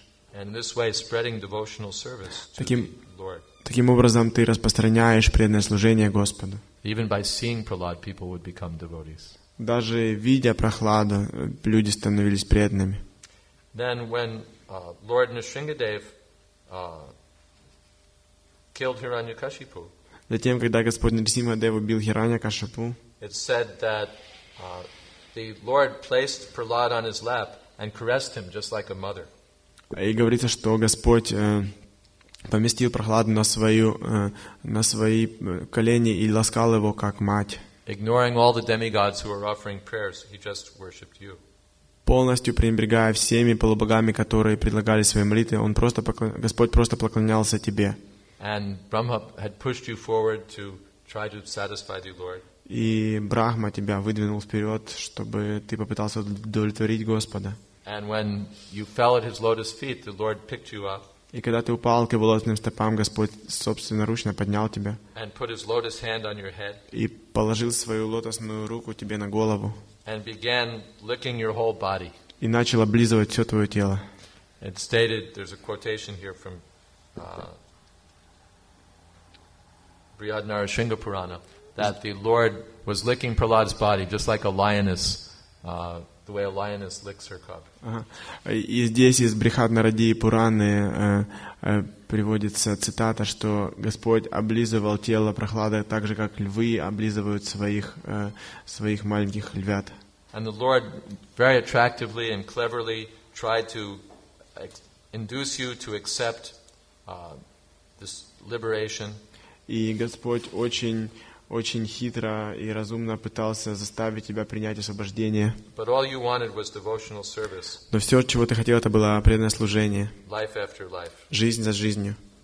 And there's very nicely in the purport it tells how the Lord was trying to entice Prahlad Maharaj. И здесь удивительным образом в комментарии описывается, как Господь пытался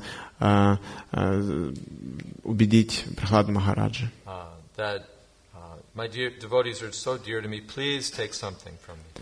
Он говорит: мои преданные так дороги мне, пожалуйста, возьми что-нибудь от меня. And Prahlad refuses. Прахлада отказывается. And Nrsingadev says, of course, nothing is dear to you but the opportunity to see me.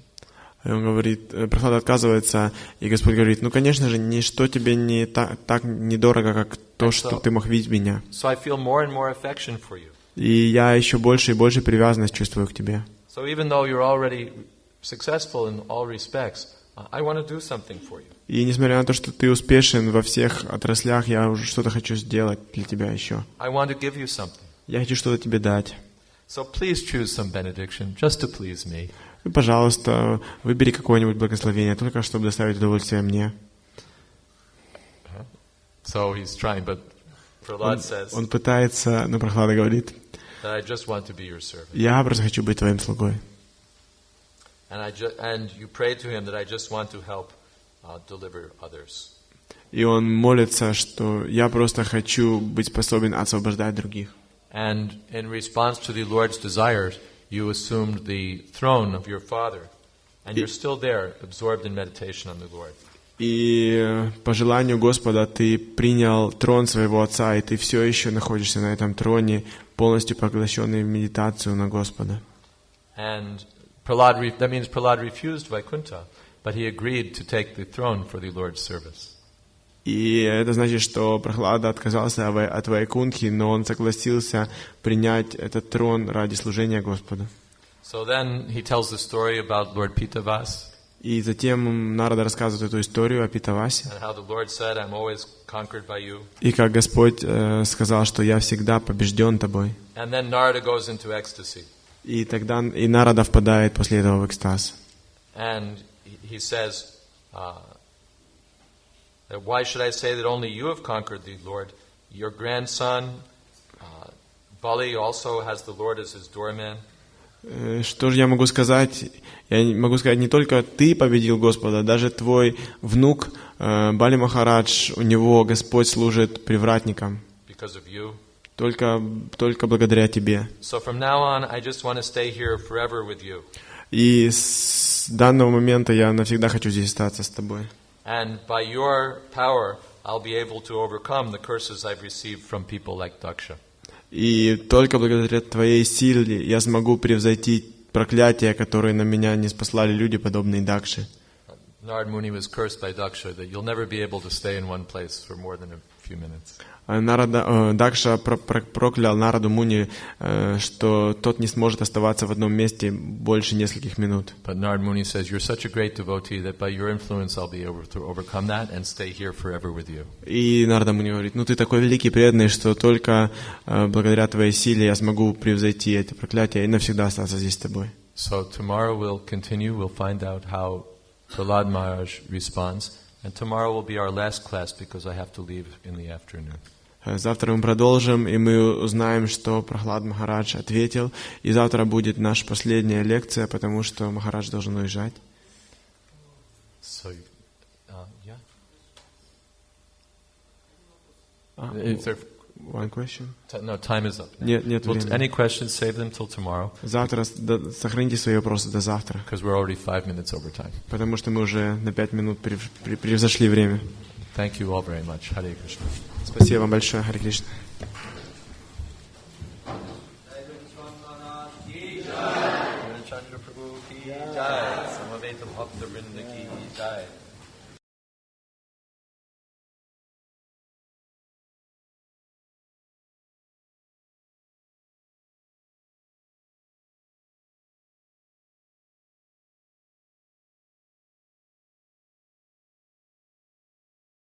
Om Jnana Timirandasya Gyananjana Shalakaya Chakshurn Militam Jena Tasmai Sri Gurave Namaha Sri Chaitanya Manabhistam Stapitam Jena Bhutale Swayam Rupa Kadamayam Tadhati Shapadantikam Bandehang Sri Guru Sri Jata Padakamalang Sri Gurun Vaishnavamscha Shri Rupam Shagrajatam Sahagana Raghunatan Vitam Stam Sijivam Shadvaitam Shavadhutam Parijana Sahitam Krishna Chaitanya Devam Sri Radha Krishna Padan Shahagana Lolita Sri Vishakan Vitamscha He Krishna Karuna Sindho Deenabandho Jagatpate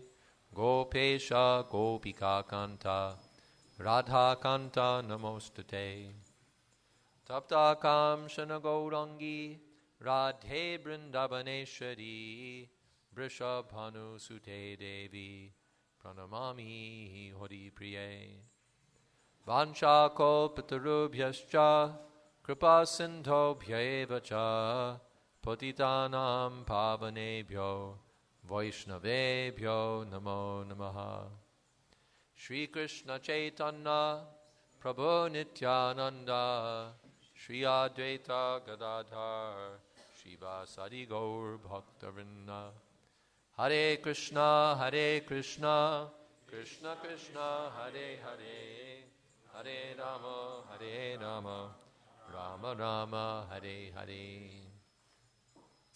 In this section of Bhagavatavrite, В этом разделе Брихад Бхагаватамрите Narad Muni has just finished meeting Prahlad and glorifying him.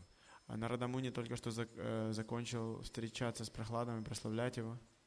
And now Prahlad is beginning to reply. То есть он закончил его прославлять, теперь Прохлад начинает отвечать. He addresses him as Bhagavan Sri Guru. Прохлад Махарадж обращается к Нарада Муни как Бхагаван Шри Гуру. Because Narad Muni is the spiritual master of Prahlad Maharaj. Потому что Нарада Муни, он духовный учитель Прохлад Махараджа. So he says, "My Lord and spiritual master, Он говорит: «О, мой Господь и духовный учитель, please reconsider everything that you have said. пожалуйста, возьми назад все, что ты сказал». A young boy simply cannot understand correctly the science of devotional service. Маленький мальчик, он не может правильно понять науку преданного служения. Then he says, Затем он говорит: still, when one receives instructions from great souls, those instructions have the power to awaken one's higher understanding. Говорит: тем не менее, когда человек получает наставление от великих душ, And then one can engage in devotional service to Lord Hari. он способен понять эту науку и таким образом заняться преданным служением Господу Хари. Therefore, it's not a sign of greatness that ordinary persons like me can persevere despite terrible disturbances. Persevere, keep going.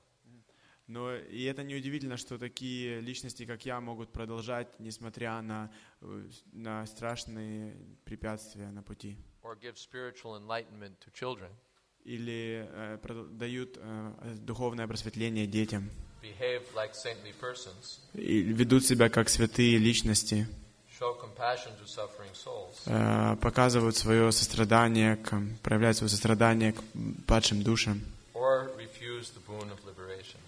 Или отказываются от освобождения. Here, Prahlad doesn't deny all the things that Narad Muni has said. He just puts them in a different light. Здесь Прохлад Махарадж, он не отрицает все, что сказал Нарада Муни, он просто сейчас все по-другому завернет. He actually gives the credit to Narada. Потому что он сейчас за все это отдает должное Нараде. If I was able to do anything, it was by your credit. Все, что я могу делать, это только благодаря твоей милости, это твоя заслуга.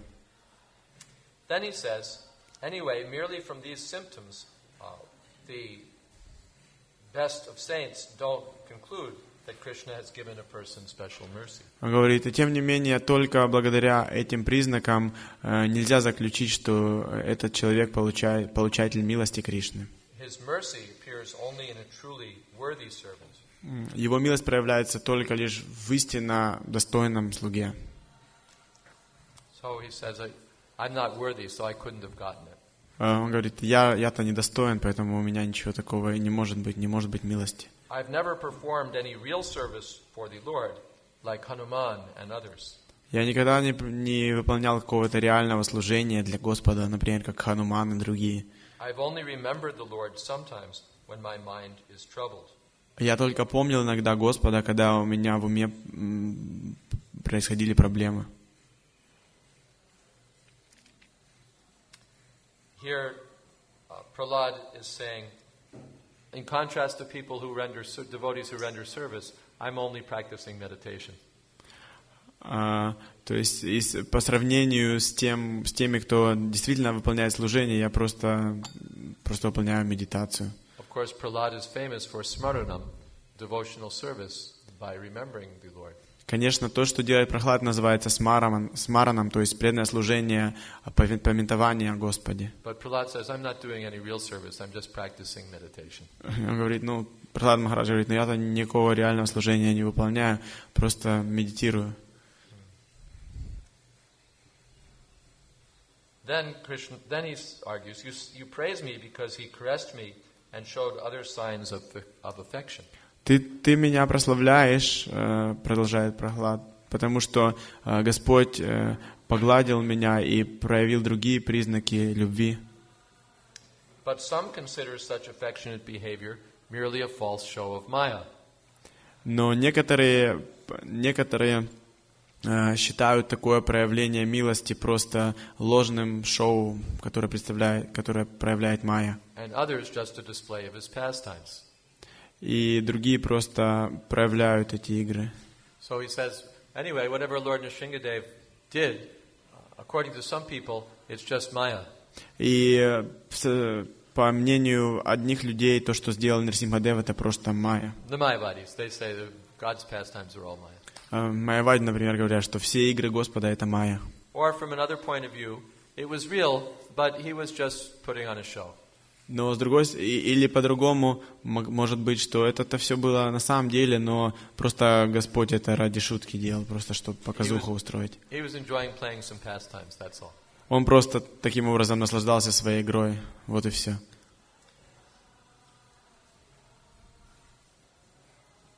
Then again he says that,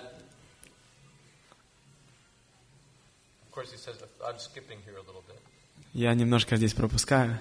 He says, the Lord really gives His mercy when He gives you an opportunity to render service. Он говорит, Господь действительно дает милость свою, когда Он дает возможность оказывать служение. Then he says, anyway, He didn't perform the pastimes to favor me. He did it to protect the demigods. И он говорит, в любом случае, он эту игру свою проявил не для того, чтобы показать свою благосклонность ко мне, он просто сделал это для удовлетворения полубогов. И освобождения своих слуг, таких как Джайн, Виджай. Или чтобы защитить мир Брамы.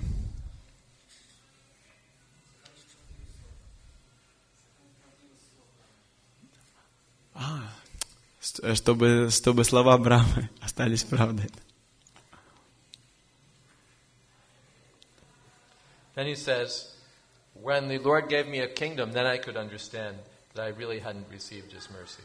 И когда Господь пожаловал мне царство, я понял, что я не получил никакой милости. I didn't get devotional service, I just got a kingdom. Я не получил преданное служение, я просто получил царство. The Lord says, when I really favor someone, I take away all his opulence. Ведь Господь говорит, что если я действительно проявляю кому-то свою благосклонность, я забираю все богатство у него. But he didn't do that to me. Но Он со мной этого не сделал. My worship of the Lord has been eclipsed by my attachment to ruling my kingdom. Моя преданность к Богу была затменена моим желанием управлять царством. And I'm attached to my family members and servants. Я привязан к своим членам семьи и слугам. For not crying over this again and again, I should be condemned. И из-за того, что я не плачу снова и снова по этому поводу, я должен быть просто проклят. The demons are always inclined to bad scholarship when trying to determine the truth of the self. Демоны, они всегда копаются во всяких научных работах, чтобы себя как-то усовершенствовать. And even today, because of my association with them, I'm not free from the degradation of dry speculation. И даже сегодня из-за своего общения с ними я сам не свободен от деградации умственных спекуляций. Anyway, I don't know where the Lord is now. Я даже не знаю, где Господь сейчас. On rare occasions, He shows Himself somewhere. Очень редко Он себя показывает где-то. But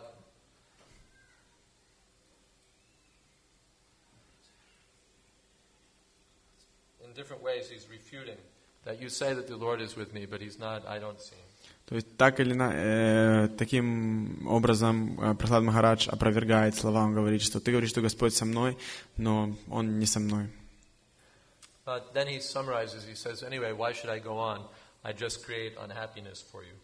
И затем он подводит итог, говорит, да зачем мне вообще продолжать? В любом случае я просто доставляю тебе неудовольствие. He doesn't want to make his spiritual master unhappy by describing his own misfortune. И он не хочет, чтобы его духовный учитель был несчастлив, слушая, как Прахлад Махарадж описывает свою неудачу. Instead, you should consider the real...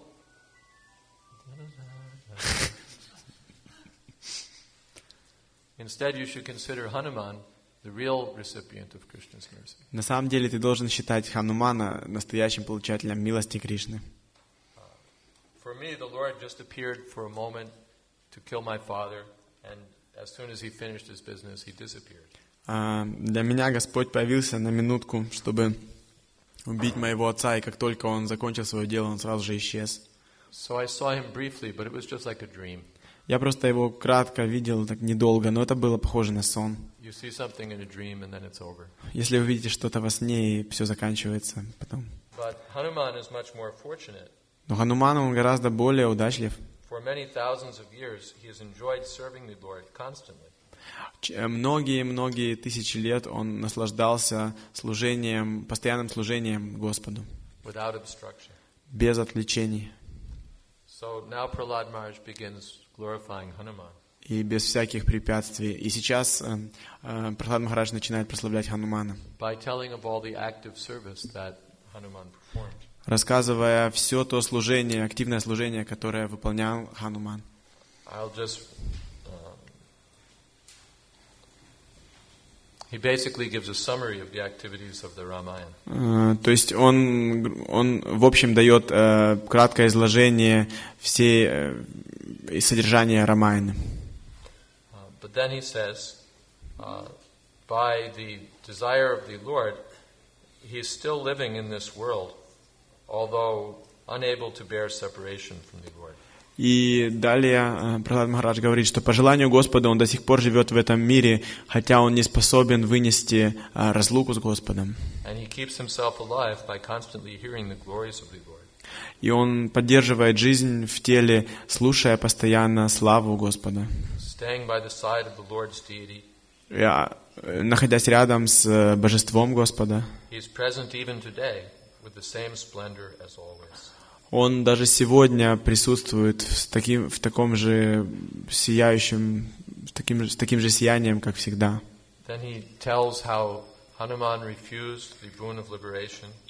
И он рассказывает, как Хануман отказался от благословения освобождения.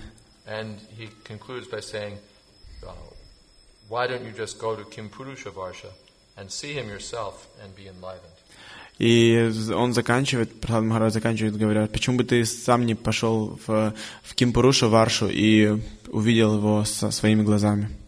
So есть ли вопросы?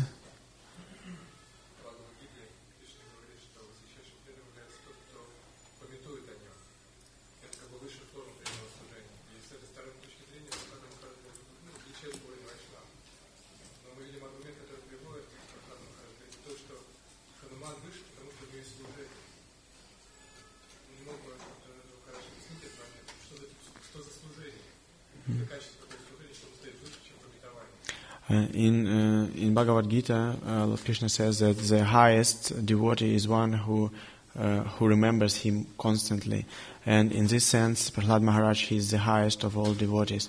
But here, Prahlad Maharaj says that Hanuman is higher than him because he renders some particular practical service. And what kind of service is this, which is more is higher than the remembering of the Lord? Well, that's described by both Valmiki and by Sanatana Goswami. Все слышали вопрос, да? Это описывается это описывает Валмики Муни и Санатана Госвами. So much service Hanuman did. Столько служения можно оказать. He Хануман оказал, да, много очень служений. he was acted as the messenger for Lord Ram Он был посыльным Господа Рамы. to Sita Devi. Он к Сита-Деви. He personally went to Lanka Он лично отправился на Ланку and brought back news и приносил новости and comforted Sita in her distress. и общался с Ситой в ее несчастье, в ее горе. He directed the project of bridging the ocean. Он управлял проектом постройки моста через океан. He serves as a carrier for the Lord, Он был носителем Господа, and his tail serves as the Lord's umbrella. и его хвост служил зонтиком Господа. He brought back the special herb to cure Lakshman. И он принес специальные травы, чтобы вылечить Лакшмана. And he was the leader of all these soldiers who were victorious in the fight against Ravana. И он был лидером солдат, которые победили в бою против Раваны. So there's so much service that Ravana. Он столько много выполнил служения. Of course, Prahlad is speaking in humility. I'm not doing any service. Но Прохлад, конечно, он в своем смирении говорит, что я вообще не делал никакого служения. He's absorbed in service by remembering the Lord. Он всегда поглощен в служении, памятуя о Господе. But still, he says comparatively, Hanuman's position is higher. Но все же он говорит, в сравнении с ним положение Ханумана выше. At the end of this first half of Brihad Bhagavatamrite, we'll find that actually there's no higher and lower. И в конце этой секции Брихад Бхагаватамрите мы обнаружим, что нету высшего и низшего. The devotional service rendered by all the devotees is absolute. А преданное, которое оказывают все преданные, является абсолютным. Still, there's some consideration on the spiritual platform of higher levels of intimacy and devotion. Но на духовном уровне все же есть различия более высокого уровня личностных отношений и преданности. Both things are simultaneously true. Эти две вещи, они истинны одновременно. Is that okay? Получается, что личное служение Господу, оно стоит выше, чем пометование Господа. So personal service, it appears to be that personal service is higher than smarna, than remembering the Lord. That's Prahlad's statement. Это то, что утверждает Прохлад. Nice to think of the Lord, but better to do something for Him. Хорошо думать, конечно, о Господе, но еще лучше что-то сделать для Него. That's Prahlad's point. Это то, что хочет сказать Прохлад. Of course, we know that anyone can become perfect by any of the items of devotional service. Конечно, мы знаем, что можно достичь совершенства в любым из 9 видов преданного служения. Still, this is his point. Still, that's his point. Тем не менее, вот такова позиция Прохлада. Is that okay? Получается, Арджуна стоит выше, исполняя желание Господа, сражаясь, это выше, чем если он просто медитировал бы. Arjuna, he also have a higher position while performing his fighting service. He's going to come later. Он еще позже Арджуна будет, чем Хануман даже. After Hanuman. После Ханумана. Yes. Я слышал о том, что шанта-раса, которая существует в духовном мире, она таит в себе некоторую опасность, что, находясь в нейтральных взаимоотношениях с Господом, живые существа, есть опасность, большая опасность падения в материальный мир. Так ли это? Для начала, давайте так, а потом на следующий вопрос. So I've heard that being in Chantarasa, it's quite dangerous because this is the most unsafe position and one can fall down. Нет. Находясь в шанта-расе, живое существо, то есть можно ли в нейтральных взаимоотношениях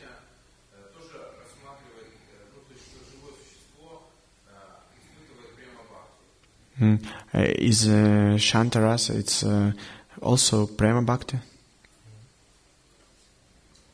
Да. There are different opinions about that. Есть разные мнения по этому поводу. Some acharyas don't count it as devotional service. Некоторые не считают это преданным служением, некоторые из ачарьев. But it's accepted in the nectar of devotion. Но в нектаре преданности это принимается таковым образом. It's accepted as being above the impersonalist position. Это принимается, это положение принимается более высоким, чем имперсональные отношения. In the impersonal position, from the impersonal position, one can fall down. То есть с имперсональной позиции можно упасть. But from pure devotional service in any relationship, there's no falling. Но из чистого преданного служения в любых отношениях нет падения. Cows never fall down from Goloka Vrindavan. Коровы не падают с Галоки Вриндавана.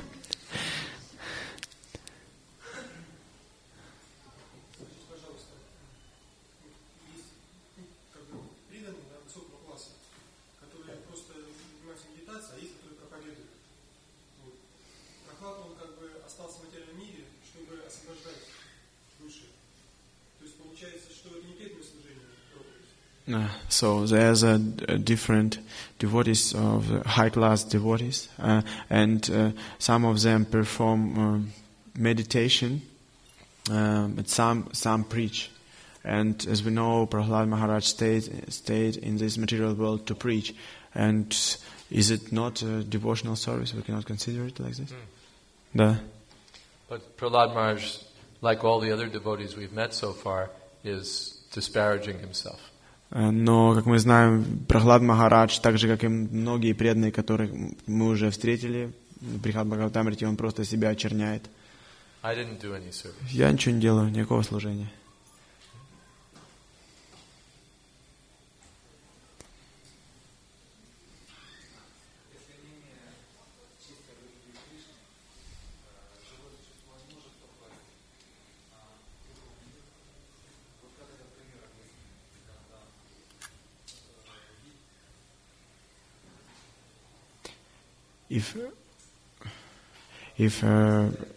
Okay.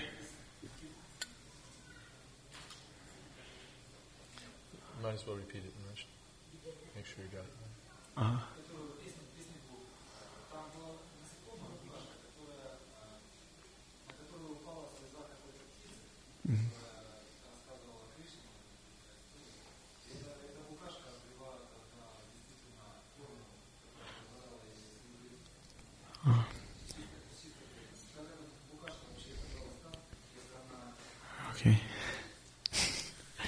Okay, we know that without having pure devotion to Krishna, one cannot go to the spiritual world.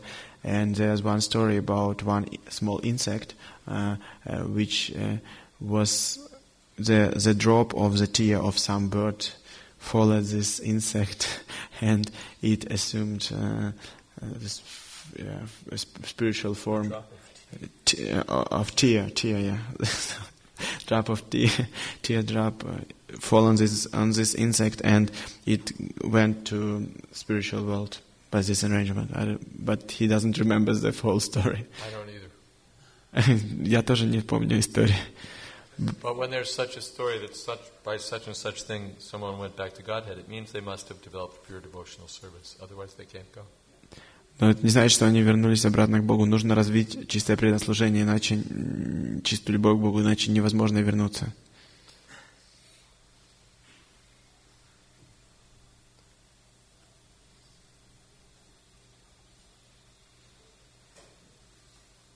Just like if you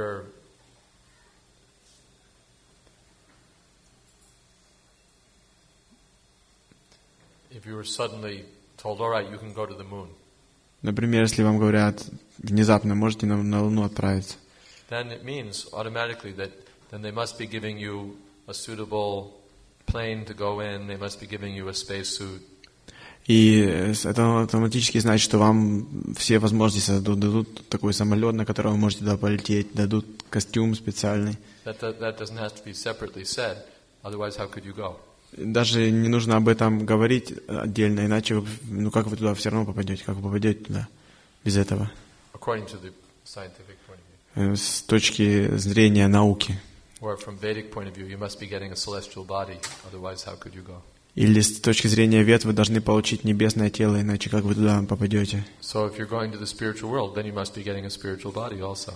То есть, если вы идете в духовный мир, вы должны получить духовное тело. And you must be getting pure devotional service. И вы должны получить чистое преданное служение. Yes.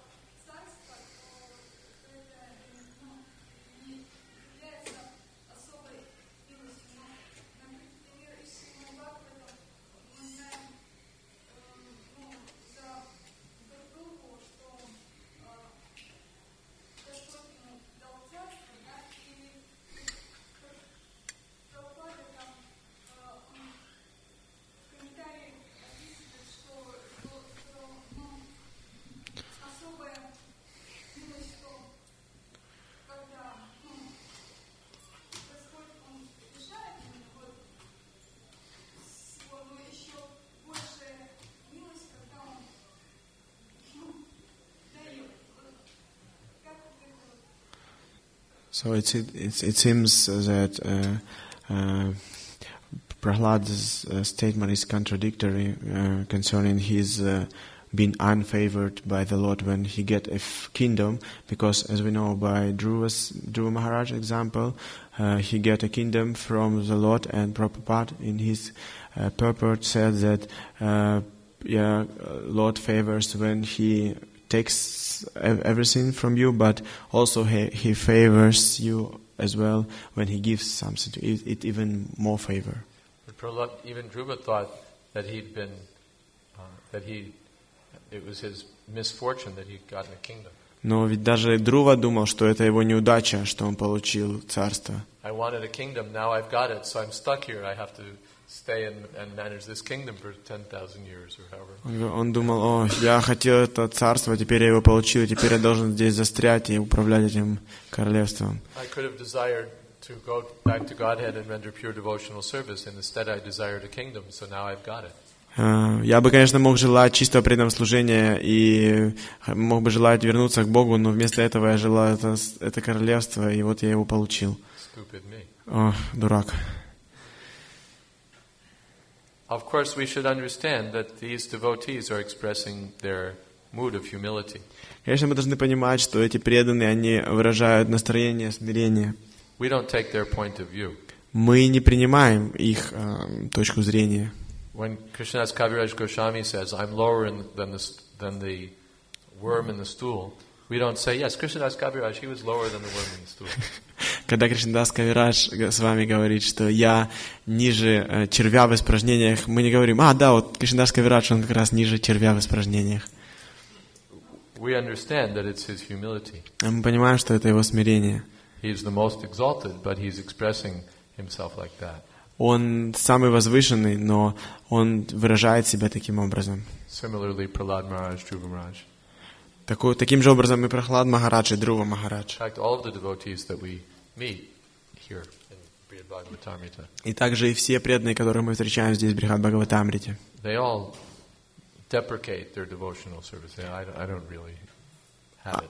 Они полностью уничижают свое преданное служение. Да, я ничего не делаю. And they all appreciate the devotional service of other devotees. И они полностью оценивают служение других преданных. So Sanatana Goswami is teaching us. Санатана Госвами, он учит нас таким образом.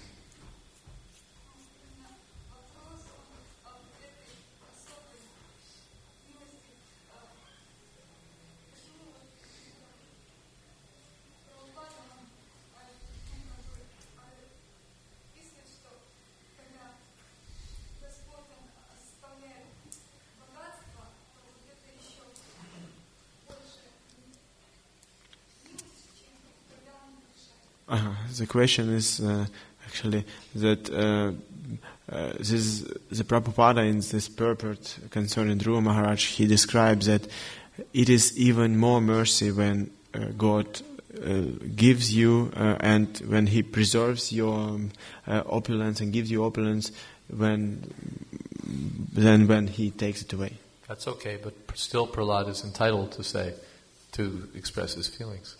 Но это, ну что сделать, так вот. Но Прахлад Махарадж говорит по-другому, чтобы выразить свои чувства. Is that okay? Это удовлетворяет вас? Just like Prahlad Maharaj says, he patted me, but that was just a show. Например, как Прахлад Махарадж говорит, он меня поглаживал по голове, но это просто было It шоу. wasn't really his mercy. He must have just been putting on a show. Это не была милость Кришны, просто это он устроил такое шоу. So we don't take it that way. It's his humility. Но мы не принимаем это таким образом, это его смирение. Там Прабхупада Махарадж говорит о том, что майявади утверждают, что игры Господа это вообще была майя, другие утверждают, что это все просто для удовлетворения Господа. Ну и как бы из контекста я понял, что это не совсем так. Мне кажется, что это игры, которые действительно Господь делает, проводит для своего удовлетворения. Если это не так, объясните, пожалуйста.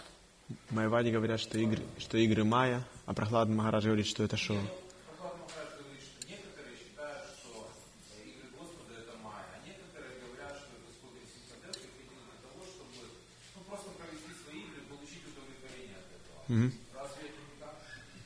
Второе, про с майей понятно.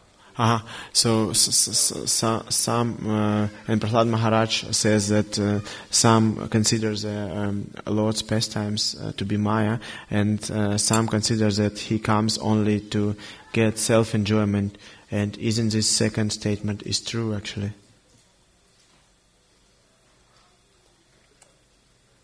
No.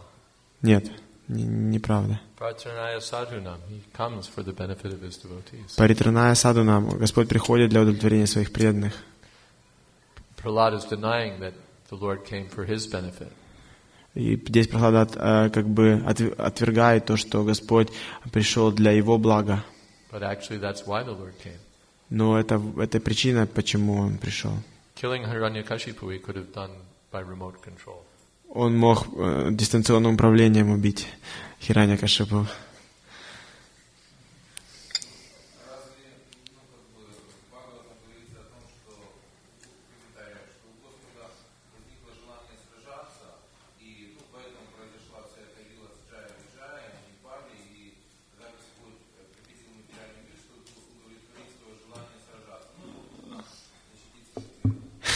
And but in Bhagavatam it is said that Lord had this desire to fight, and therefore the whole lila with Jaya and Vijaya took place, and he just came to fulfill his desire to fight, and just by the way also protect his devotees. The Lord does many things at once. Господь много сразу делает, много вещей одновременно может делать. It's not that everything that it was only to fight and everything else is just kind of, well, you know. Это не то, что он вот главное было сражаться, а все остальное так себе. The Lord has many purposes. У Господа много есть целей и задач, He does которые он many things выполняет. at once. Он не концентрируется на чем-то одном.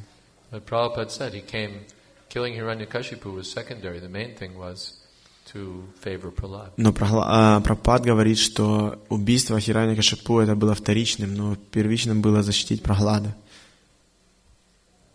Shall we go on? Продолжим. So Narada goes to Kimpurusha and he sees Hanuman absorbed in worshipping the deity of Lord Ramchandra. И Нарада приходит на Кимпуруша Варшу, и он видит Ханумана поглощенным поклонением Господа Рамачандре. Just as if the Lord were personally present. Так, как будто бы Господь лично там присутствовал. And he's in ecstasy. He's listening to the Ramayan. His limbs are trembling. Tears are pouring from his eyes. И его тело дрожит, его все члены тела дрожат, и слезы падают из глаз. And he is reciting different prayers, some of them composed by others, some composed by him. И он цитирует разные молитвы, некоторые сочиненные другими, некоторые им самим. And repeatedly offering obeisances. И постоянно предлагает поклоны. So, Chukrosha Narado Modaj, Jaya Sri Raghunatha He, Jaya Sri Janaki Kanta, Jaya Sri Lakshmanangrita. See you later. Okay.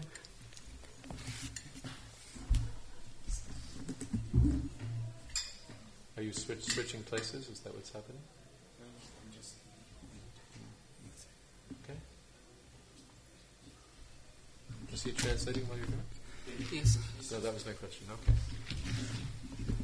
Sorry, I missed the point. So, Narada sees Hanuman and calls out this. Нарада увидел Ханумана и произнес следующее. Он сказал: «Вся слава тебе, Шри Рагунатха, возлюбленному Шри Джанаки, вся слава. Слава старшему брату Шри Лакшмана». So then, hearing Narada chanting the names of Lord Ramchandra, Hanuman jumps up from where he is and grabs hold of Narada by the neck. И Хануман, услышав, как Нарада произнес имена Господа Рамачандру, он подскочил тут же вверх и схватил Нараду за шею. After all, he's a monkey, so he jumps up. То есть для него это было естественно, ведь он же был обезьяной. Прыгать для него естественное занятие. And there, Narada's dancing in the sky. И Нарада, он танцевал в небе. And sharing Hanuman's unique mood of loving ecstasy, Narada begins to speak to him very loudly. И, получив часть от той радости, которую испытал Хануман, он также начал очень громко говорить. And he says, "You're the dearest devotee of the Lord." И сказал: «Ты самый дорогой преданный Господа. And I've become dear to the Lord today just by seeing you. И сегодня, просто лишь увидев тебя, я также стал дорог Господу». So then Hanuman becomes very sober. И Хануман, он стал очень серьезным. And he offers obeisances to Narada. И предложил свои поклоны Нараде. And brings Narada to his temple so that Narada can offer obeisances to the Lord. И затем он повел Нараду в храм, чтобы он мог там в храме предложить поклоны Господу. And now Narada begins glorifying Hanuman. И сейчас Нарада начинает прославлять Ханумана. In terms of the same glories already offered to him, already spoken about him by Prabhupada. И точно так же, как он уже говорил о Прохладе. Again, I'm skipping a little. Я сейчас немного также пропущу. So, hearing Narada, Hanuman's burning in separation from Lord Ramchandra. И слушая Нараду, Хануман, он буквально горел в огне разлуки с Господом Рамачандрой. We see this theme throughout the first part of Brihad Bhagavatamrite. И на протяжении всей первой части Брихад Бхагаватамрите прослеживается эта тема. As we come to more and more advanced devotees, they're feeling greater and greater separation from the Lord. По мере того, как мы будем становиться все более и более взрослыми и зрелыми преданными, мы будем чувствовать все большую разлуку по отношению к Господу. That question was asked yesterday. How is Prahlad showing something more than Lord Shiva?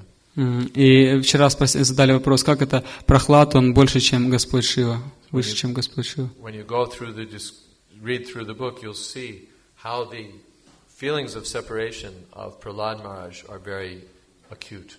И поэтому, если вы будете смотреть в этой книге, то вы сможете, что то чувство разлуки, которое испытывал Прохлад, оно было более сильным.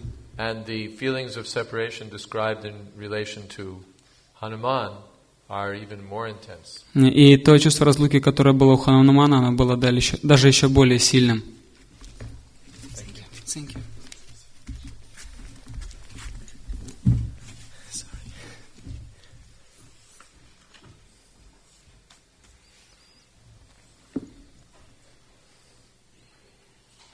So Narada comes, so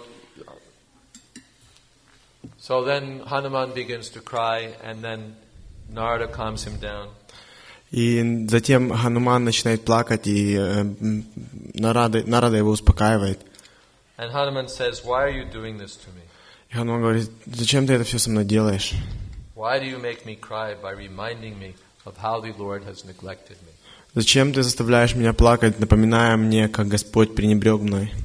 He took everyone else back to his spiritual kingdom with him and left me here. Он всех забирает с собой в свое царство, а меня здесь оставил он здесь. Because that's part of Lord Ramchandra's pastimes. He left Hanuman in this world to chant his glories. И просто это часть игр Господа Рамачандры. Он оставил Ханумана в этом мире, чтобы тот распространял его славу. But Hanuman takes it, the Lord has neglected me. Но Хануман принимает это так, что Господь пренебрег мной. He said that you think that because I rendered some service, you think that the Lord's given me His favor. Он говорит: из-за того, что я только выполнял небольшое служение, ты думаешь, что Господь проявил милость ко мне. But whatever mercy He's given me is just like a speck compared to the mercy He's given to the Pandavas. Но всю милость, которую Он оказал мне, это просто как частичка той милости, которую он оказал по отношению к пандавам. So he says from their very beginning, the Lord showed their determination, their religion, their fame, their wisdom, their devotion, their ecstatic love.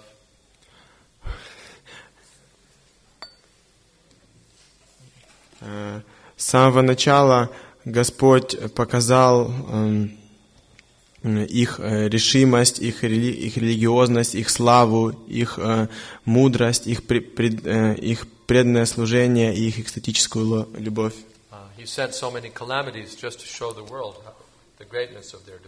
Он устраивал для них столько разных испытаний только для того, чтобы показать их преданность всему миру. Он действовал как их слуга, их советник, их посланник, их колесничий,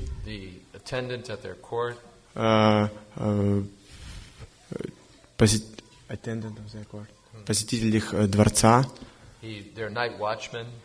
ночной сторож. Он даже предлагал им молитвы и поклоны.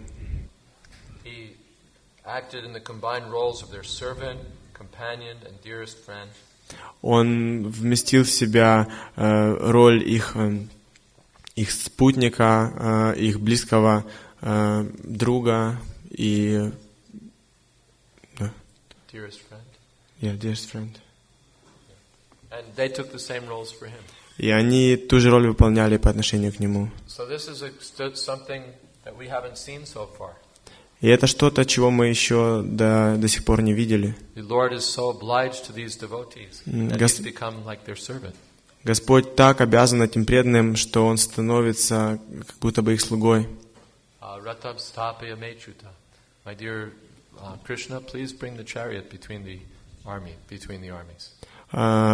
Пожалуйста, мой дорогой Кришна, выведи эту колесницу между двух армий. Yes, sir, yes, sir. Да, сэр, да, сэр. He becomes the servant Он of a devotee like Arjuna. Он становится слугой преданного, подобного Арджуне. And the Lord constantly resides with the Pandavas, so their capital has become as good as a sacred forest where sages perform austerities.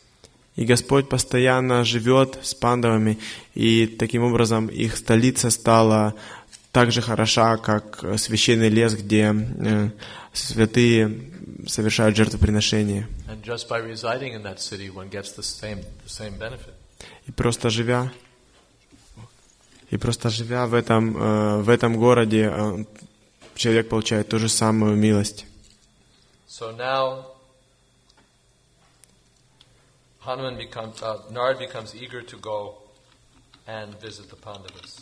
И Нарада, он воодушевляется пойти и посетить пандав.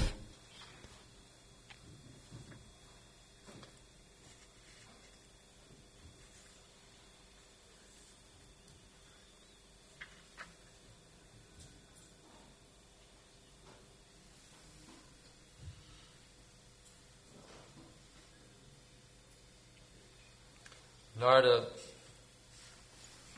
says to Hanuman, I'm again skipping. Я опять пропускаю, и Нарада говорит Хануману: Let's both go. давай вместе туда пойдем. Let's both go take shelter, see the Pandavas and take shelter of them. Давай вместе пойдем к пандавам, увидим их и примем прибежище у них. He says, never in Ayodhya did the Lord disclose what he now reveals in Dwarka. Никогда в Айодхе Господь не показывал то, что Он сейчас показывает в Двараке. Countless varieties of supreme opulence and sweetness. Бесчисленное разнообразие верховного богатства и власти. That even the demigods can't understand. Даже полубоги не могут понять этого. And these dealings all expand the love of his devotees. И все, что он не делает, это все увеличивает любовь его преданных.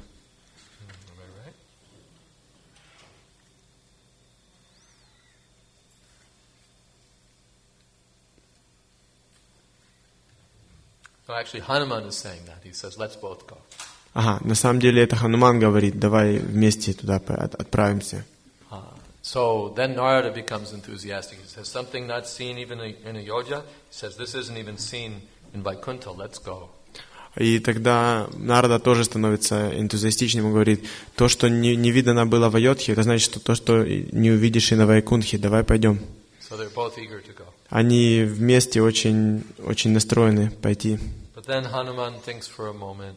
И затем Хануман так задумался на минутку. And he bows down to Narad Muni. И он склонился в поклоне перед Нардой Муни. And he says, definitely it would be fitting for us to go and offer them service. Он говорит: да, конечно, это нам будет подобать, чтобы мы пошли туда и оказали им служение. But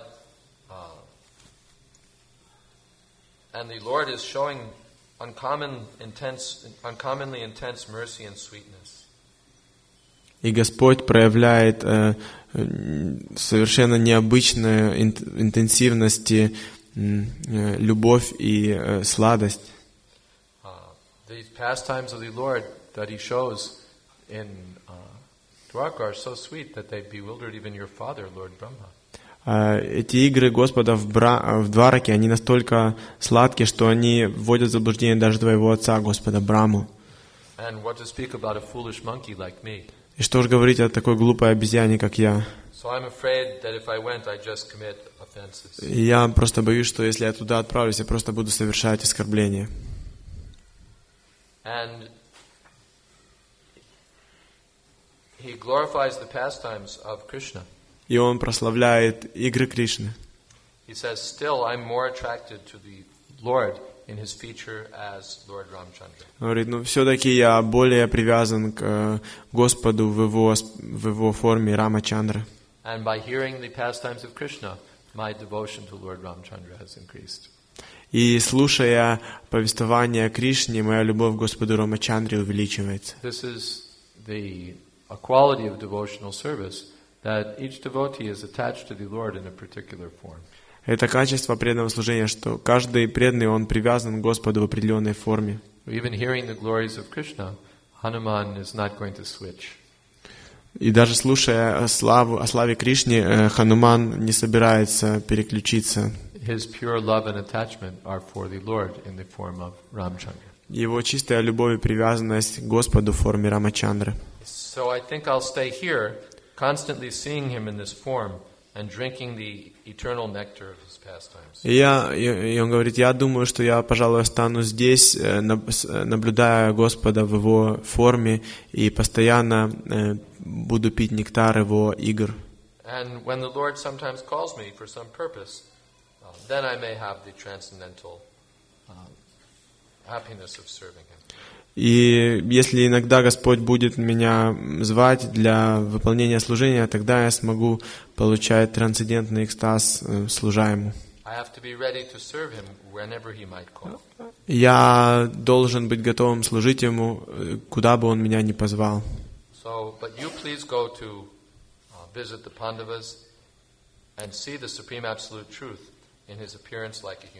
Но ты, пожалуйста, отправься к пандавам и ты должен увидеть высшую абсолютную истину в виде, который явился в форме обычного человеческого существа.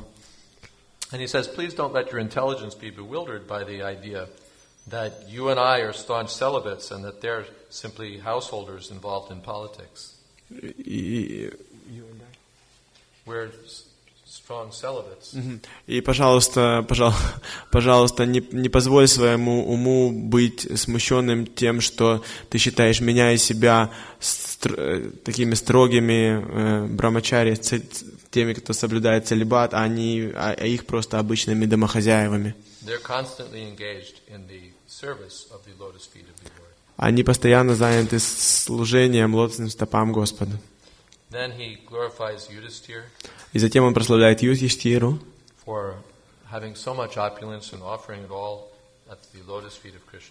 за то, что у него столько много богатства, которое он постоянно предлагает лотосным стопам Кришны.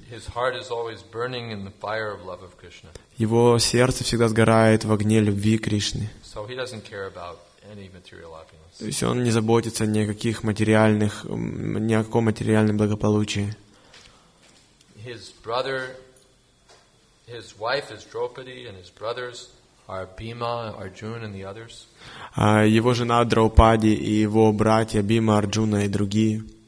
And he's attached to them not because of bodily considerations, but because of their loving relationship with Krishna. И он привязан к ним не из-за телесных самоотождествлений, а из-за их любовных отношений с Кришной. Anyway, what more can a monkey like me say? You know more than I do about their glories. Но в любом случае, что такая обезьяна, как я, может сказать? Ты в любом случае знаешь больше об этом. And chapter ends there. И здесь заканчивается глава. Any questions? Есть вопросы?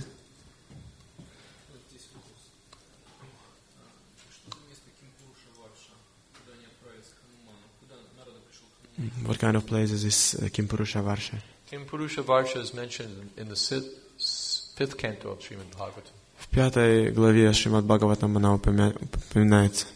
The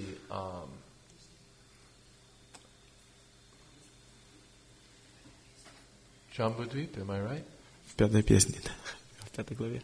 Bhumandala or Jambudvip? Jambudvip is divided up into different varshas. Джамбудвип разбит на 5 различных варшей. Different regions, tracts of land. Различные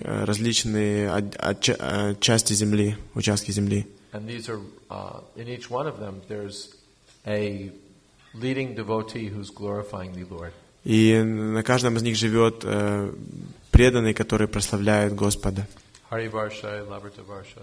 Хари Варша и Лаврита Варша. And one of them is Kimpurusha Varsha. И одна из них Кимпуруша Варша. Oh, it's described in the fifth canto. И она описывается в 5 песне. And Hanuman resides there, glorifying the Lord. И Хануман живет там, прославляя Господа. Yes.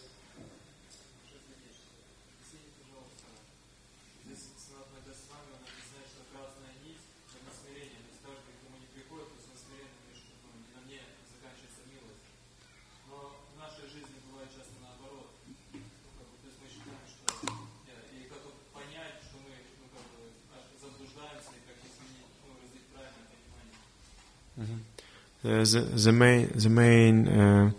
main topic of this narration is Sanatana Goswami shows that every devotee shows his humility, but in reality, as we see, when somebody glorifies us, we are more likely to accept it. And how to change this attitude, how we can develop this humility.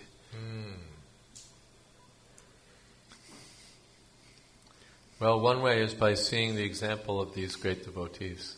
Ну, один из способов это то, что мы видим пример этих великих преданных.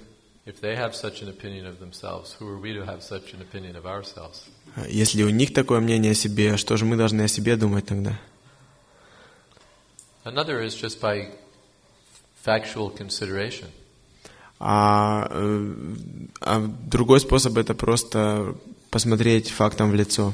Just like Yudhishthira Maharaj, he was a devotee of the Lord since his childhood. Например, Юдхиштхира Махарадж, он был преданным Господа с самого рождения.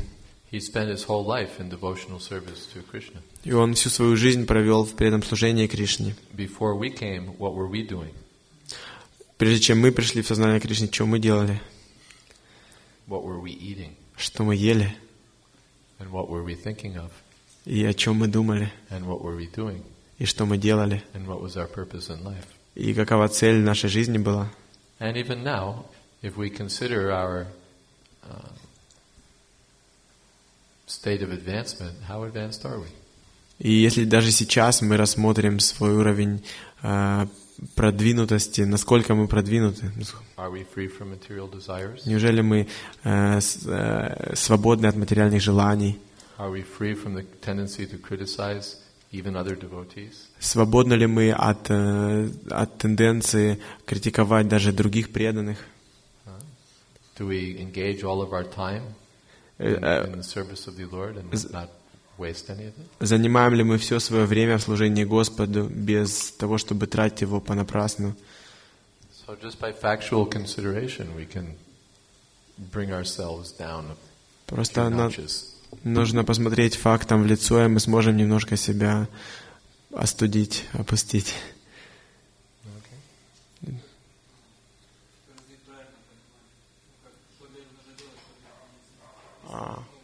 Что сделать, чтобы измениться?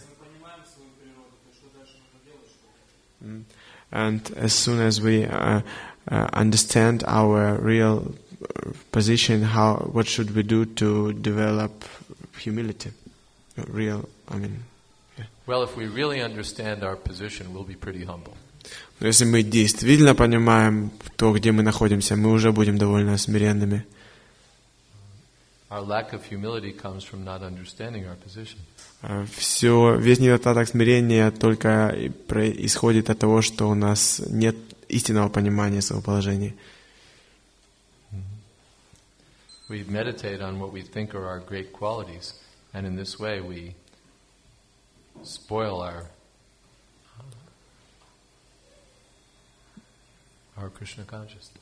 Мы медитируем, мы думаем о своих возвышенных качествах, и таким образом мы полностью губим свое сознание Кришны. Лучше медитировать на то, насколько мы не квалифицированы.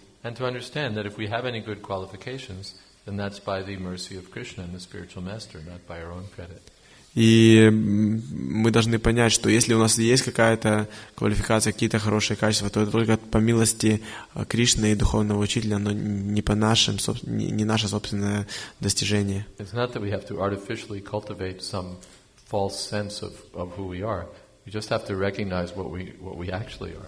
Не то, что мы должны как-то искусственно создавать свой имидж, думать, кто мы такие. Мы должны понять, кем мы на самом деле являемся. И этого уже достаточно будет.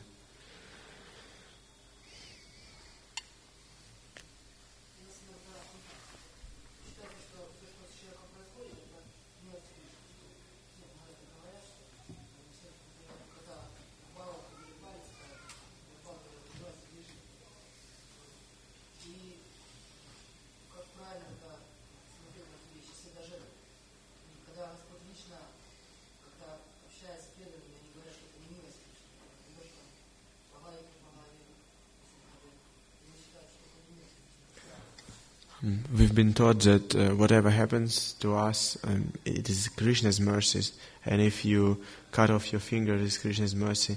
So what to say when Krishna caresses you? So this is how we should understand: is if every sin is Krishna's mercy, how could be the lack of His mercy? How could be lack of His mercy if every sin, even sins which bad? Да, преданные так и думают, что все милость Кришны. No, but how?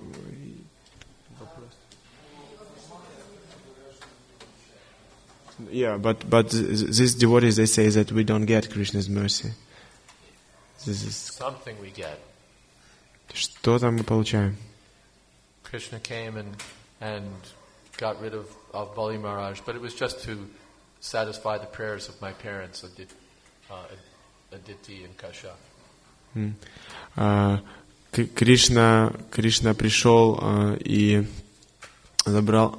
He took everything from Bala Maharaj. He gave me back to King Indra. He took away my kingdom from Bali Maharaj and gave it back to me. But it was just to satisfy my parents and Кришна забрал царство у Бали Махараджа и отдал это царство мне, и это было только ради того, чтобы удовлетворить моих родителей Адити и Каншьяпу. Не потому, что я какой-то особый объект милости Кришны. Кришна убил Хираньякашипу, но он и так его собирался убить. Это не из-за меня случилось.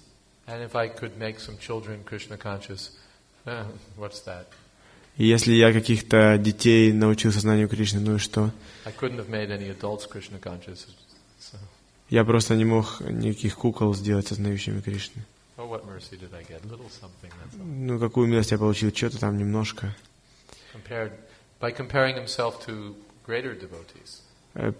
Когда сравниваете себя с более возвышенными преданными. То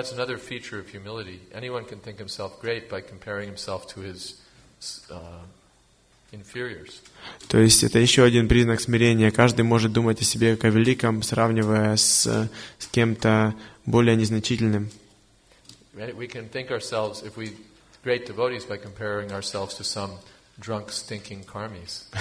Мы можем думать о себе как о великих преданных, когда мы себя сравниваем с пьяными, вонючими карми.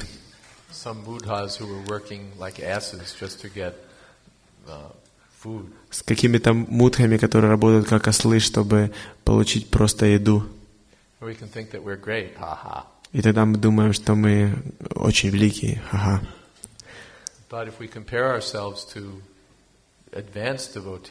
Но если мы сравним себя с продвинутыми преданными, то вся картина меняется.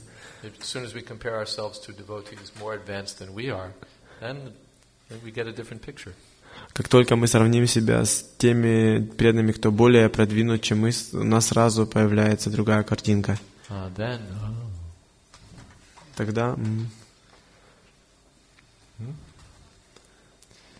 When Krishna wanted to make Brahma humble on one occasion, Brahma approached the father of the four Kumaras, the four-headed Brahma.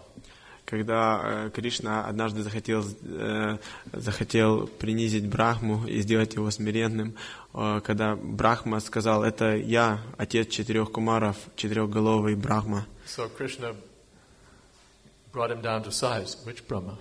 И Кришна его немножко попустил, спросив, какой такой Брахма. And showed him Brahmas with 8 heads, 16 heads, 16,000 heads. И показал ему Брахм с 8 головами, 60 тысячами.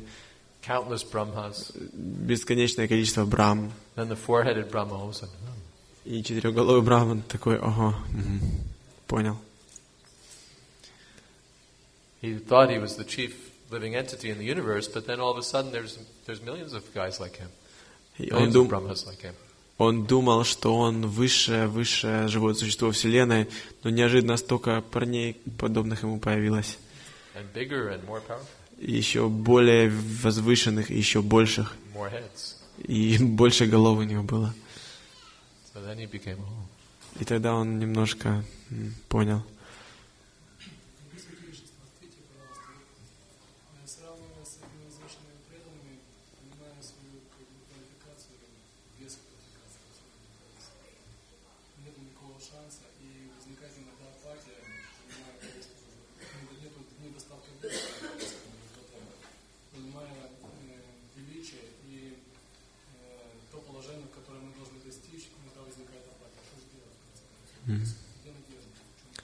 Что делать?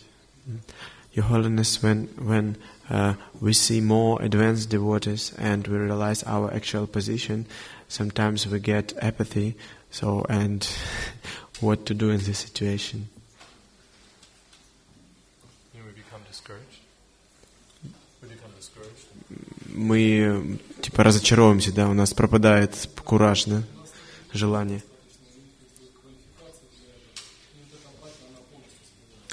don't have a strong enough faith and not enough qualification. So this apathy, it's completely stop you, put you down. Well, something is better than nothing. Ну, что-то это лучше, чем ничего.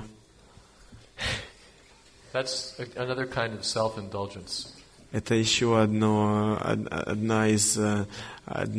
из видов самозамрачивания. To feel humble is good. Чувствовать себя хорошо, чувствовать себя смиренным — это хорошо. But I believe it's Narada Pancharatra, Narada Bhakti Sutra. Но в Нарада Бхакти Сутре говорится. There's a warning that don't overindulge in that. Но там говорится, слишком не заморачивайтесь этим. I'm so fallen, I can never do any service. О, я такой падший, ничего не могу делать, никакого служения Кришне не могу делать. О, вообще ничего не могу делать. I'm useless. О, я бесполезен. So I won't do anything. О, я тогда ничего делать не буду. I'll just sit here. Я просто сидеть буду. And sit here. И сидеть. And sit here. И здесь буду сидеть. And then I'll watch some television. И, может, телек посмотрю. And so on. И так далее. It becomes a kind of sense gratification. Это становится своеобразным удовлетворением чувств. Or it becomes a kind of maya.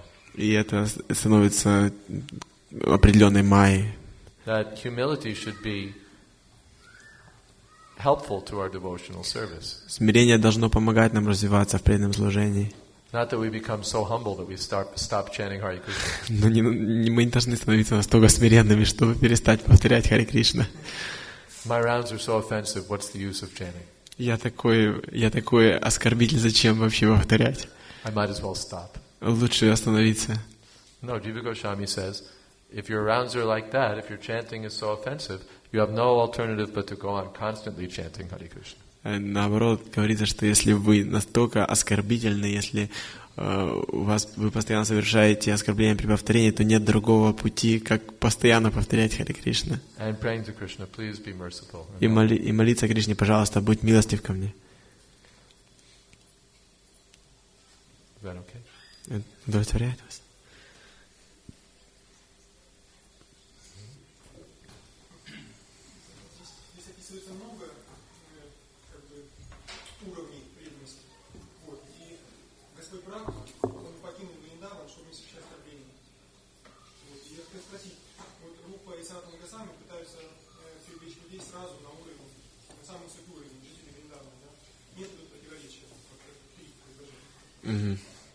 So there's different levels of devotion, and we know that Lord Brahma, he left Vrindavan not to commit any offenses, but Srila Rupa and Srila Sanatana Goswami, they attract people and they give them this the highest love of the Brajabasis. If there's some contradiction with this, so that followers of Srila Rupa and Srila Sanatana Goswami get this higher love, higher devotion of Brajabasis. It's not automatic. Это не автоматически происходит. That I pronounce myself a follower of Rupa's Sanatan, and then I automatically become higher than everybody. Это не то, что я просто себя объявлю последователем Рупы и Санатана Госвами, я сразу автоматически выше всех становлюсь. И сразу во Вриндаван попадаю. Мне билет выдают, и я во Вриндаван еду. В Радхакунду. И себе серую такую радхакундовскую тилаку ставлю.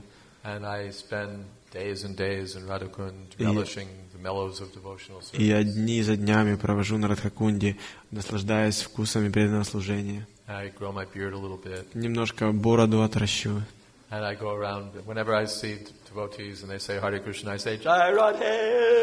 И всегда, когда встречу преданных, которые говорят Харе Кришна, я буду кричать: «О, Джайрадхе!»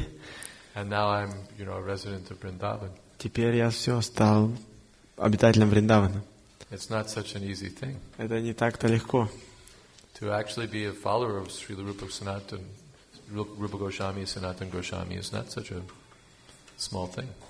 Быть на самом деле последователем Шрила Рупы Госвами, Шрила Санатана Госвами — это не такая дешевая вещь. We can get that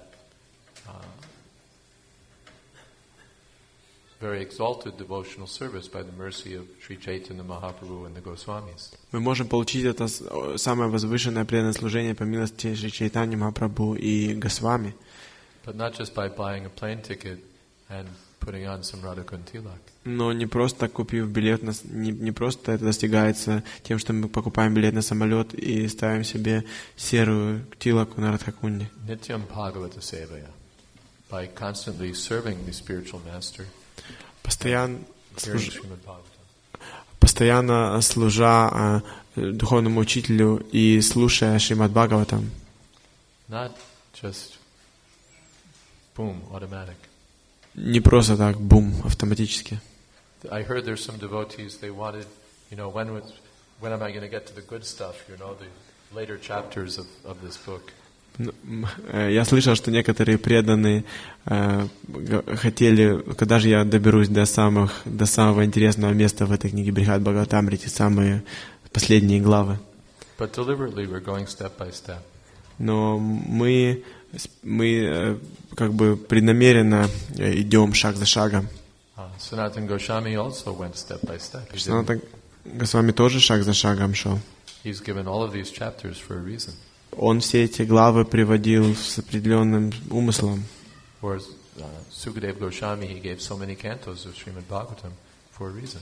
И Шукадев Госвами тоже с определенным замыслом столько много песней Шримад Бхагаватам он рассказал. We have to patiently follow. Мы должны с терпением следовать.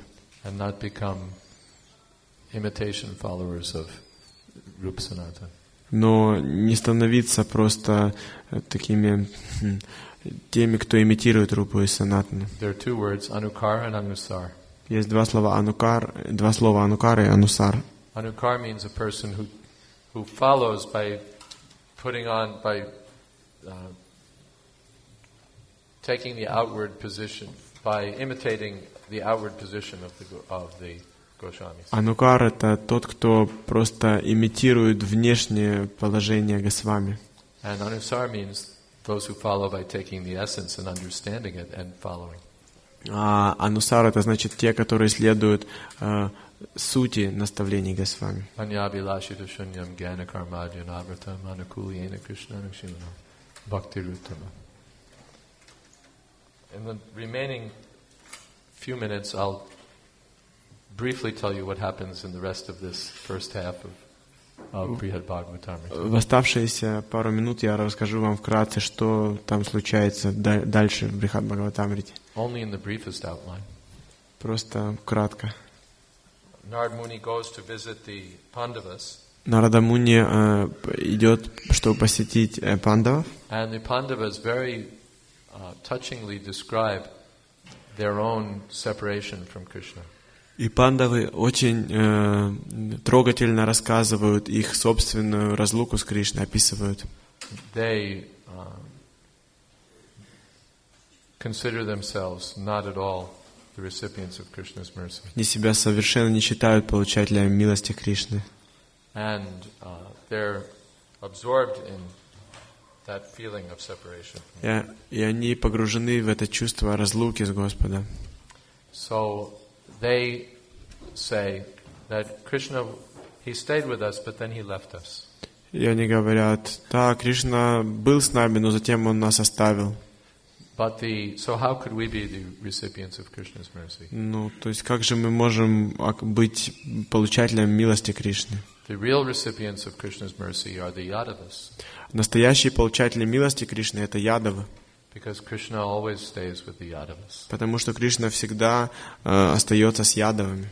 And among all the Yadavas, Uddhava is the most fortunate. И из всех ядавов самый удачливый Уddhava. Because he's the most intimate personal associate of the Lord.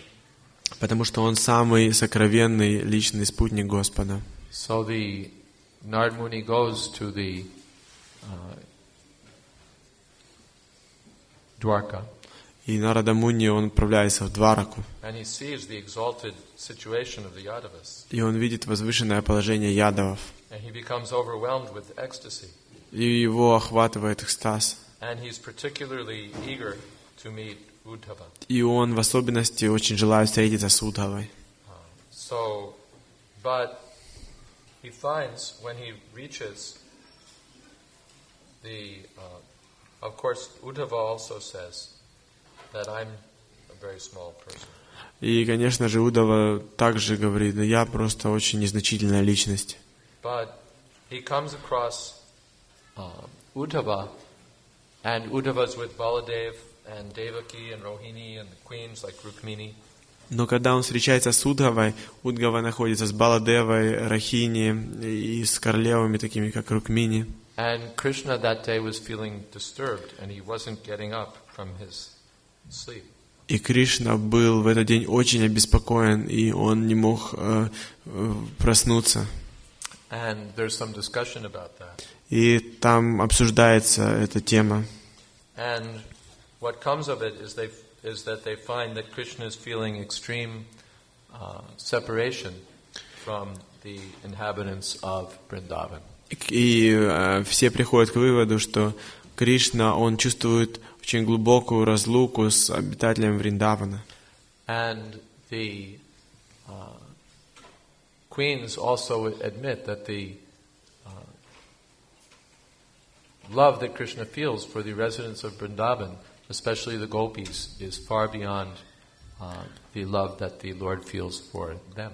И даже царицы Вриндавана, царицы Кришны, они признают, что та любовь, которую Кришна испытывает по отношению к обитателям Вриндавана, а в особенности к гопи, она намного выше тех отношений, которые у них есть с Господом. The Lord becomes so overwhelmed by feelings of separation from the residents of Vrindavan that he loses consciousness. Господь настолько поглощен своим чувством в разлуке с обитателем Вриндавана, что он теряет сознание. And to restore him to his normal state, the devotees devise a scheme. И чтобы вернуть его в нормальное положение, преданные разрабатывают план. And they bring him to a replica of Vrindavan there in Dwarka. И они его помещают в такое в место, которое полностью копирует Вриндаван в Двараке, то есть в копию Вриндавана в Двараке. Нава Вриндаван. And there the Lord feels that he's in Vrindavan. И там Господь чувствует, что он во Вриндаване. And he becomes enlivened. И он оживает. And then, after some time, it becomes apparent that he's not actually in Vrindavan. И через какое-то время он понимает, что на самом деле он не во Вриндаване. And he comes back to consciousness. И он снова возвращается в сознание. And there's further discussion about the glories of the inhabitants of Vrindavan. Но слава обитателя Вриндавана, они продолжают как бы обсуждать славу обитателя Вриндавана. At the conclusion, we find that there's no higher recipients of Krishna's mercy than the inhabitants of Vrindavan, and especially the gopis. И в конце концов, в заключение книга приходит к выводу, что нету никого более возвышенного и большего получателя милости Кришны, чем обитатели Вриндавана и в особенности гопи. Sri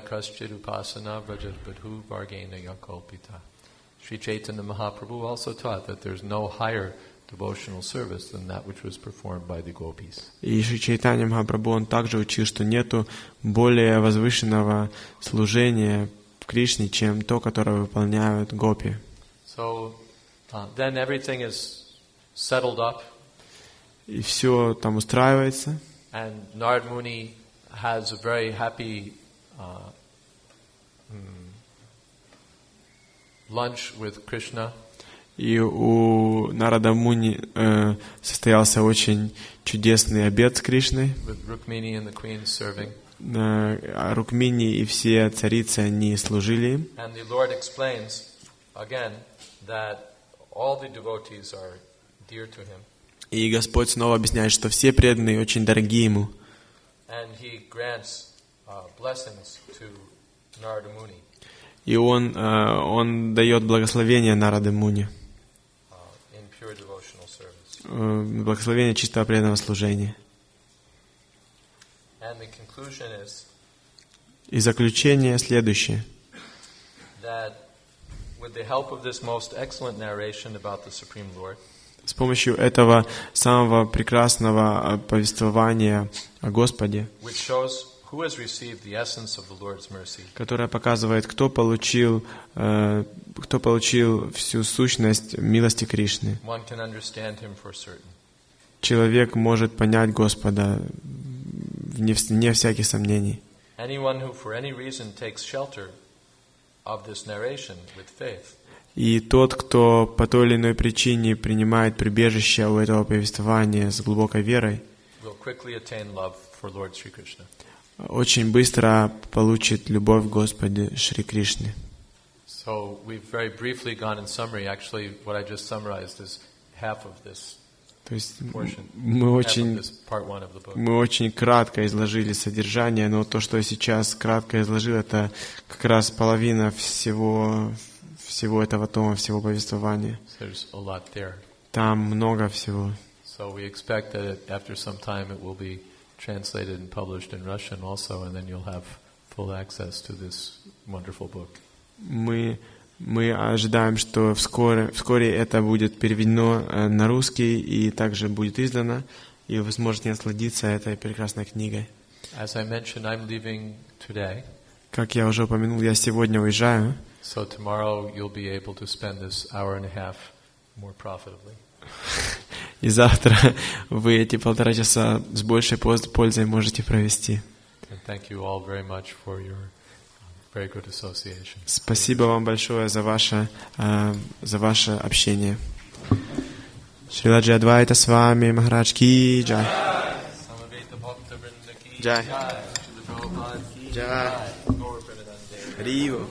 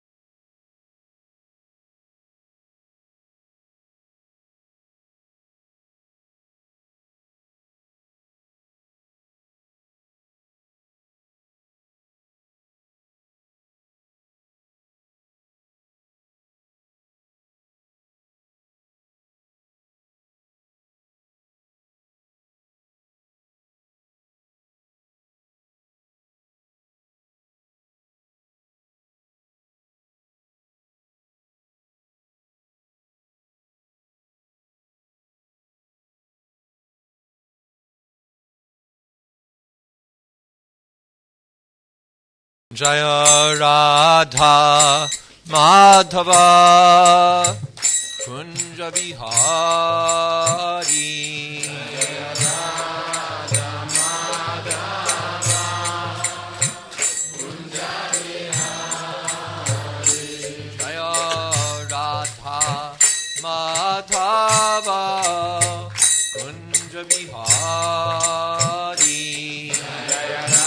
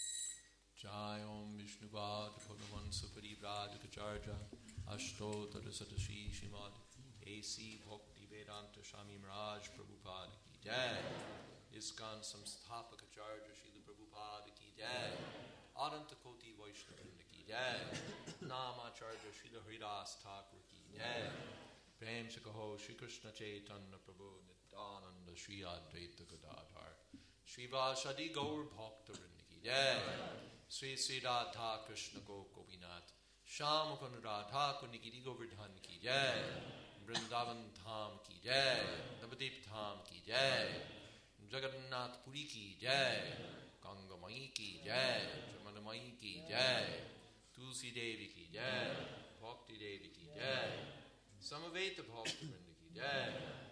All glories to the assembled devotees. All glories to the assembled devotees. All glories to the assembled devotees. Gaur Premanande.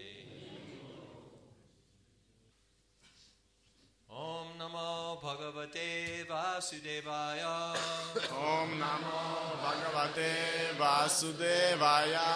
Om Namo Bhagavate Vasudevaya. Om Namo Bhagavate Vasudevaya. Om Namo Bhagavate Vasudevaya. Om Namo Bhagavate Vasudevaya. Shrimad Bhagavatam, 3rd Canto, Chapter 25, Text 22. Шримад Бхагаватам, 3 песнь, 25 глава, 22 текст. Mai Ananyena Bhavena Bhaktim Kurvanti Ye Dridham Matkrate Tyakta Karmanas Tyakta Swajana Bandhavaha Mayananyena Bhavena Bhaktim Kurvanti Yedridham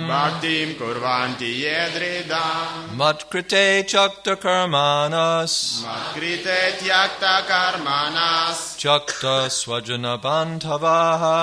Chakta Swajana Bandhavaha Mayananyena Bhavena Bhaktim Kurvanti Yedridham Matkrite Chakta Karmanas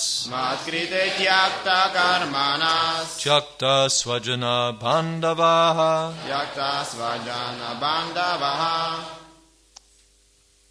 Swajana Bandhavaha Mayananyena Bhavena Bhaktim Kurvanti Yedridham Matkrite Chakta Karmanas Chakta Swajana Bandhavaha Mayananyena Bhavena Bhaktim Kurvanti Yedridham Matkrite Chakta Karmanas Chakta Swajana Bandhavaha Mayananyena Bhavena Bhaktim Kurvanti Yedridham Matkrite Chakta Karmanas Chakta Swajana Bandhavaha.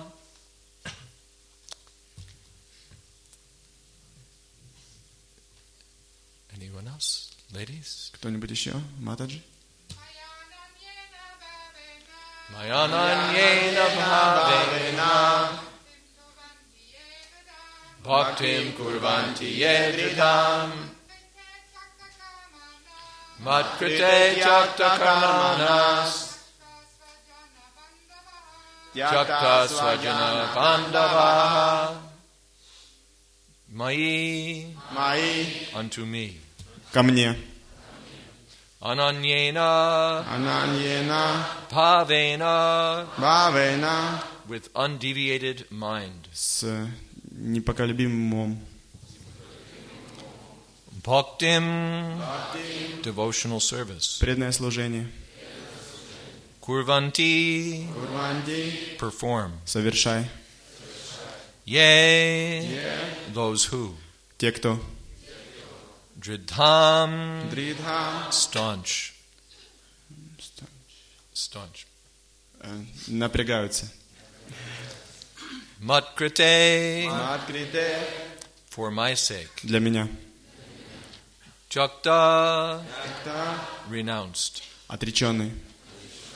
Karmanaha, Карманаха, activities. деятельность. Jakta, Это renounced. отреченная. Swajana, Саджана, family relationships. семейные отношения.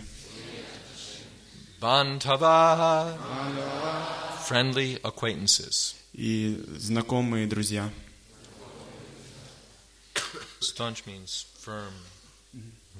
Such a sadhu engages in staunch devotional service to the Lord without deviation. Такой садху занимается твердым служением Господу без отклонений.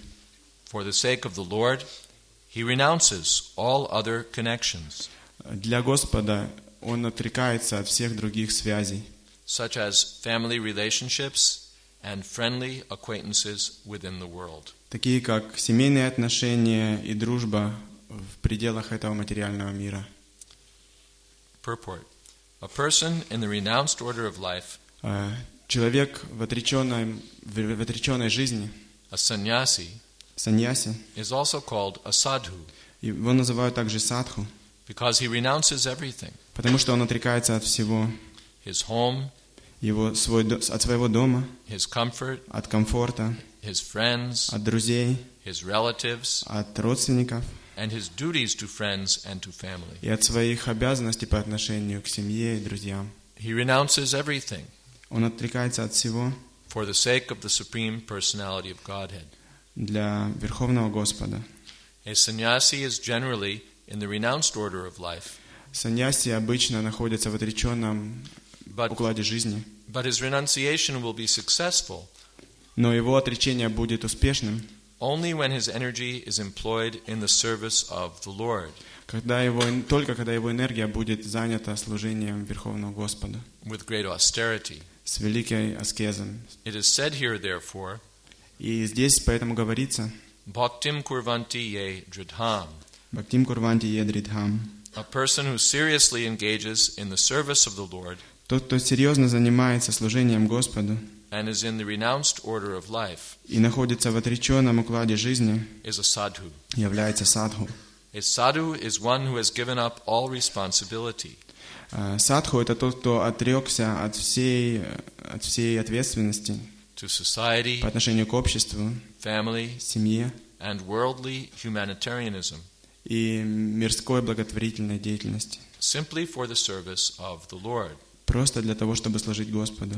As soon as he takes his birth in the world, Как только он принимает свое рождение в этом мире, a person has so many responsibilities and obligations. как только человек принимает рождение в этом мире, у него столько разных обязанностей и обязательств To the public, людям, to the demigods, полубогам, to the great sages, великим мудрецам, to the general living beings, в общем, всем живым существам, to his parents, своим родителям, to the family forefathers, семейным праотцам and to many others. и многим другим. When he gives up all such obligations Когда он оставляет все эти обязательства for the sake of the service of the Supreme Lord, для того, чтобы служить Верховному Господу, he is not punished for such renunciation of obligation. он не будет наказан за такое отречение от обязательств. But if for sense gratification a person renounces all such obligations, Но если он отрекается от всех этих обязательств ради чувственного наслаждения, he is punished by the law of nature. он наказывается законами природы. Om Jnana Timidandasya Gyananjana Salakaya Chakshurun Militam Jena Tasmai Sri Gurave Namaha Shri Chaitanam Anabhistam Stapitam jena bhutale swayam rupa kadamahyam tadhati shapadantikam Vandeham Shri Guru Shri Jatapadakamalam Sri Gurun Vaishnavamscha Shri Rupam Shagrajatam Shahagana Raganatan Vitam Stam Sadivam Shadvaitam Savatutam Parishana Sahitam Krishna Chaitanya Devam Sri Radha Krishna Padan Shahagana Lalita Sri Vishakhan Vitamscha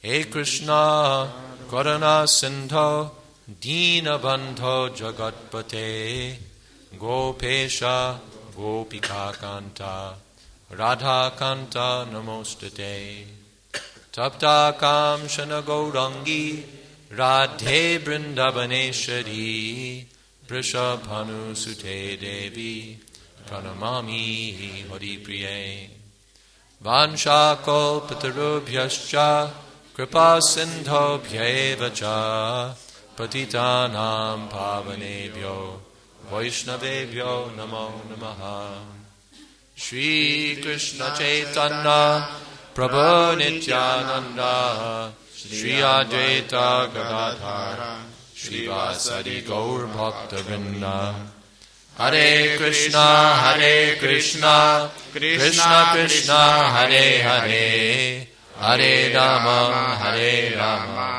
Rama Rama Hare Hare Mayannanyena bhavena bhaktim kurvanti ye jidham matkrite chakta karmanas chakta swajana bandhavaha.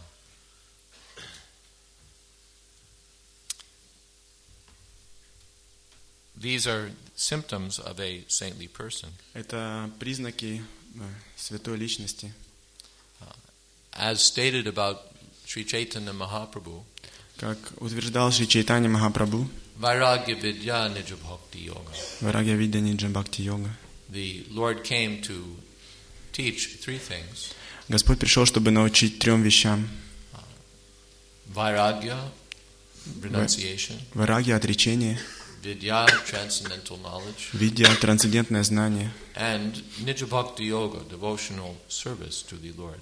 И Ниджа Бхакти Йога — это преданное служение Господу. The central point is devotional service. И главным, чему он пришел научить, это преданному служению. Without devotional service to the Lord, Jnana and Vairagya don't look very good. Без преданного служения Господу гьяна и варагья не очень хорошо смотрятся. But when one is fully engaged in devotional service, Jnana and Vairagya will automatically come. Но когда человек полностью занят в преданном служении, гьяна и варагья автоматически приходят. Janiyati ashu vairagyam jnanam cha yadohetikam. This is the symptom of advancement in Krishna consciousness. Это признаки продвижения в сознании Кришны. Srila Rupa Goswami has said there are so many symptoms like shivering of the body, tears in the eyes, but one has to judge not that way, but by seeing how a person is engaged in devotional service. Шрила Рупа Госвами описывает, что есть много признаков, как, например, дрожь в теле, слезы в глазах, но человек должен судить по-другому, потому как кто-то продвигается в сознании Кришны. Ananya bhavena, with an undeviated mind. С непоколебимым умом. Ekantiki bhakti, pure devotional service. Чистое преданное служение. Anyabhilashita shunyam. Without, although jnana and vairagya developed from devotional service, the devotee is not interested in the so-called jnana and vairagya of this material world. Хотя гьяна и вайрагья происходят от преданного служения, преданный не заинтересован в так называемом гьяне и вайрагье этого материального мира. To read so many books and know so many things about so many topics is not the business of a devotee. Читать столько много книг и знать то и сё о разных темах — это не занятие преданного. His business is to know about Krishna and the science of Krishna. Его обязанность — это знать о Кришне и знать науку о Кришне. And similarly, renunciation in the modes of passion and ignorance are also not the business of a devotee. И также отречение в гунах страсти и невежества — это тоже не занятие преданного. A person in the mode of ignorance gives up his prescribed duties out of laziness or foolishness. Например, тот, кто находится в гуне невежества, он оставляет свои обязанности из-за лени или просто по глупости. And a person in the mode of passion gives up his prescribed duties because they're too much trouble. А тот, кто находится в гуне страсти, он оставляет свои предписанные обязанности, потому что слишком много проблем. Too much discomfort, too much difficulty. Очень много дискомфорта, очень много трудностей. Kaya klesha bhayam tyajet. So such persons never get the beneficial result of renunciation. Такие люди никогда не получают благоприятного результата отречения. In the Bhagavad Gita, Krishna says that real renunciation consists of performing one's prescribed duties because they're duties. И в Бхагавадгите Кришна говорит, что настоящее отречение — это просто выполнять свои обязанности, потому что это обязанности. This is in the mode of goodness. Это отречение в гуне благости. And beyond the mode of goodness, when one performs all duties for the satisfaction of Krishna, this is renunciation. И за пределами гуны благости, если кто-то выполняет свои обязанности ради Кришны, это и есть отречение. But one has to be ready to give up swajana bandhavaha. Человек должен быть готовым оставить сваджана бандхаваха, Family and friends. семью, друзей. Arjuna had to give up his attachment for family and friends. Арджуне пришлось оставить свои привязанности к друзьям и семье. Jakta swajana bandhavaha. In the varnashram system also, one has to, of course, to come to Krishna consciousness, generally one has to give up so many material connections. Также и в варнашраме системы. Конечно, если мы приходим в сознание Кришны, мы столько оставляем всего позади. Asatsanga tyagi e vaishnavachar. You can translate. Вы должны оставить общество непреданных, и это не общение с непреданными, это поведение вайшнава. Stri sangi eka sadhu Krishna bhaktar. The non-devotees and those who are attached to women. One has to give up their association. Непреданные и те, кто привязаны к женщинам, преданный должен оставить их общение. Whoever they are, they may be friends, family members, but if they're Stri sangi Krishna abhakta, one should give them up. Кто бы это ни был, даже если это члены его семьи, если они стрисанги, если они привязаны к женщинам, и он должен оставить их общение. Then even in the within Krishna consciousness, in the varnashram system, at the mature stage, one gives up family connections. И в сознании Кришны на зрелой стадии человек оставляет семейные привязанности. And that's called sannyas. Это называется саньяса. Panchashordham vanam brajayet. By the age of 50, one should give up family life. В 50 лет человек должен отречься от семейной жизни. This is the varnashram system. Это система варнашрам. Because naturally one is attached to wife, children, and so on. Потому что обычно человек привязан к жене, детям и тому подобному. And that attachment has to be redeposited in the account of Krishna. И эту привязанность нужно переложить на счет Кришны. At a certain stage of life, the householder ashram may be recommended. И на определенной стадии жизни рекомендуется ашрам грихастхи.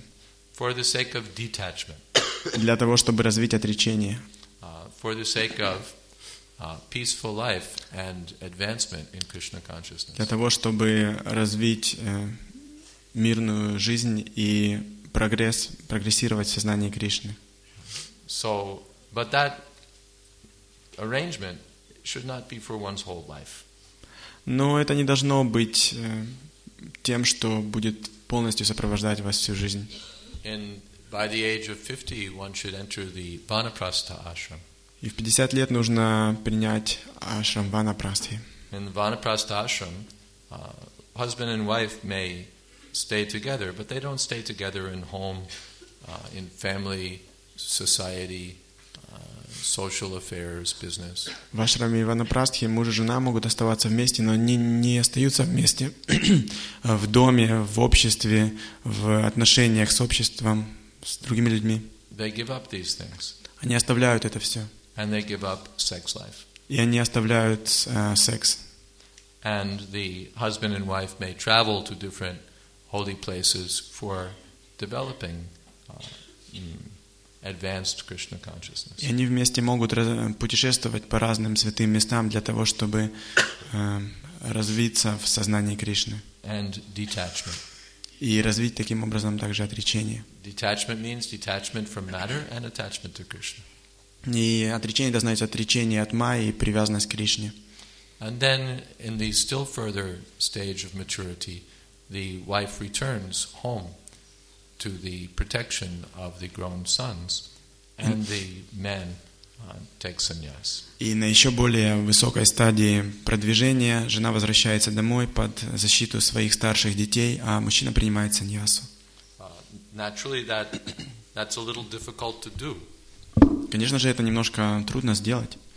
Husband and wife are very attached to one another. Муж и жена очень привязаны друг к другу. The wife renders so much service. И жена столько много служения оказывает мужу. One is indebted. И муж очень обязан ей. Still, dridham, by determination, one has to give it up. И через решительность, дридхам, человек должен все-таки отказаться от этого. Asanga shastrena dridhena chitva. In the 15th chapter of Bhagavad Gita, the material existence is compared to a banyan tree. В 15 главе Бхагавад-гите материальное существование сравнивается с деревом баньяном. With leaves and branches and roots going in every direction. Его ветви, его корни, его листья везде проникают. So that one can't tell where the beginning and the middle and the end of it is. И никто не может сказать, где его начало, середина и конец. And generally one is going from this place to this place to this place. И обычно человек попадает с одного места в другое, в третье, в четвертое. This tree is the reflection of reality. It's not reality itself. И это дерево — это отраженная реальность, а не сама реальность, как она есть. And one has to cut oneself off from that tree. И человек должен отрезать себя от этого дерева. How? Asanga shastrena, with the weapon of detachment. И каким образом асанга шастрена, с помощью орудия отречения? Asanga shastrena dridhena, determined detachment. Решительным отречением. Very definitely, with conviction, one has to detach oneself from this material existence. Очень четко, с убеждением, человек должен отречь себя от этого материального существования. Dridha means determination. Дридха значит решительность.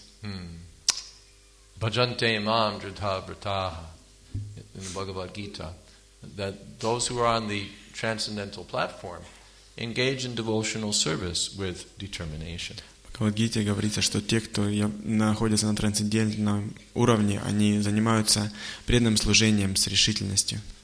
Without determination, one can't go so far. Без решительности человек не может далеко зайти. Dridha vrata. Dridha, determination means you make a decision and then you stick to it. Решительность значит, что вы приняли решение и вы четко его придерживаетесь. It means we fix our mind and then we decide that's it. Это значит, что мы утвердили свой ум и решили. Вот так вот оно и будет. Off the mental platform. Слетаем с уровня с ментального уровня, с уровня ума. And when one is off the mental platform, then determination and detachment become easy. И когда человек уходит с уровня ума, то его решительность и уверенность легко приходят. One has to decide. Человек должен решить. And once one has decided, one can make progress. И когда человек решает, он может прогрессировать. Prabhupada gives the example that suppose it's Ekadashi, Прабхупада приводит пример поста в Экадаши. and you're thinking about fasting completely on Ekadashi. И некоторые думают о том, чтобы полностью поститься на Экадаши. Now, if you're only thinking about it, it will be, if you decide to do it, it's easy. Если вы решили это сделать, это легко. If the day before you decide tomorrow's Ekadashi, I'll fast for the whole day. It's not so hard. Если завтра Экадаши вы решили, я буду поститься целый день, не так это сложно сделать. We all can live for one day, survive one day without food. Все мы можем без еды один день, по крайней мере, протянуть. But suppose you decide that tomorrow is Ekadashi, and I think probably I'll fast for the whole day. И если вы думаете, завтра Экадаши, и, наверное, скорее всего, я буду поститься целый день. At least I'll fast for half the day. Ну, по крайней мере, полдня. And then I'll see how it goes. И потом посмотрите, как будет идти. If I'm feeling strong, then I'll continue maybe up till the 4 o'clock offering. Если я довольно сильный, то я после 12 тоже буду поститься. And otherwise, I'll take lunch at noon, or maybe I'll take something at 4 o'clock. Or if I'm a little hungry in the evening, maybe I'll take something then. А иначе, может быть, чуть-чуть приму после полудня, может быть, немножко вечером. Но если я вечером голодный, то я приму чуть-чуть побольше. Or maybe if they make one of those really good Ekadashi preparations, then I'll fast next Ekadashi. Но если они сделают хороший экадашный пир, то, может, следующий Экадаши попощусь. Then it will be very difficult. Будет очень сложно. Because all day long you'll be thinking, well, should I go on, should I not go on, should I go on, should I not go on? Потому что целый день вы будете думать, поститься, не поститься, поститься, не поститься. Do I still have strength, or maybe I'm a little weak? У меня еще есть сила, или я уже немножко слабый? If I don't eat now, will I have to eat at 4 o'clock? If I have to eat at 4 o'clock, will something be there? Ой, если я не поем сейчас, то мне нужно в 4 поесть, а если я захочу есть в 4, будет ли там еще что-то поесть? All day long, it's like monitoring your blood pressure at every moment. Это просто постоянное изменение вашего давления каждую секунду. At every moment, you have to decide, well, should I? И каждую секунду мы должны решить, да, делать, не делать, делать, не делать. Bang, bang, bang, bang, bang, bang. This is the mental platform. Это уровень ума. And it's very difficult. И это очень сложно. But once you've decided, then it's easy. Но если вы решили, уже очень легко. So, bhaktim kurvanti yejidham. The sadhus have decided that I'm definitely going to serve Krishna. Садху он решил, я точно буду служить Кришне. And I'm definitely not going to go back into materialistic life. И определенно я в эту материалистичную жизнь не собираюсь обратно возвращаться. My spiritual predecessors gave up this materialistic life for the service of Krishna. Мои духовные предшественники оставили эту материальную жизнь для служения Кришне. And they overcame the material modes of nature and the ignorance of this material world. И они превзошли материальные гуны природы и невежество этого материального мира. And I've decided that I have to follow in their footsteps. И я решил, что я буду следовать по их стопам. This is spiritual advancement. Это духовное продвижение. Just like we decide, no intoxication, no meat eating, no illicit sex, no gambling. Так мы решили, никаких интоксикаций, никакого мяса, никаких азартных игр и никакого незаконного секса. It requires determination. What is that determination?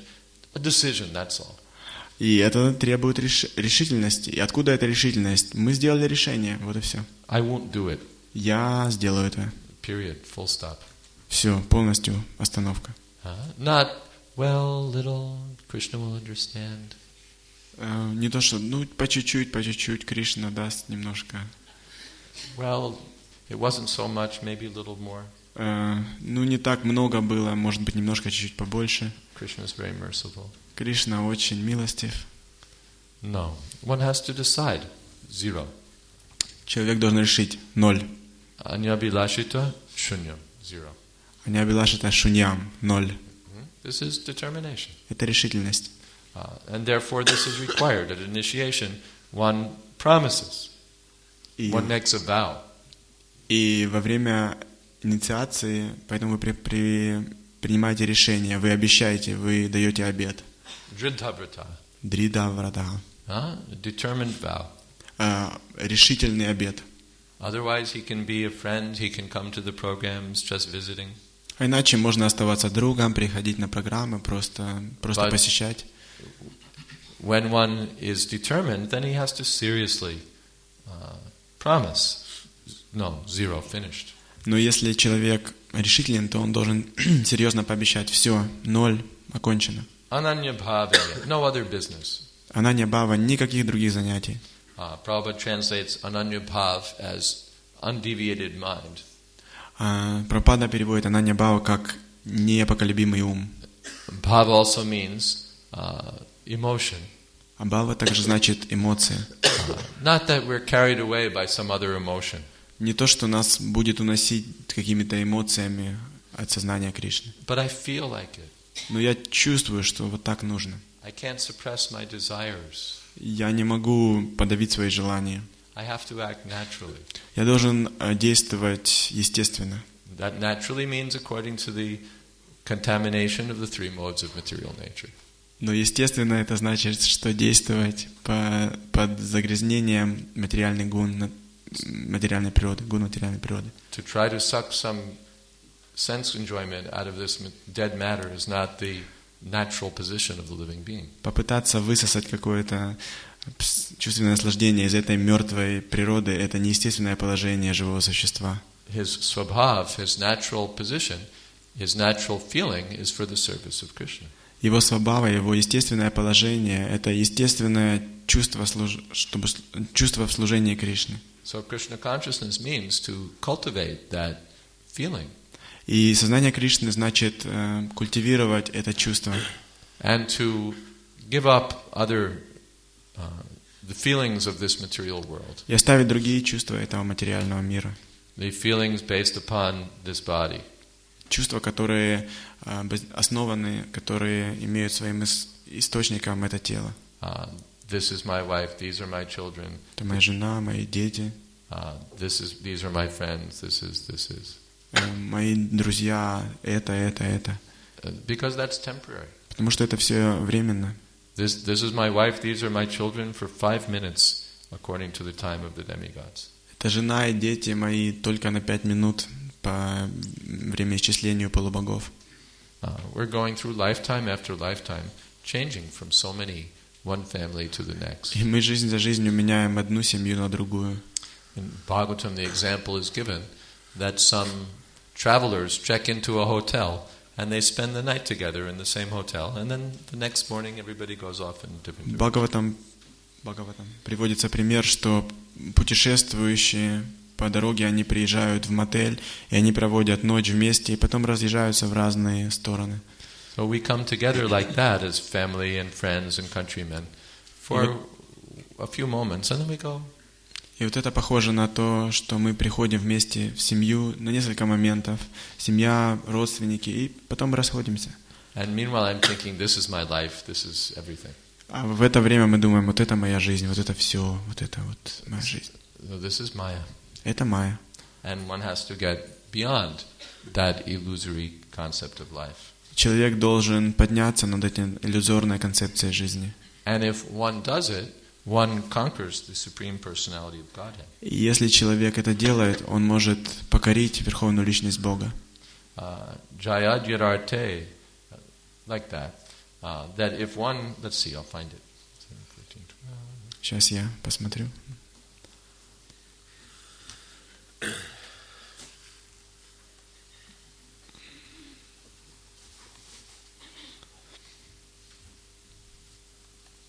Jayadvaitate svan pranan hanyad va pitaram gurum tasyam svatvam striyam jayad yastena hyajito jitaha. It's stated in 7th canto by Narad Muni. This is a statement by Narad Muni in the 7th canto. В 7-й песне Нарада Муни говорит следующее. While describing to Yudhishthira Maharaj ideal family life. Он объясняет Юдхиштире Махараджу, что такое идеальная семейная жизнь.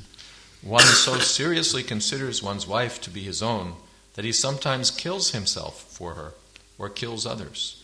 Настолько серьезно человек может считать свою жену своей, что он может даже убить себя из-за нее или убить других. Including even his parents or his spiritual master or teacher. Включая даже своих родителей или духовного учителя и просто учителя, наставника. And there are so many examples of people who've killed themselves for the woman they love. И столько много примеров в этом мире, что люди поканчивали жизнь самоубийством ради женщины, которую они любили. Or killed others for the woman they love. Или убивали других ради женщины, которую они любят. Or in England, I think it was Edward, who fell in love with a American lady, divorcee, and gave up the throne of England. И, по-моему, в Англии это был Эдвард, который влюбился в американскую женщину. Yeah. Она была уже разведена и оставил просто свой трон и трон Англии из-за этого. I would rather give up the throne of England than give up the woman I love. Я лучше оставлю престол Англии, чем оставлю женщину, которую я люблю. Prabhupada said she wasn't even pretty. Прабхупада сказал, она даже красивая не была.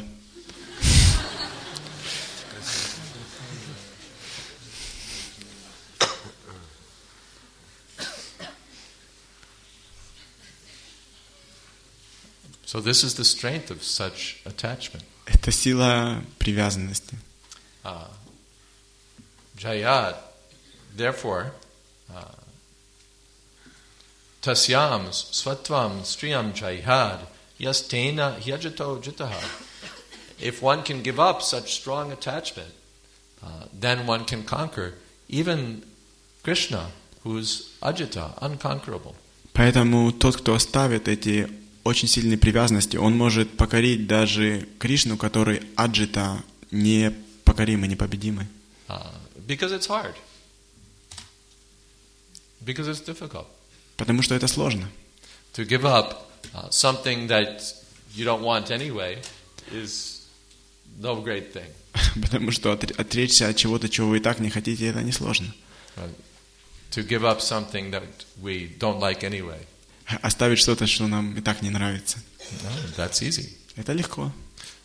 But to give up that to which we're most attached, но оставить то, что к чему мы больше всего привязаны, is very difficult. Это очень сложно. And materially speaking, that this king gave up the throne of England for this woman means he was really attached to that woman. С материалистической точки зрения, этот король, он оставил престол Англии, это значит, что он очень был привязан к этой женщине. He gave up the kingdom for this lady. Он оставил королевство ради этой женщины. But the result was that he was just disregarded as a foolish person. И результат, что его все посчитали просто глупцом. But more, the real thing is to give up the woman for Krishna. Но настоящее отречение — это оставить женщину ради Кришны. He could give up all of England for a woman, but he couldn't give up the woman for Krishna. Он мог оставить всю Англию ради женщины, но не мог оставить женщину ради Кришны. Therefore, he wasn't a sadhu. Поэтому он не был садху. He was an ordinary materialistic man. Он был просто обычным материалистическим человеком. But this is sadhu. Sadhu means that for the sake of Krishna, he can give up anything. Но садху — это значит, что для Кришны он отличается от всего. And the example is Arjuna. И пример этого Арджуна. His teacher, his friends, his relatives, all on the other side. Его учитель, его друзья, его родственники, все на другой стороне. And he was willing to kill them all. И он был готов убить их всех for the satisfaction of Krishna. Для удовлетворения Кришны. Similarly, the gopis, they gave up everything for the satisfaction of Krishna. Таким же образом и гопи, они отказались от всего ради удовлетворения Кришны.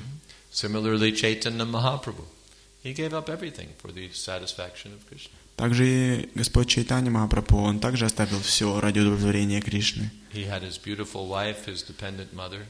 У него была прекрасная жена, мать, которая зависела от него. All the ingredients for a happy life. Все составляющие счастливой жизни. And he gave it up for the satisfaction of Krishna. И он все оставил ради удовлетворения Кришны.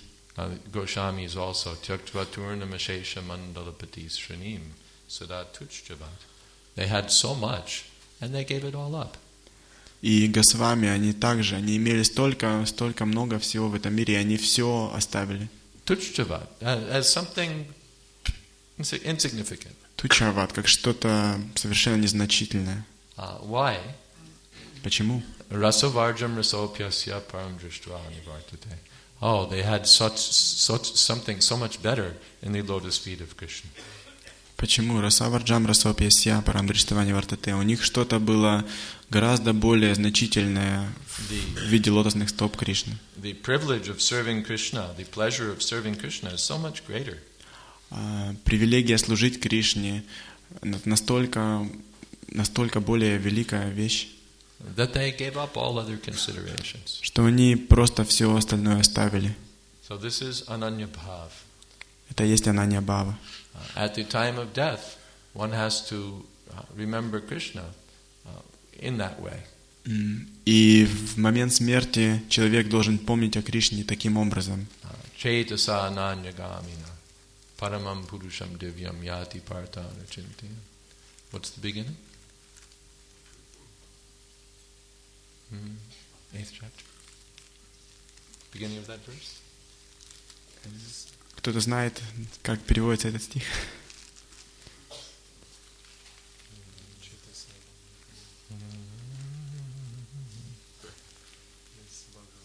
Yeah, Bhagavad Gita, 8th chapter. 8 глава Бхагавад-гиты. Maya anyena yogena chetas. No.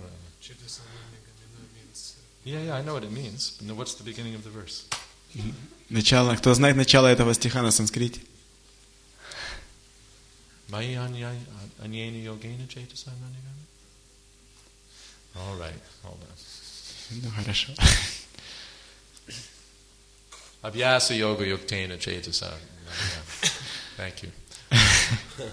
Спасибо. Abhyasa, by practice. Абьяса с помощью практики. By practice. Not that all in one day I'll give everything up. С помощью практики. Не то, что в один день я просто все оставлю. Today I renounce everything. Сегодня я отрекаюсь от всего. And tomorrow I change my mind. А завтра передумаю. That's useless. Это бесполезно. If today I renounce on sentiment, tomorrow I'll want it all back on sentiment. Если я сентиментально сегодня все оставлю, завтра сентиментально все обратно верну. Abhyasa, by practice. Абьяса с помощью практики. Харе Кришна, Харе Кришна, Кришна Кришна, Харе Харе, Харе Рама, Рама Рама, Харе Харе. We have to practice chanting Hare Krishna offenselessly. Мы должны практиковать, повторять Харе Кришна без оскорблений. And wherever the mind goes, we have to bring it back. И куда бы наш ум ни уходил, мы должны его возвращать. Yuto nischalati manaschanchalam astiram tatastato niyamyaita datmanyeva vashamnayet.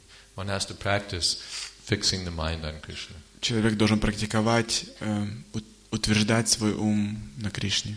Then chaitasa nanyagamina, the mind won't go anywhere else. И тогда ум уже никуда не будет уходить. Paramam purusham divyam yati parthanuchintyam, because one is anuchintya, always thinking of Krishna, following in the footsteps of the predecessor acharyas. Потому что человек всегда думает о Кришне, следуя по стопам предшествующих ачарий. Paramam purusham divyam yati. One goes back to Krishna, back to Godhead. И тогда человек возвращается обратно домой к Богу, к Кришне. Ante narayana smriti. This is our business. И это наша деятельность. It's not such a casual business. It requires dridhavrata, serious determination. Это не то, что какая-то деятельность по ходу. Это требует великой решительности, дритавратага. But the result is very great. Но и результат очень велик. And therefore we should do it. И мы поэтому должны делать это. All right. Are there some questions?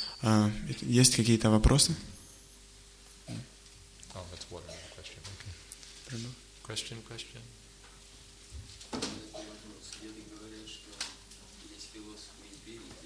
I have a question. Empirics and mystic yogis. Say into the microphone. Where does say that there are the empiric philosophers and mystic yogis? And there's Mayavadis who want to merge in Brahmajyoti. But my spiritual master says that there is sadhu. He says that there is sadhu who performs devotional service, bhakti yoga, who performs bhakti yoga devotional service, and attains love of Godhead, love of Krishna.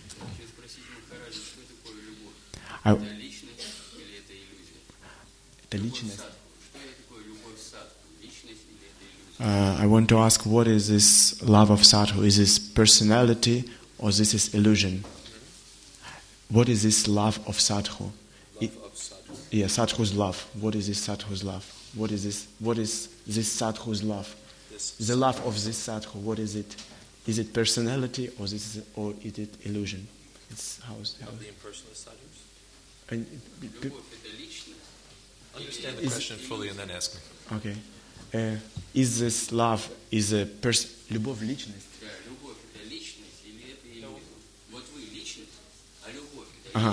Is the love is personality or is love illusion? Is love a personality or is love illusion?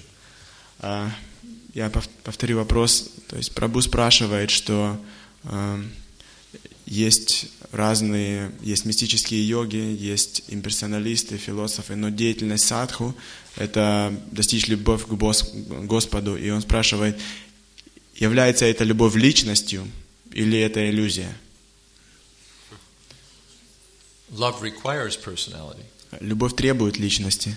No one doesn't love no one.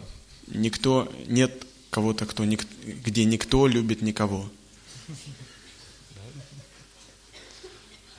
A non-person is no one and loves no one. Нет такой личности. Loves no one, is no one and loves no one. Нет личности, никого не любят и нет любви. Is that hard to say in Russian? If there's no person? A non-person Не личность, is no one никто. and loves no one. Не личность — это никто и любит никого. Никого не любит. It was easy. Yeah. Person, love means person. Личность, любовь — это значит личность. There must be a person to do the loving and a person to be loved. И нужна личность, чтобы любить, и личность, которую любят. Otherwise, it's very abstract sort of love. И иначе это большая абстрактность любви. We may say the Mayavadis love the truth. Можно сказать, что майявади любят истину.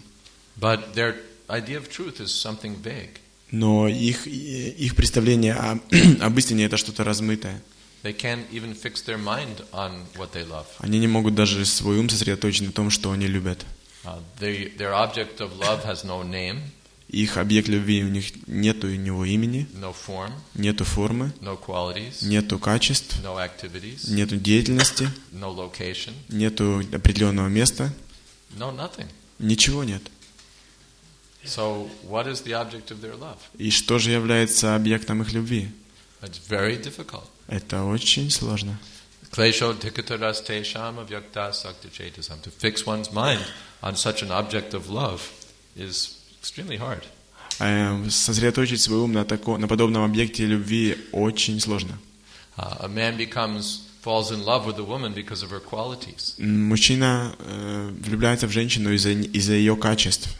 Her voice, her hair, her sympathetic dealings, something. Ее голос, ее волосы, какие-то приятные действия, что-нибудь. Her qualities. Ее качества. But if you ask a man, say you meet a friend, he says, "I'm in love."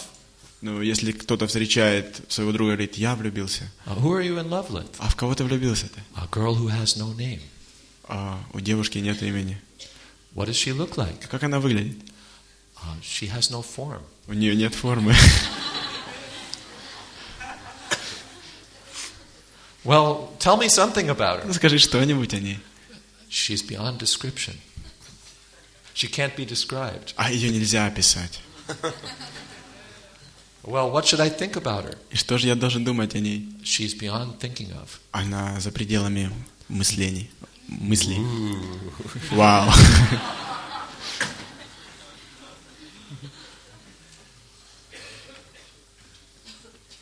Love means person.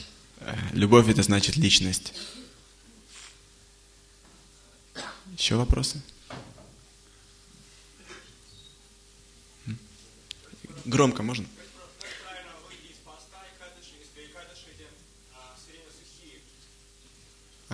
It's a practical question. How we should break the fast if we have a full fast? If we're fasting without water, without taking anything. How should you break it? What is the correct way to break the fast? Eat. Есть. Нужно есть.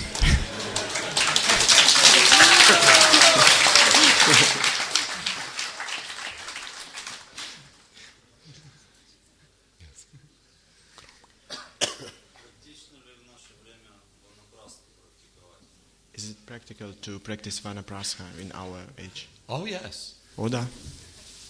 Prabhupada became a vanaprastha. Прабхупада сначала принял ванапрастху. And still in India there are many people living vanaprastha lives.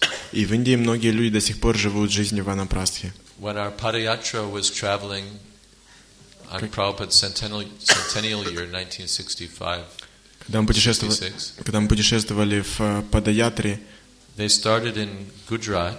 95. 96. Centennial. Yeah. Когда мы путешествовали по Падаятрой в 95-96 году, 85, 95. Centennial, yeah. 85. 96. 85, right? 85? 85, yeah. Okay, 85. So they started in Gujarat, and many elderly people joined the party. И пожилые люди, они присоединялись к нашей группе. Really old people. Очень старые люди. And they traveled with all young men are walking every day, and these older people were also walking to all the holy places. For a year and a half, they stayed with the whole Padayatra. И мы, молодые, путешествовали. И эти все старые люди, они тоже путешествовали с нами полгода в течение всей Падаятры. Some of them husband and wife, some of them just the husband. Кто-то муж и жена, кто-то просто муж. And they were enjoying. И они наслаждались. They were enjoying. Они наслаждались. There are different systems of vanaprastha life. Есть разные системы жизни ванапрастхи. One system is the husband just leaves home. Одна из моделей — это просто человек оставляет свой дом. And hardly keeps any connection. И потом очень редко поддерживает какую-то связь. He travels to different holy places for self-purification. Путешествует по разным святым местам для самоочищения. Or the wife may also come. Или жена также может с ним пойти. In India especially, there are so many holy places, and they all offer little accommodation, little prasadam. В Индии особенно очень много святых мест, и везде есть какая-то возможность остановиться и немножко прасада принять. You go, you spend 2-3 days a week. Туда можно поехать 2-3 дня в неделю провести. And pious men have made some arrangement for some dharmashala or something, you stay. И благочестивые люди устраивают какую-то возможность дharmashalу, и там они останавливаются. In this way, the retired people can take advantage of the facility. И те люди, которые отошли от семейной жизни, они могут воспользоваться этими возможностями. For the materialist, retirement means you retire to some golf course or hotel or something. В материалистичной жизни значит, что вы где-то отдыхаете в каком-то отеле. But for the devotees, retirement means you take advantage of all these opportunities. Но в жизни преданного это значит, что вы используете все вот эти возможности и путешествуете. Or now in ISKCON we have centers all over the world. Или сейчас у нас центры ISKCON есть по всему миру. So husband and wife can go from center to center. То есть муж и жена могут путешествовать от центра к центру. Stay some days, chant Hare Krishna, see the deity. Останавливаться на несколько дней, повторять Харе Кришна, получать даршан божеств. And render some service. И оказывать какое-то служение. Everyone will be happy. All these people are coming and they don't want any special arrangements. They just want to do some service. И все будут счастливы. Эти люди приезжают, им не нужно какие-то особые условия создавать, они просто оказывают какое-то служение. They don't need an apartment to live as husband and wife. Им не нужны апартаменты, где они будут жить как муж и жена. They need 6 feet of ground each and some rice dal chapatis. Им нужны какой-то рис какой и чапати. And they want to do service. И они могут выполнять служение. Come on. И нормально. Да, почему нет? So the householders can retire in that way. И домохозяева могут таким образом отходить от семейной жизни. Or another system is that the wife stays home and the husband goes out for some days. Или еще одна система, это жена остается дома, и муж на какое-то время, несколько дней уходит.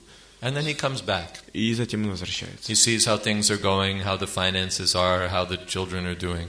Он смотрит, как вообще все происходит в семье, как финансовое положение, как себя чувствуют дети. Wife is all right. И все нормально ли с женой. And then he goes out again. И он опять уходит. Prabhupada followed this system. Srila Prabhupada. Про Шрила Прабхупада он так действовал. He was going out for preaching in Jhansi, and he was coming back. Он выходил проповедовать в Джханси, он возвращался снова. He was going out. Он выходил Coming back. и возвращался. Even material life, the businessmen, they go out for 2 weeks, 3 weeks. Даже в материальной жизни бизнесмены, они уезжают на 2-3 недели зачастую. Then they come back and see their family. И потом возвращаются в свою семью. So the Vanaprastha can follow that system. И вы можете исследовать такой модели. He goes out for Tirtha Yatra or preaching, and then he comes back. Можно выходить на тиртха-ятру, на проповедь и возвращаться. Goes out, comes back. Goes out, comes back. Выходить, возвращаться, выходить, возвращаться. And then one day he doesn't come back. И однажды не вернуться.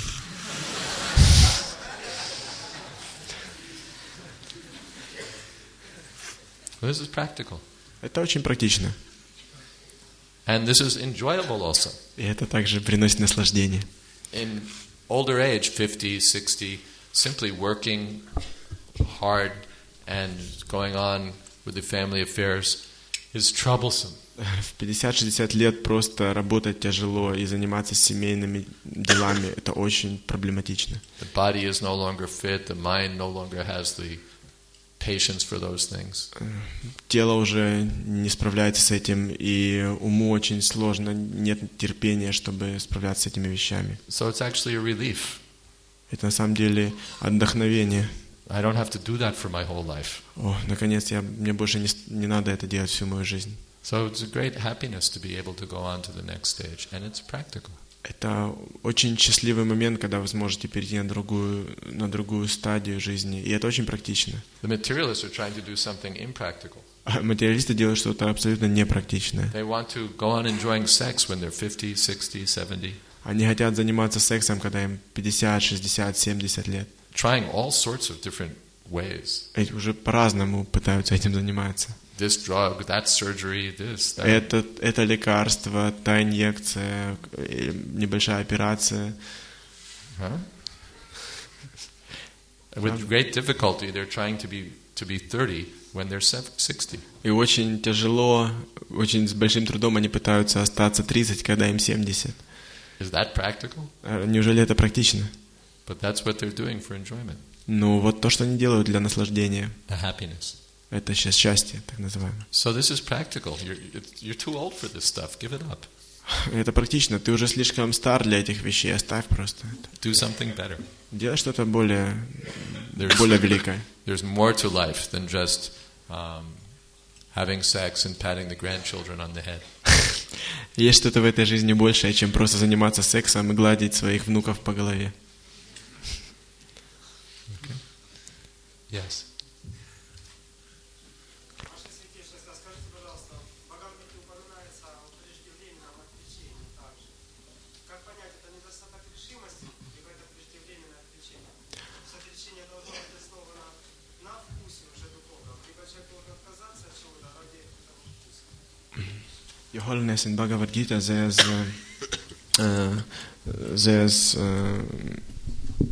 there's talk about false renunciation and not renunciation which not made in time, and not made in time. Yeah. Premature renunciation, and how we should act. We should wait until this taste. What is real determination? We should wait until this determination will come, and then renounce, or we should renounce and then get determination. Renounce when you're going to stick to it.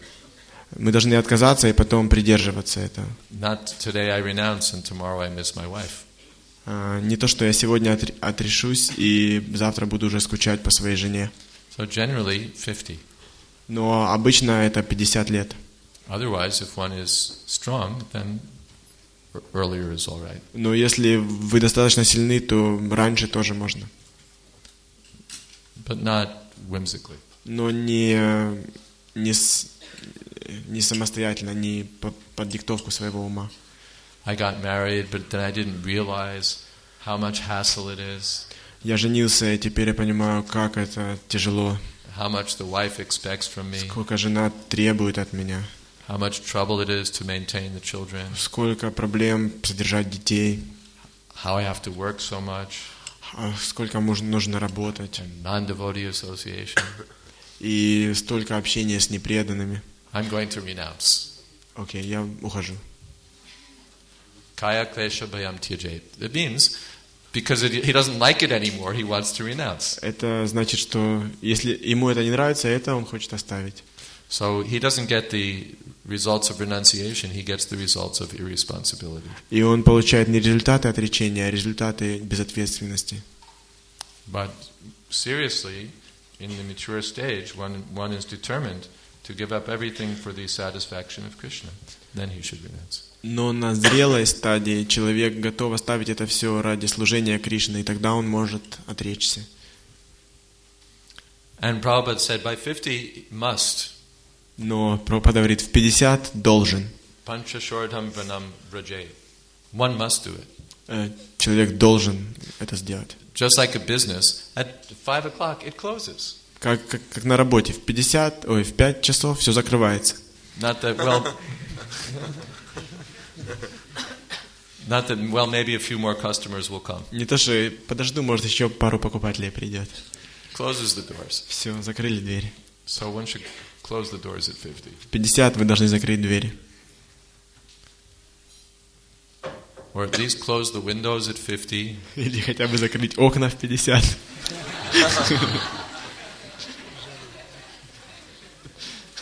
Start shutting down. Начать и закрывать. Yes.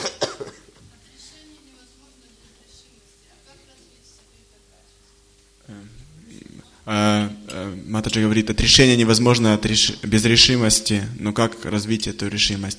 Renunciation is not possible without determination. How should we develop this determination? Abhyasa, by practice. Абхьяса с помощью практики. By strictly following the regulative principles. Твердо следуя регулирующим принципам. Hearing and chanting. Слушание и воспевание. And engaging in devotional service. И заниматься преданным служением. Practice. Практика. Maybe one more question. Может, We're supposed to end at 9? Мы должны в 9 закончить? 8:30.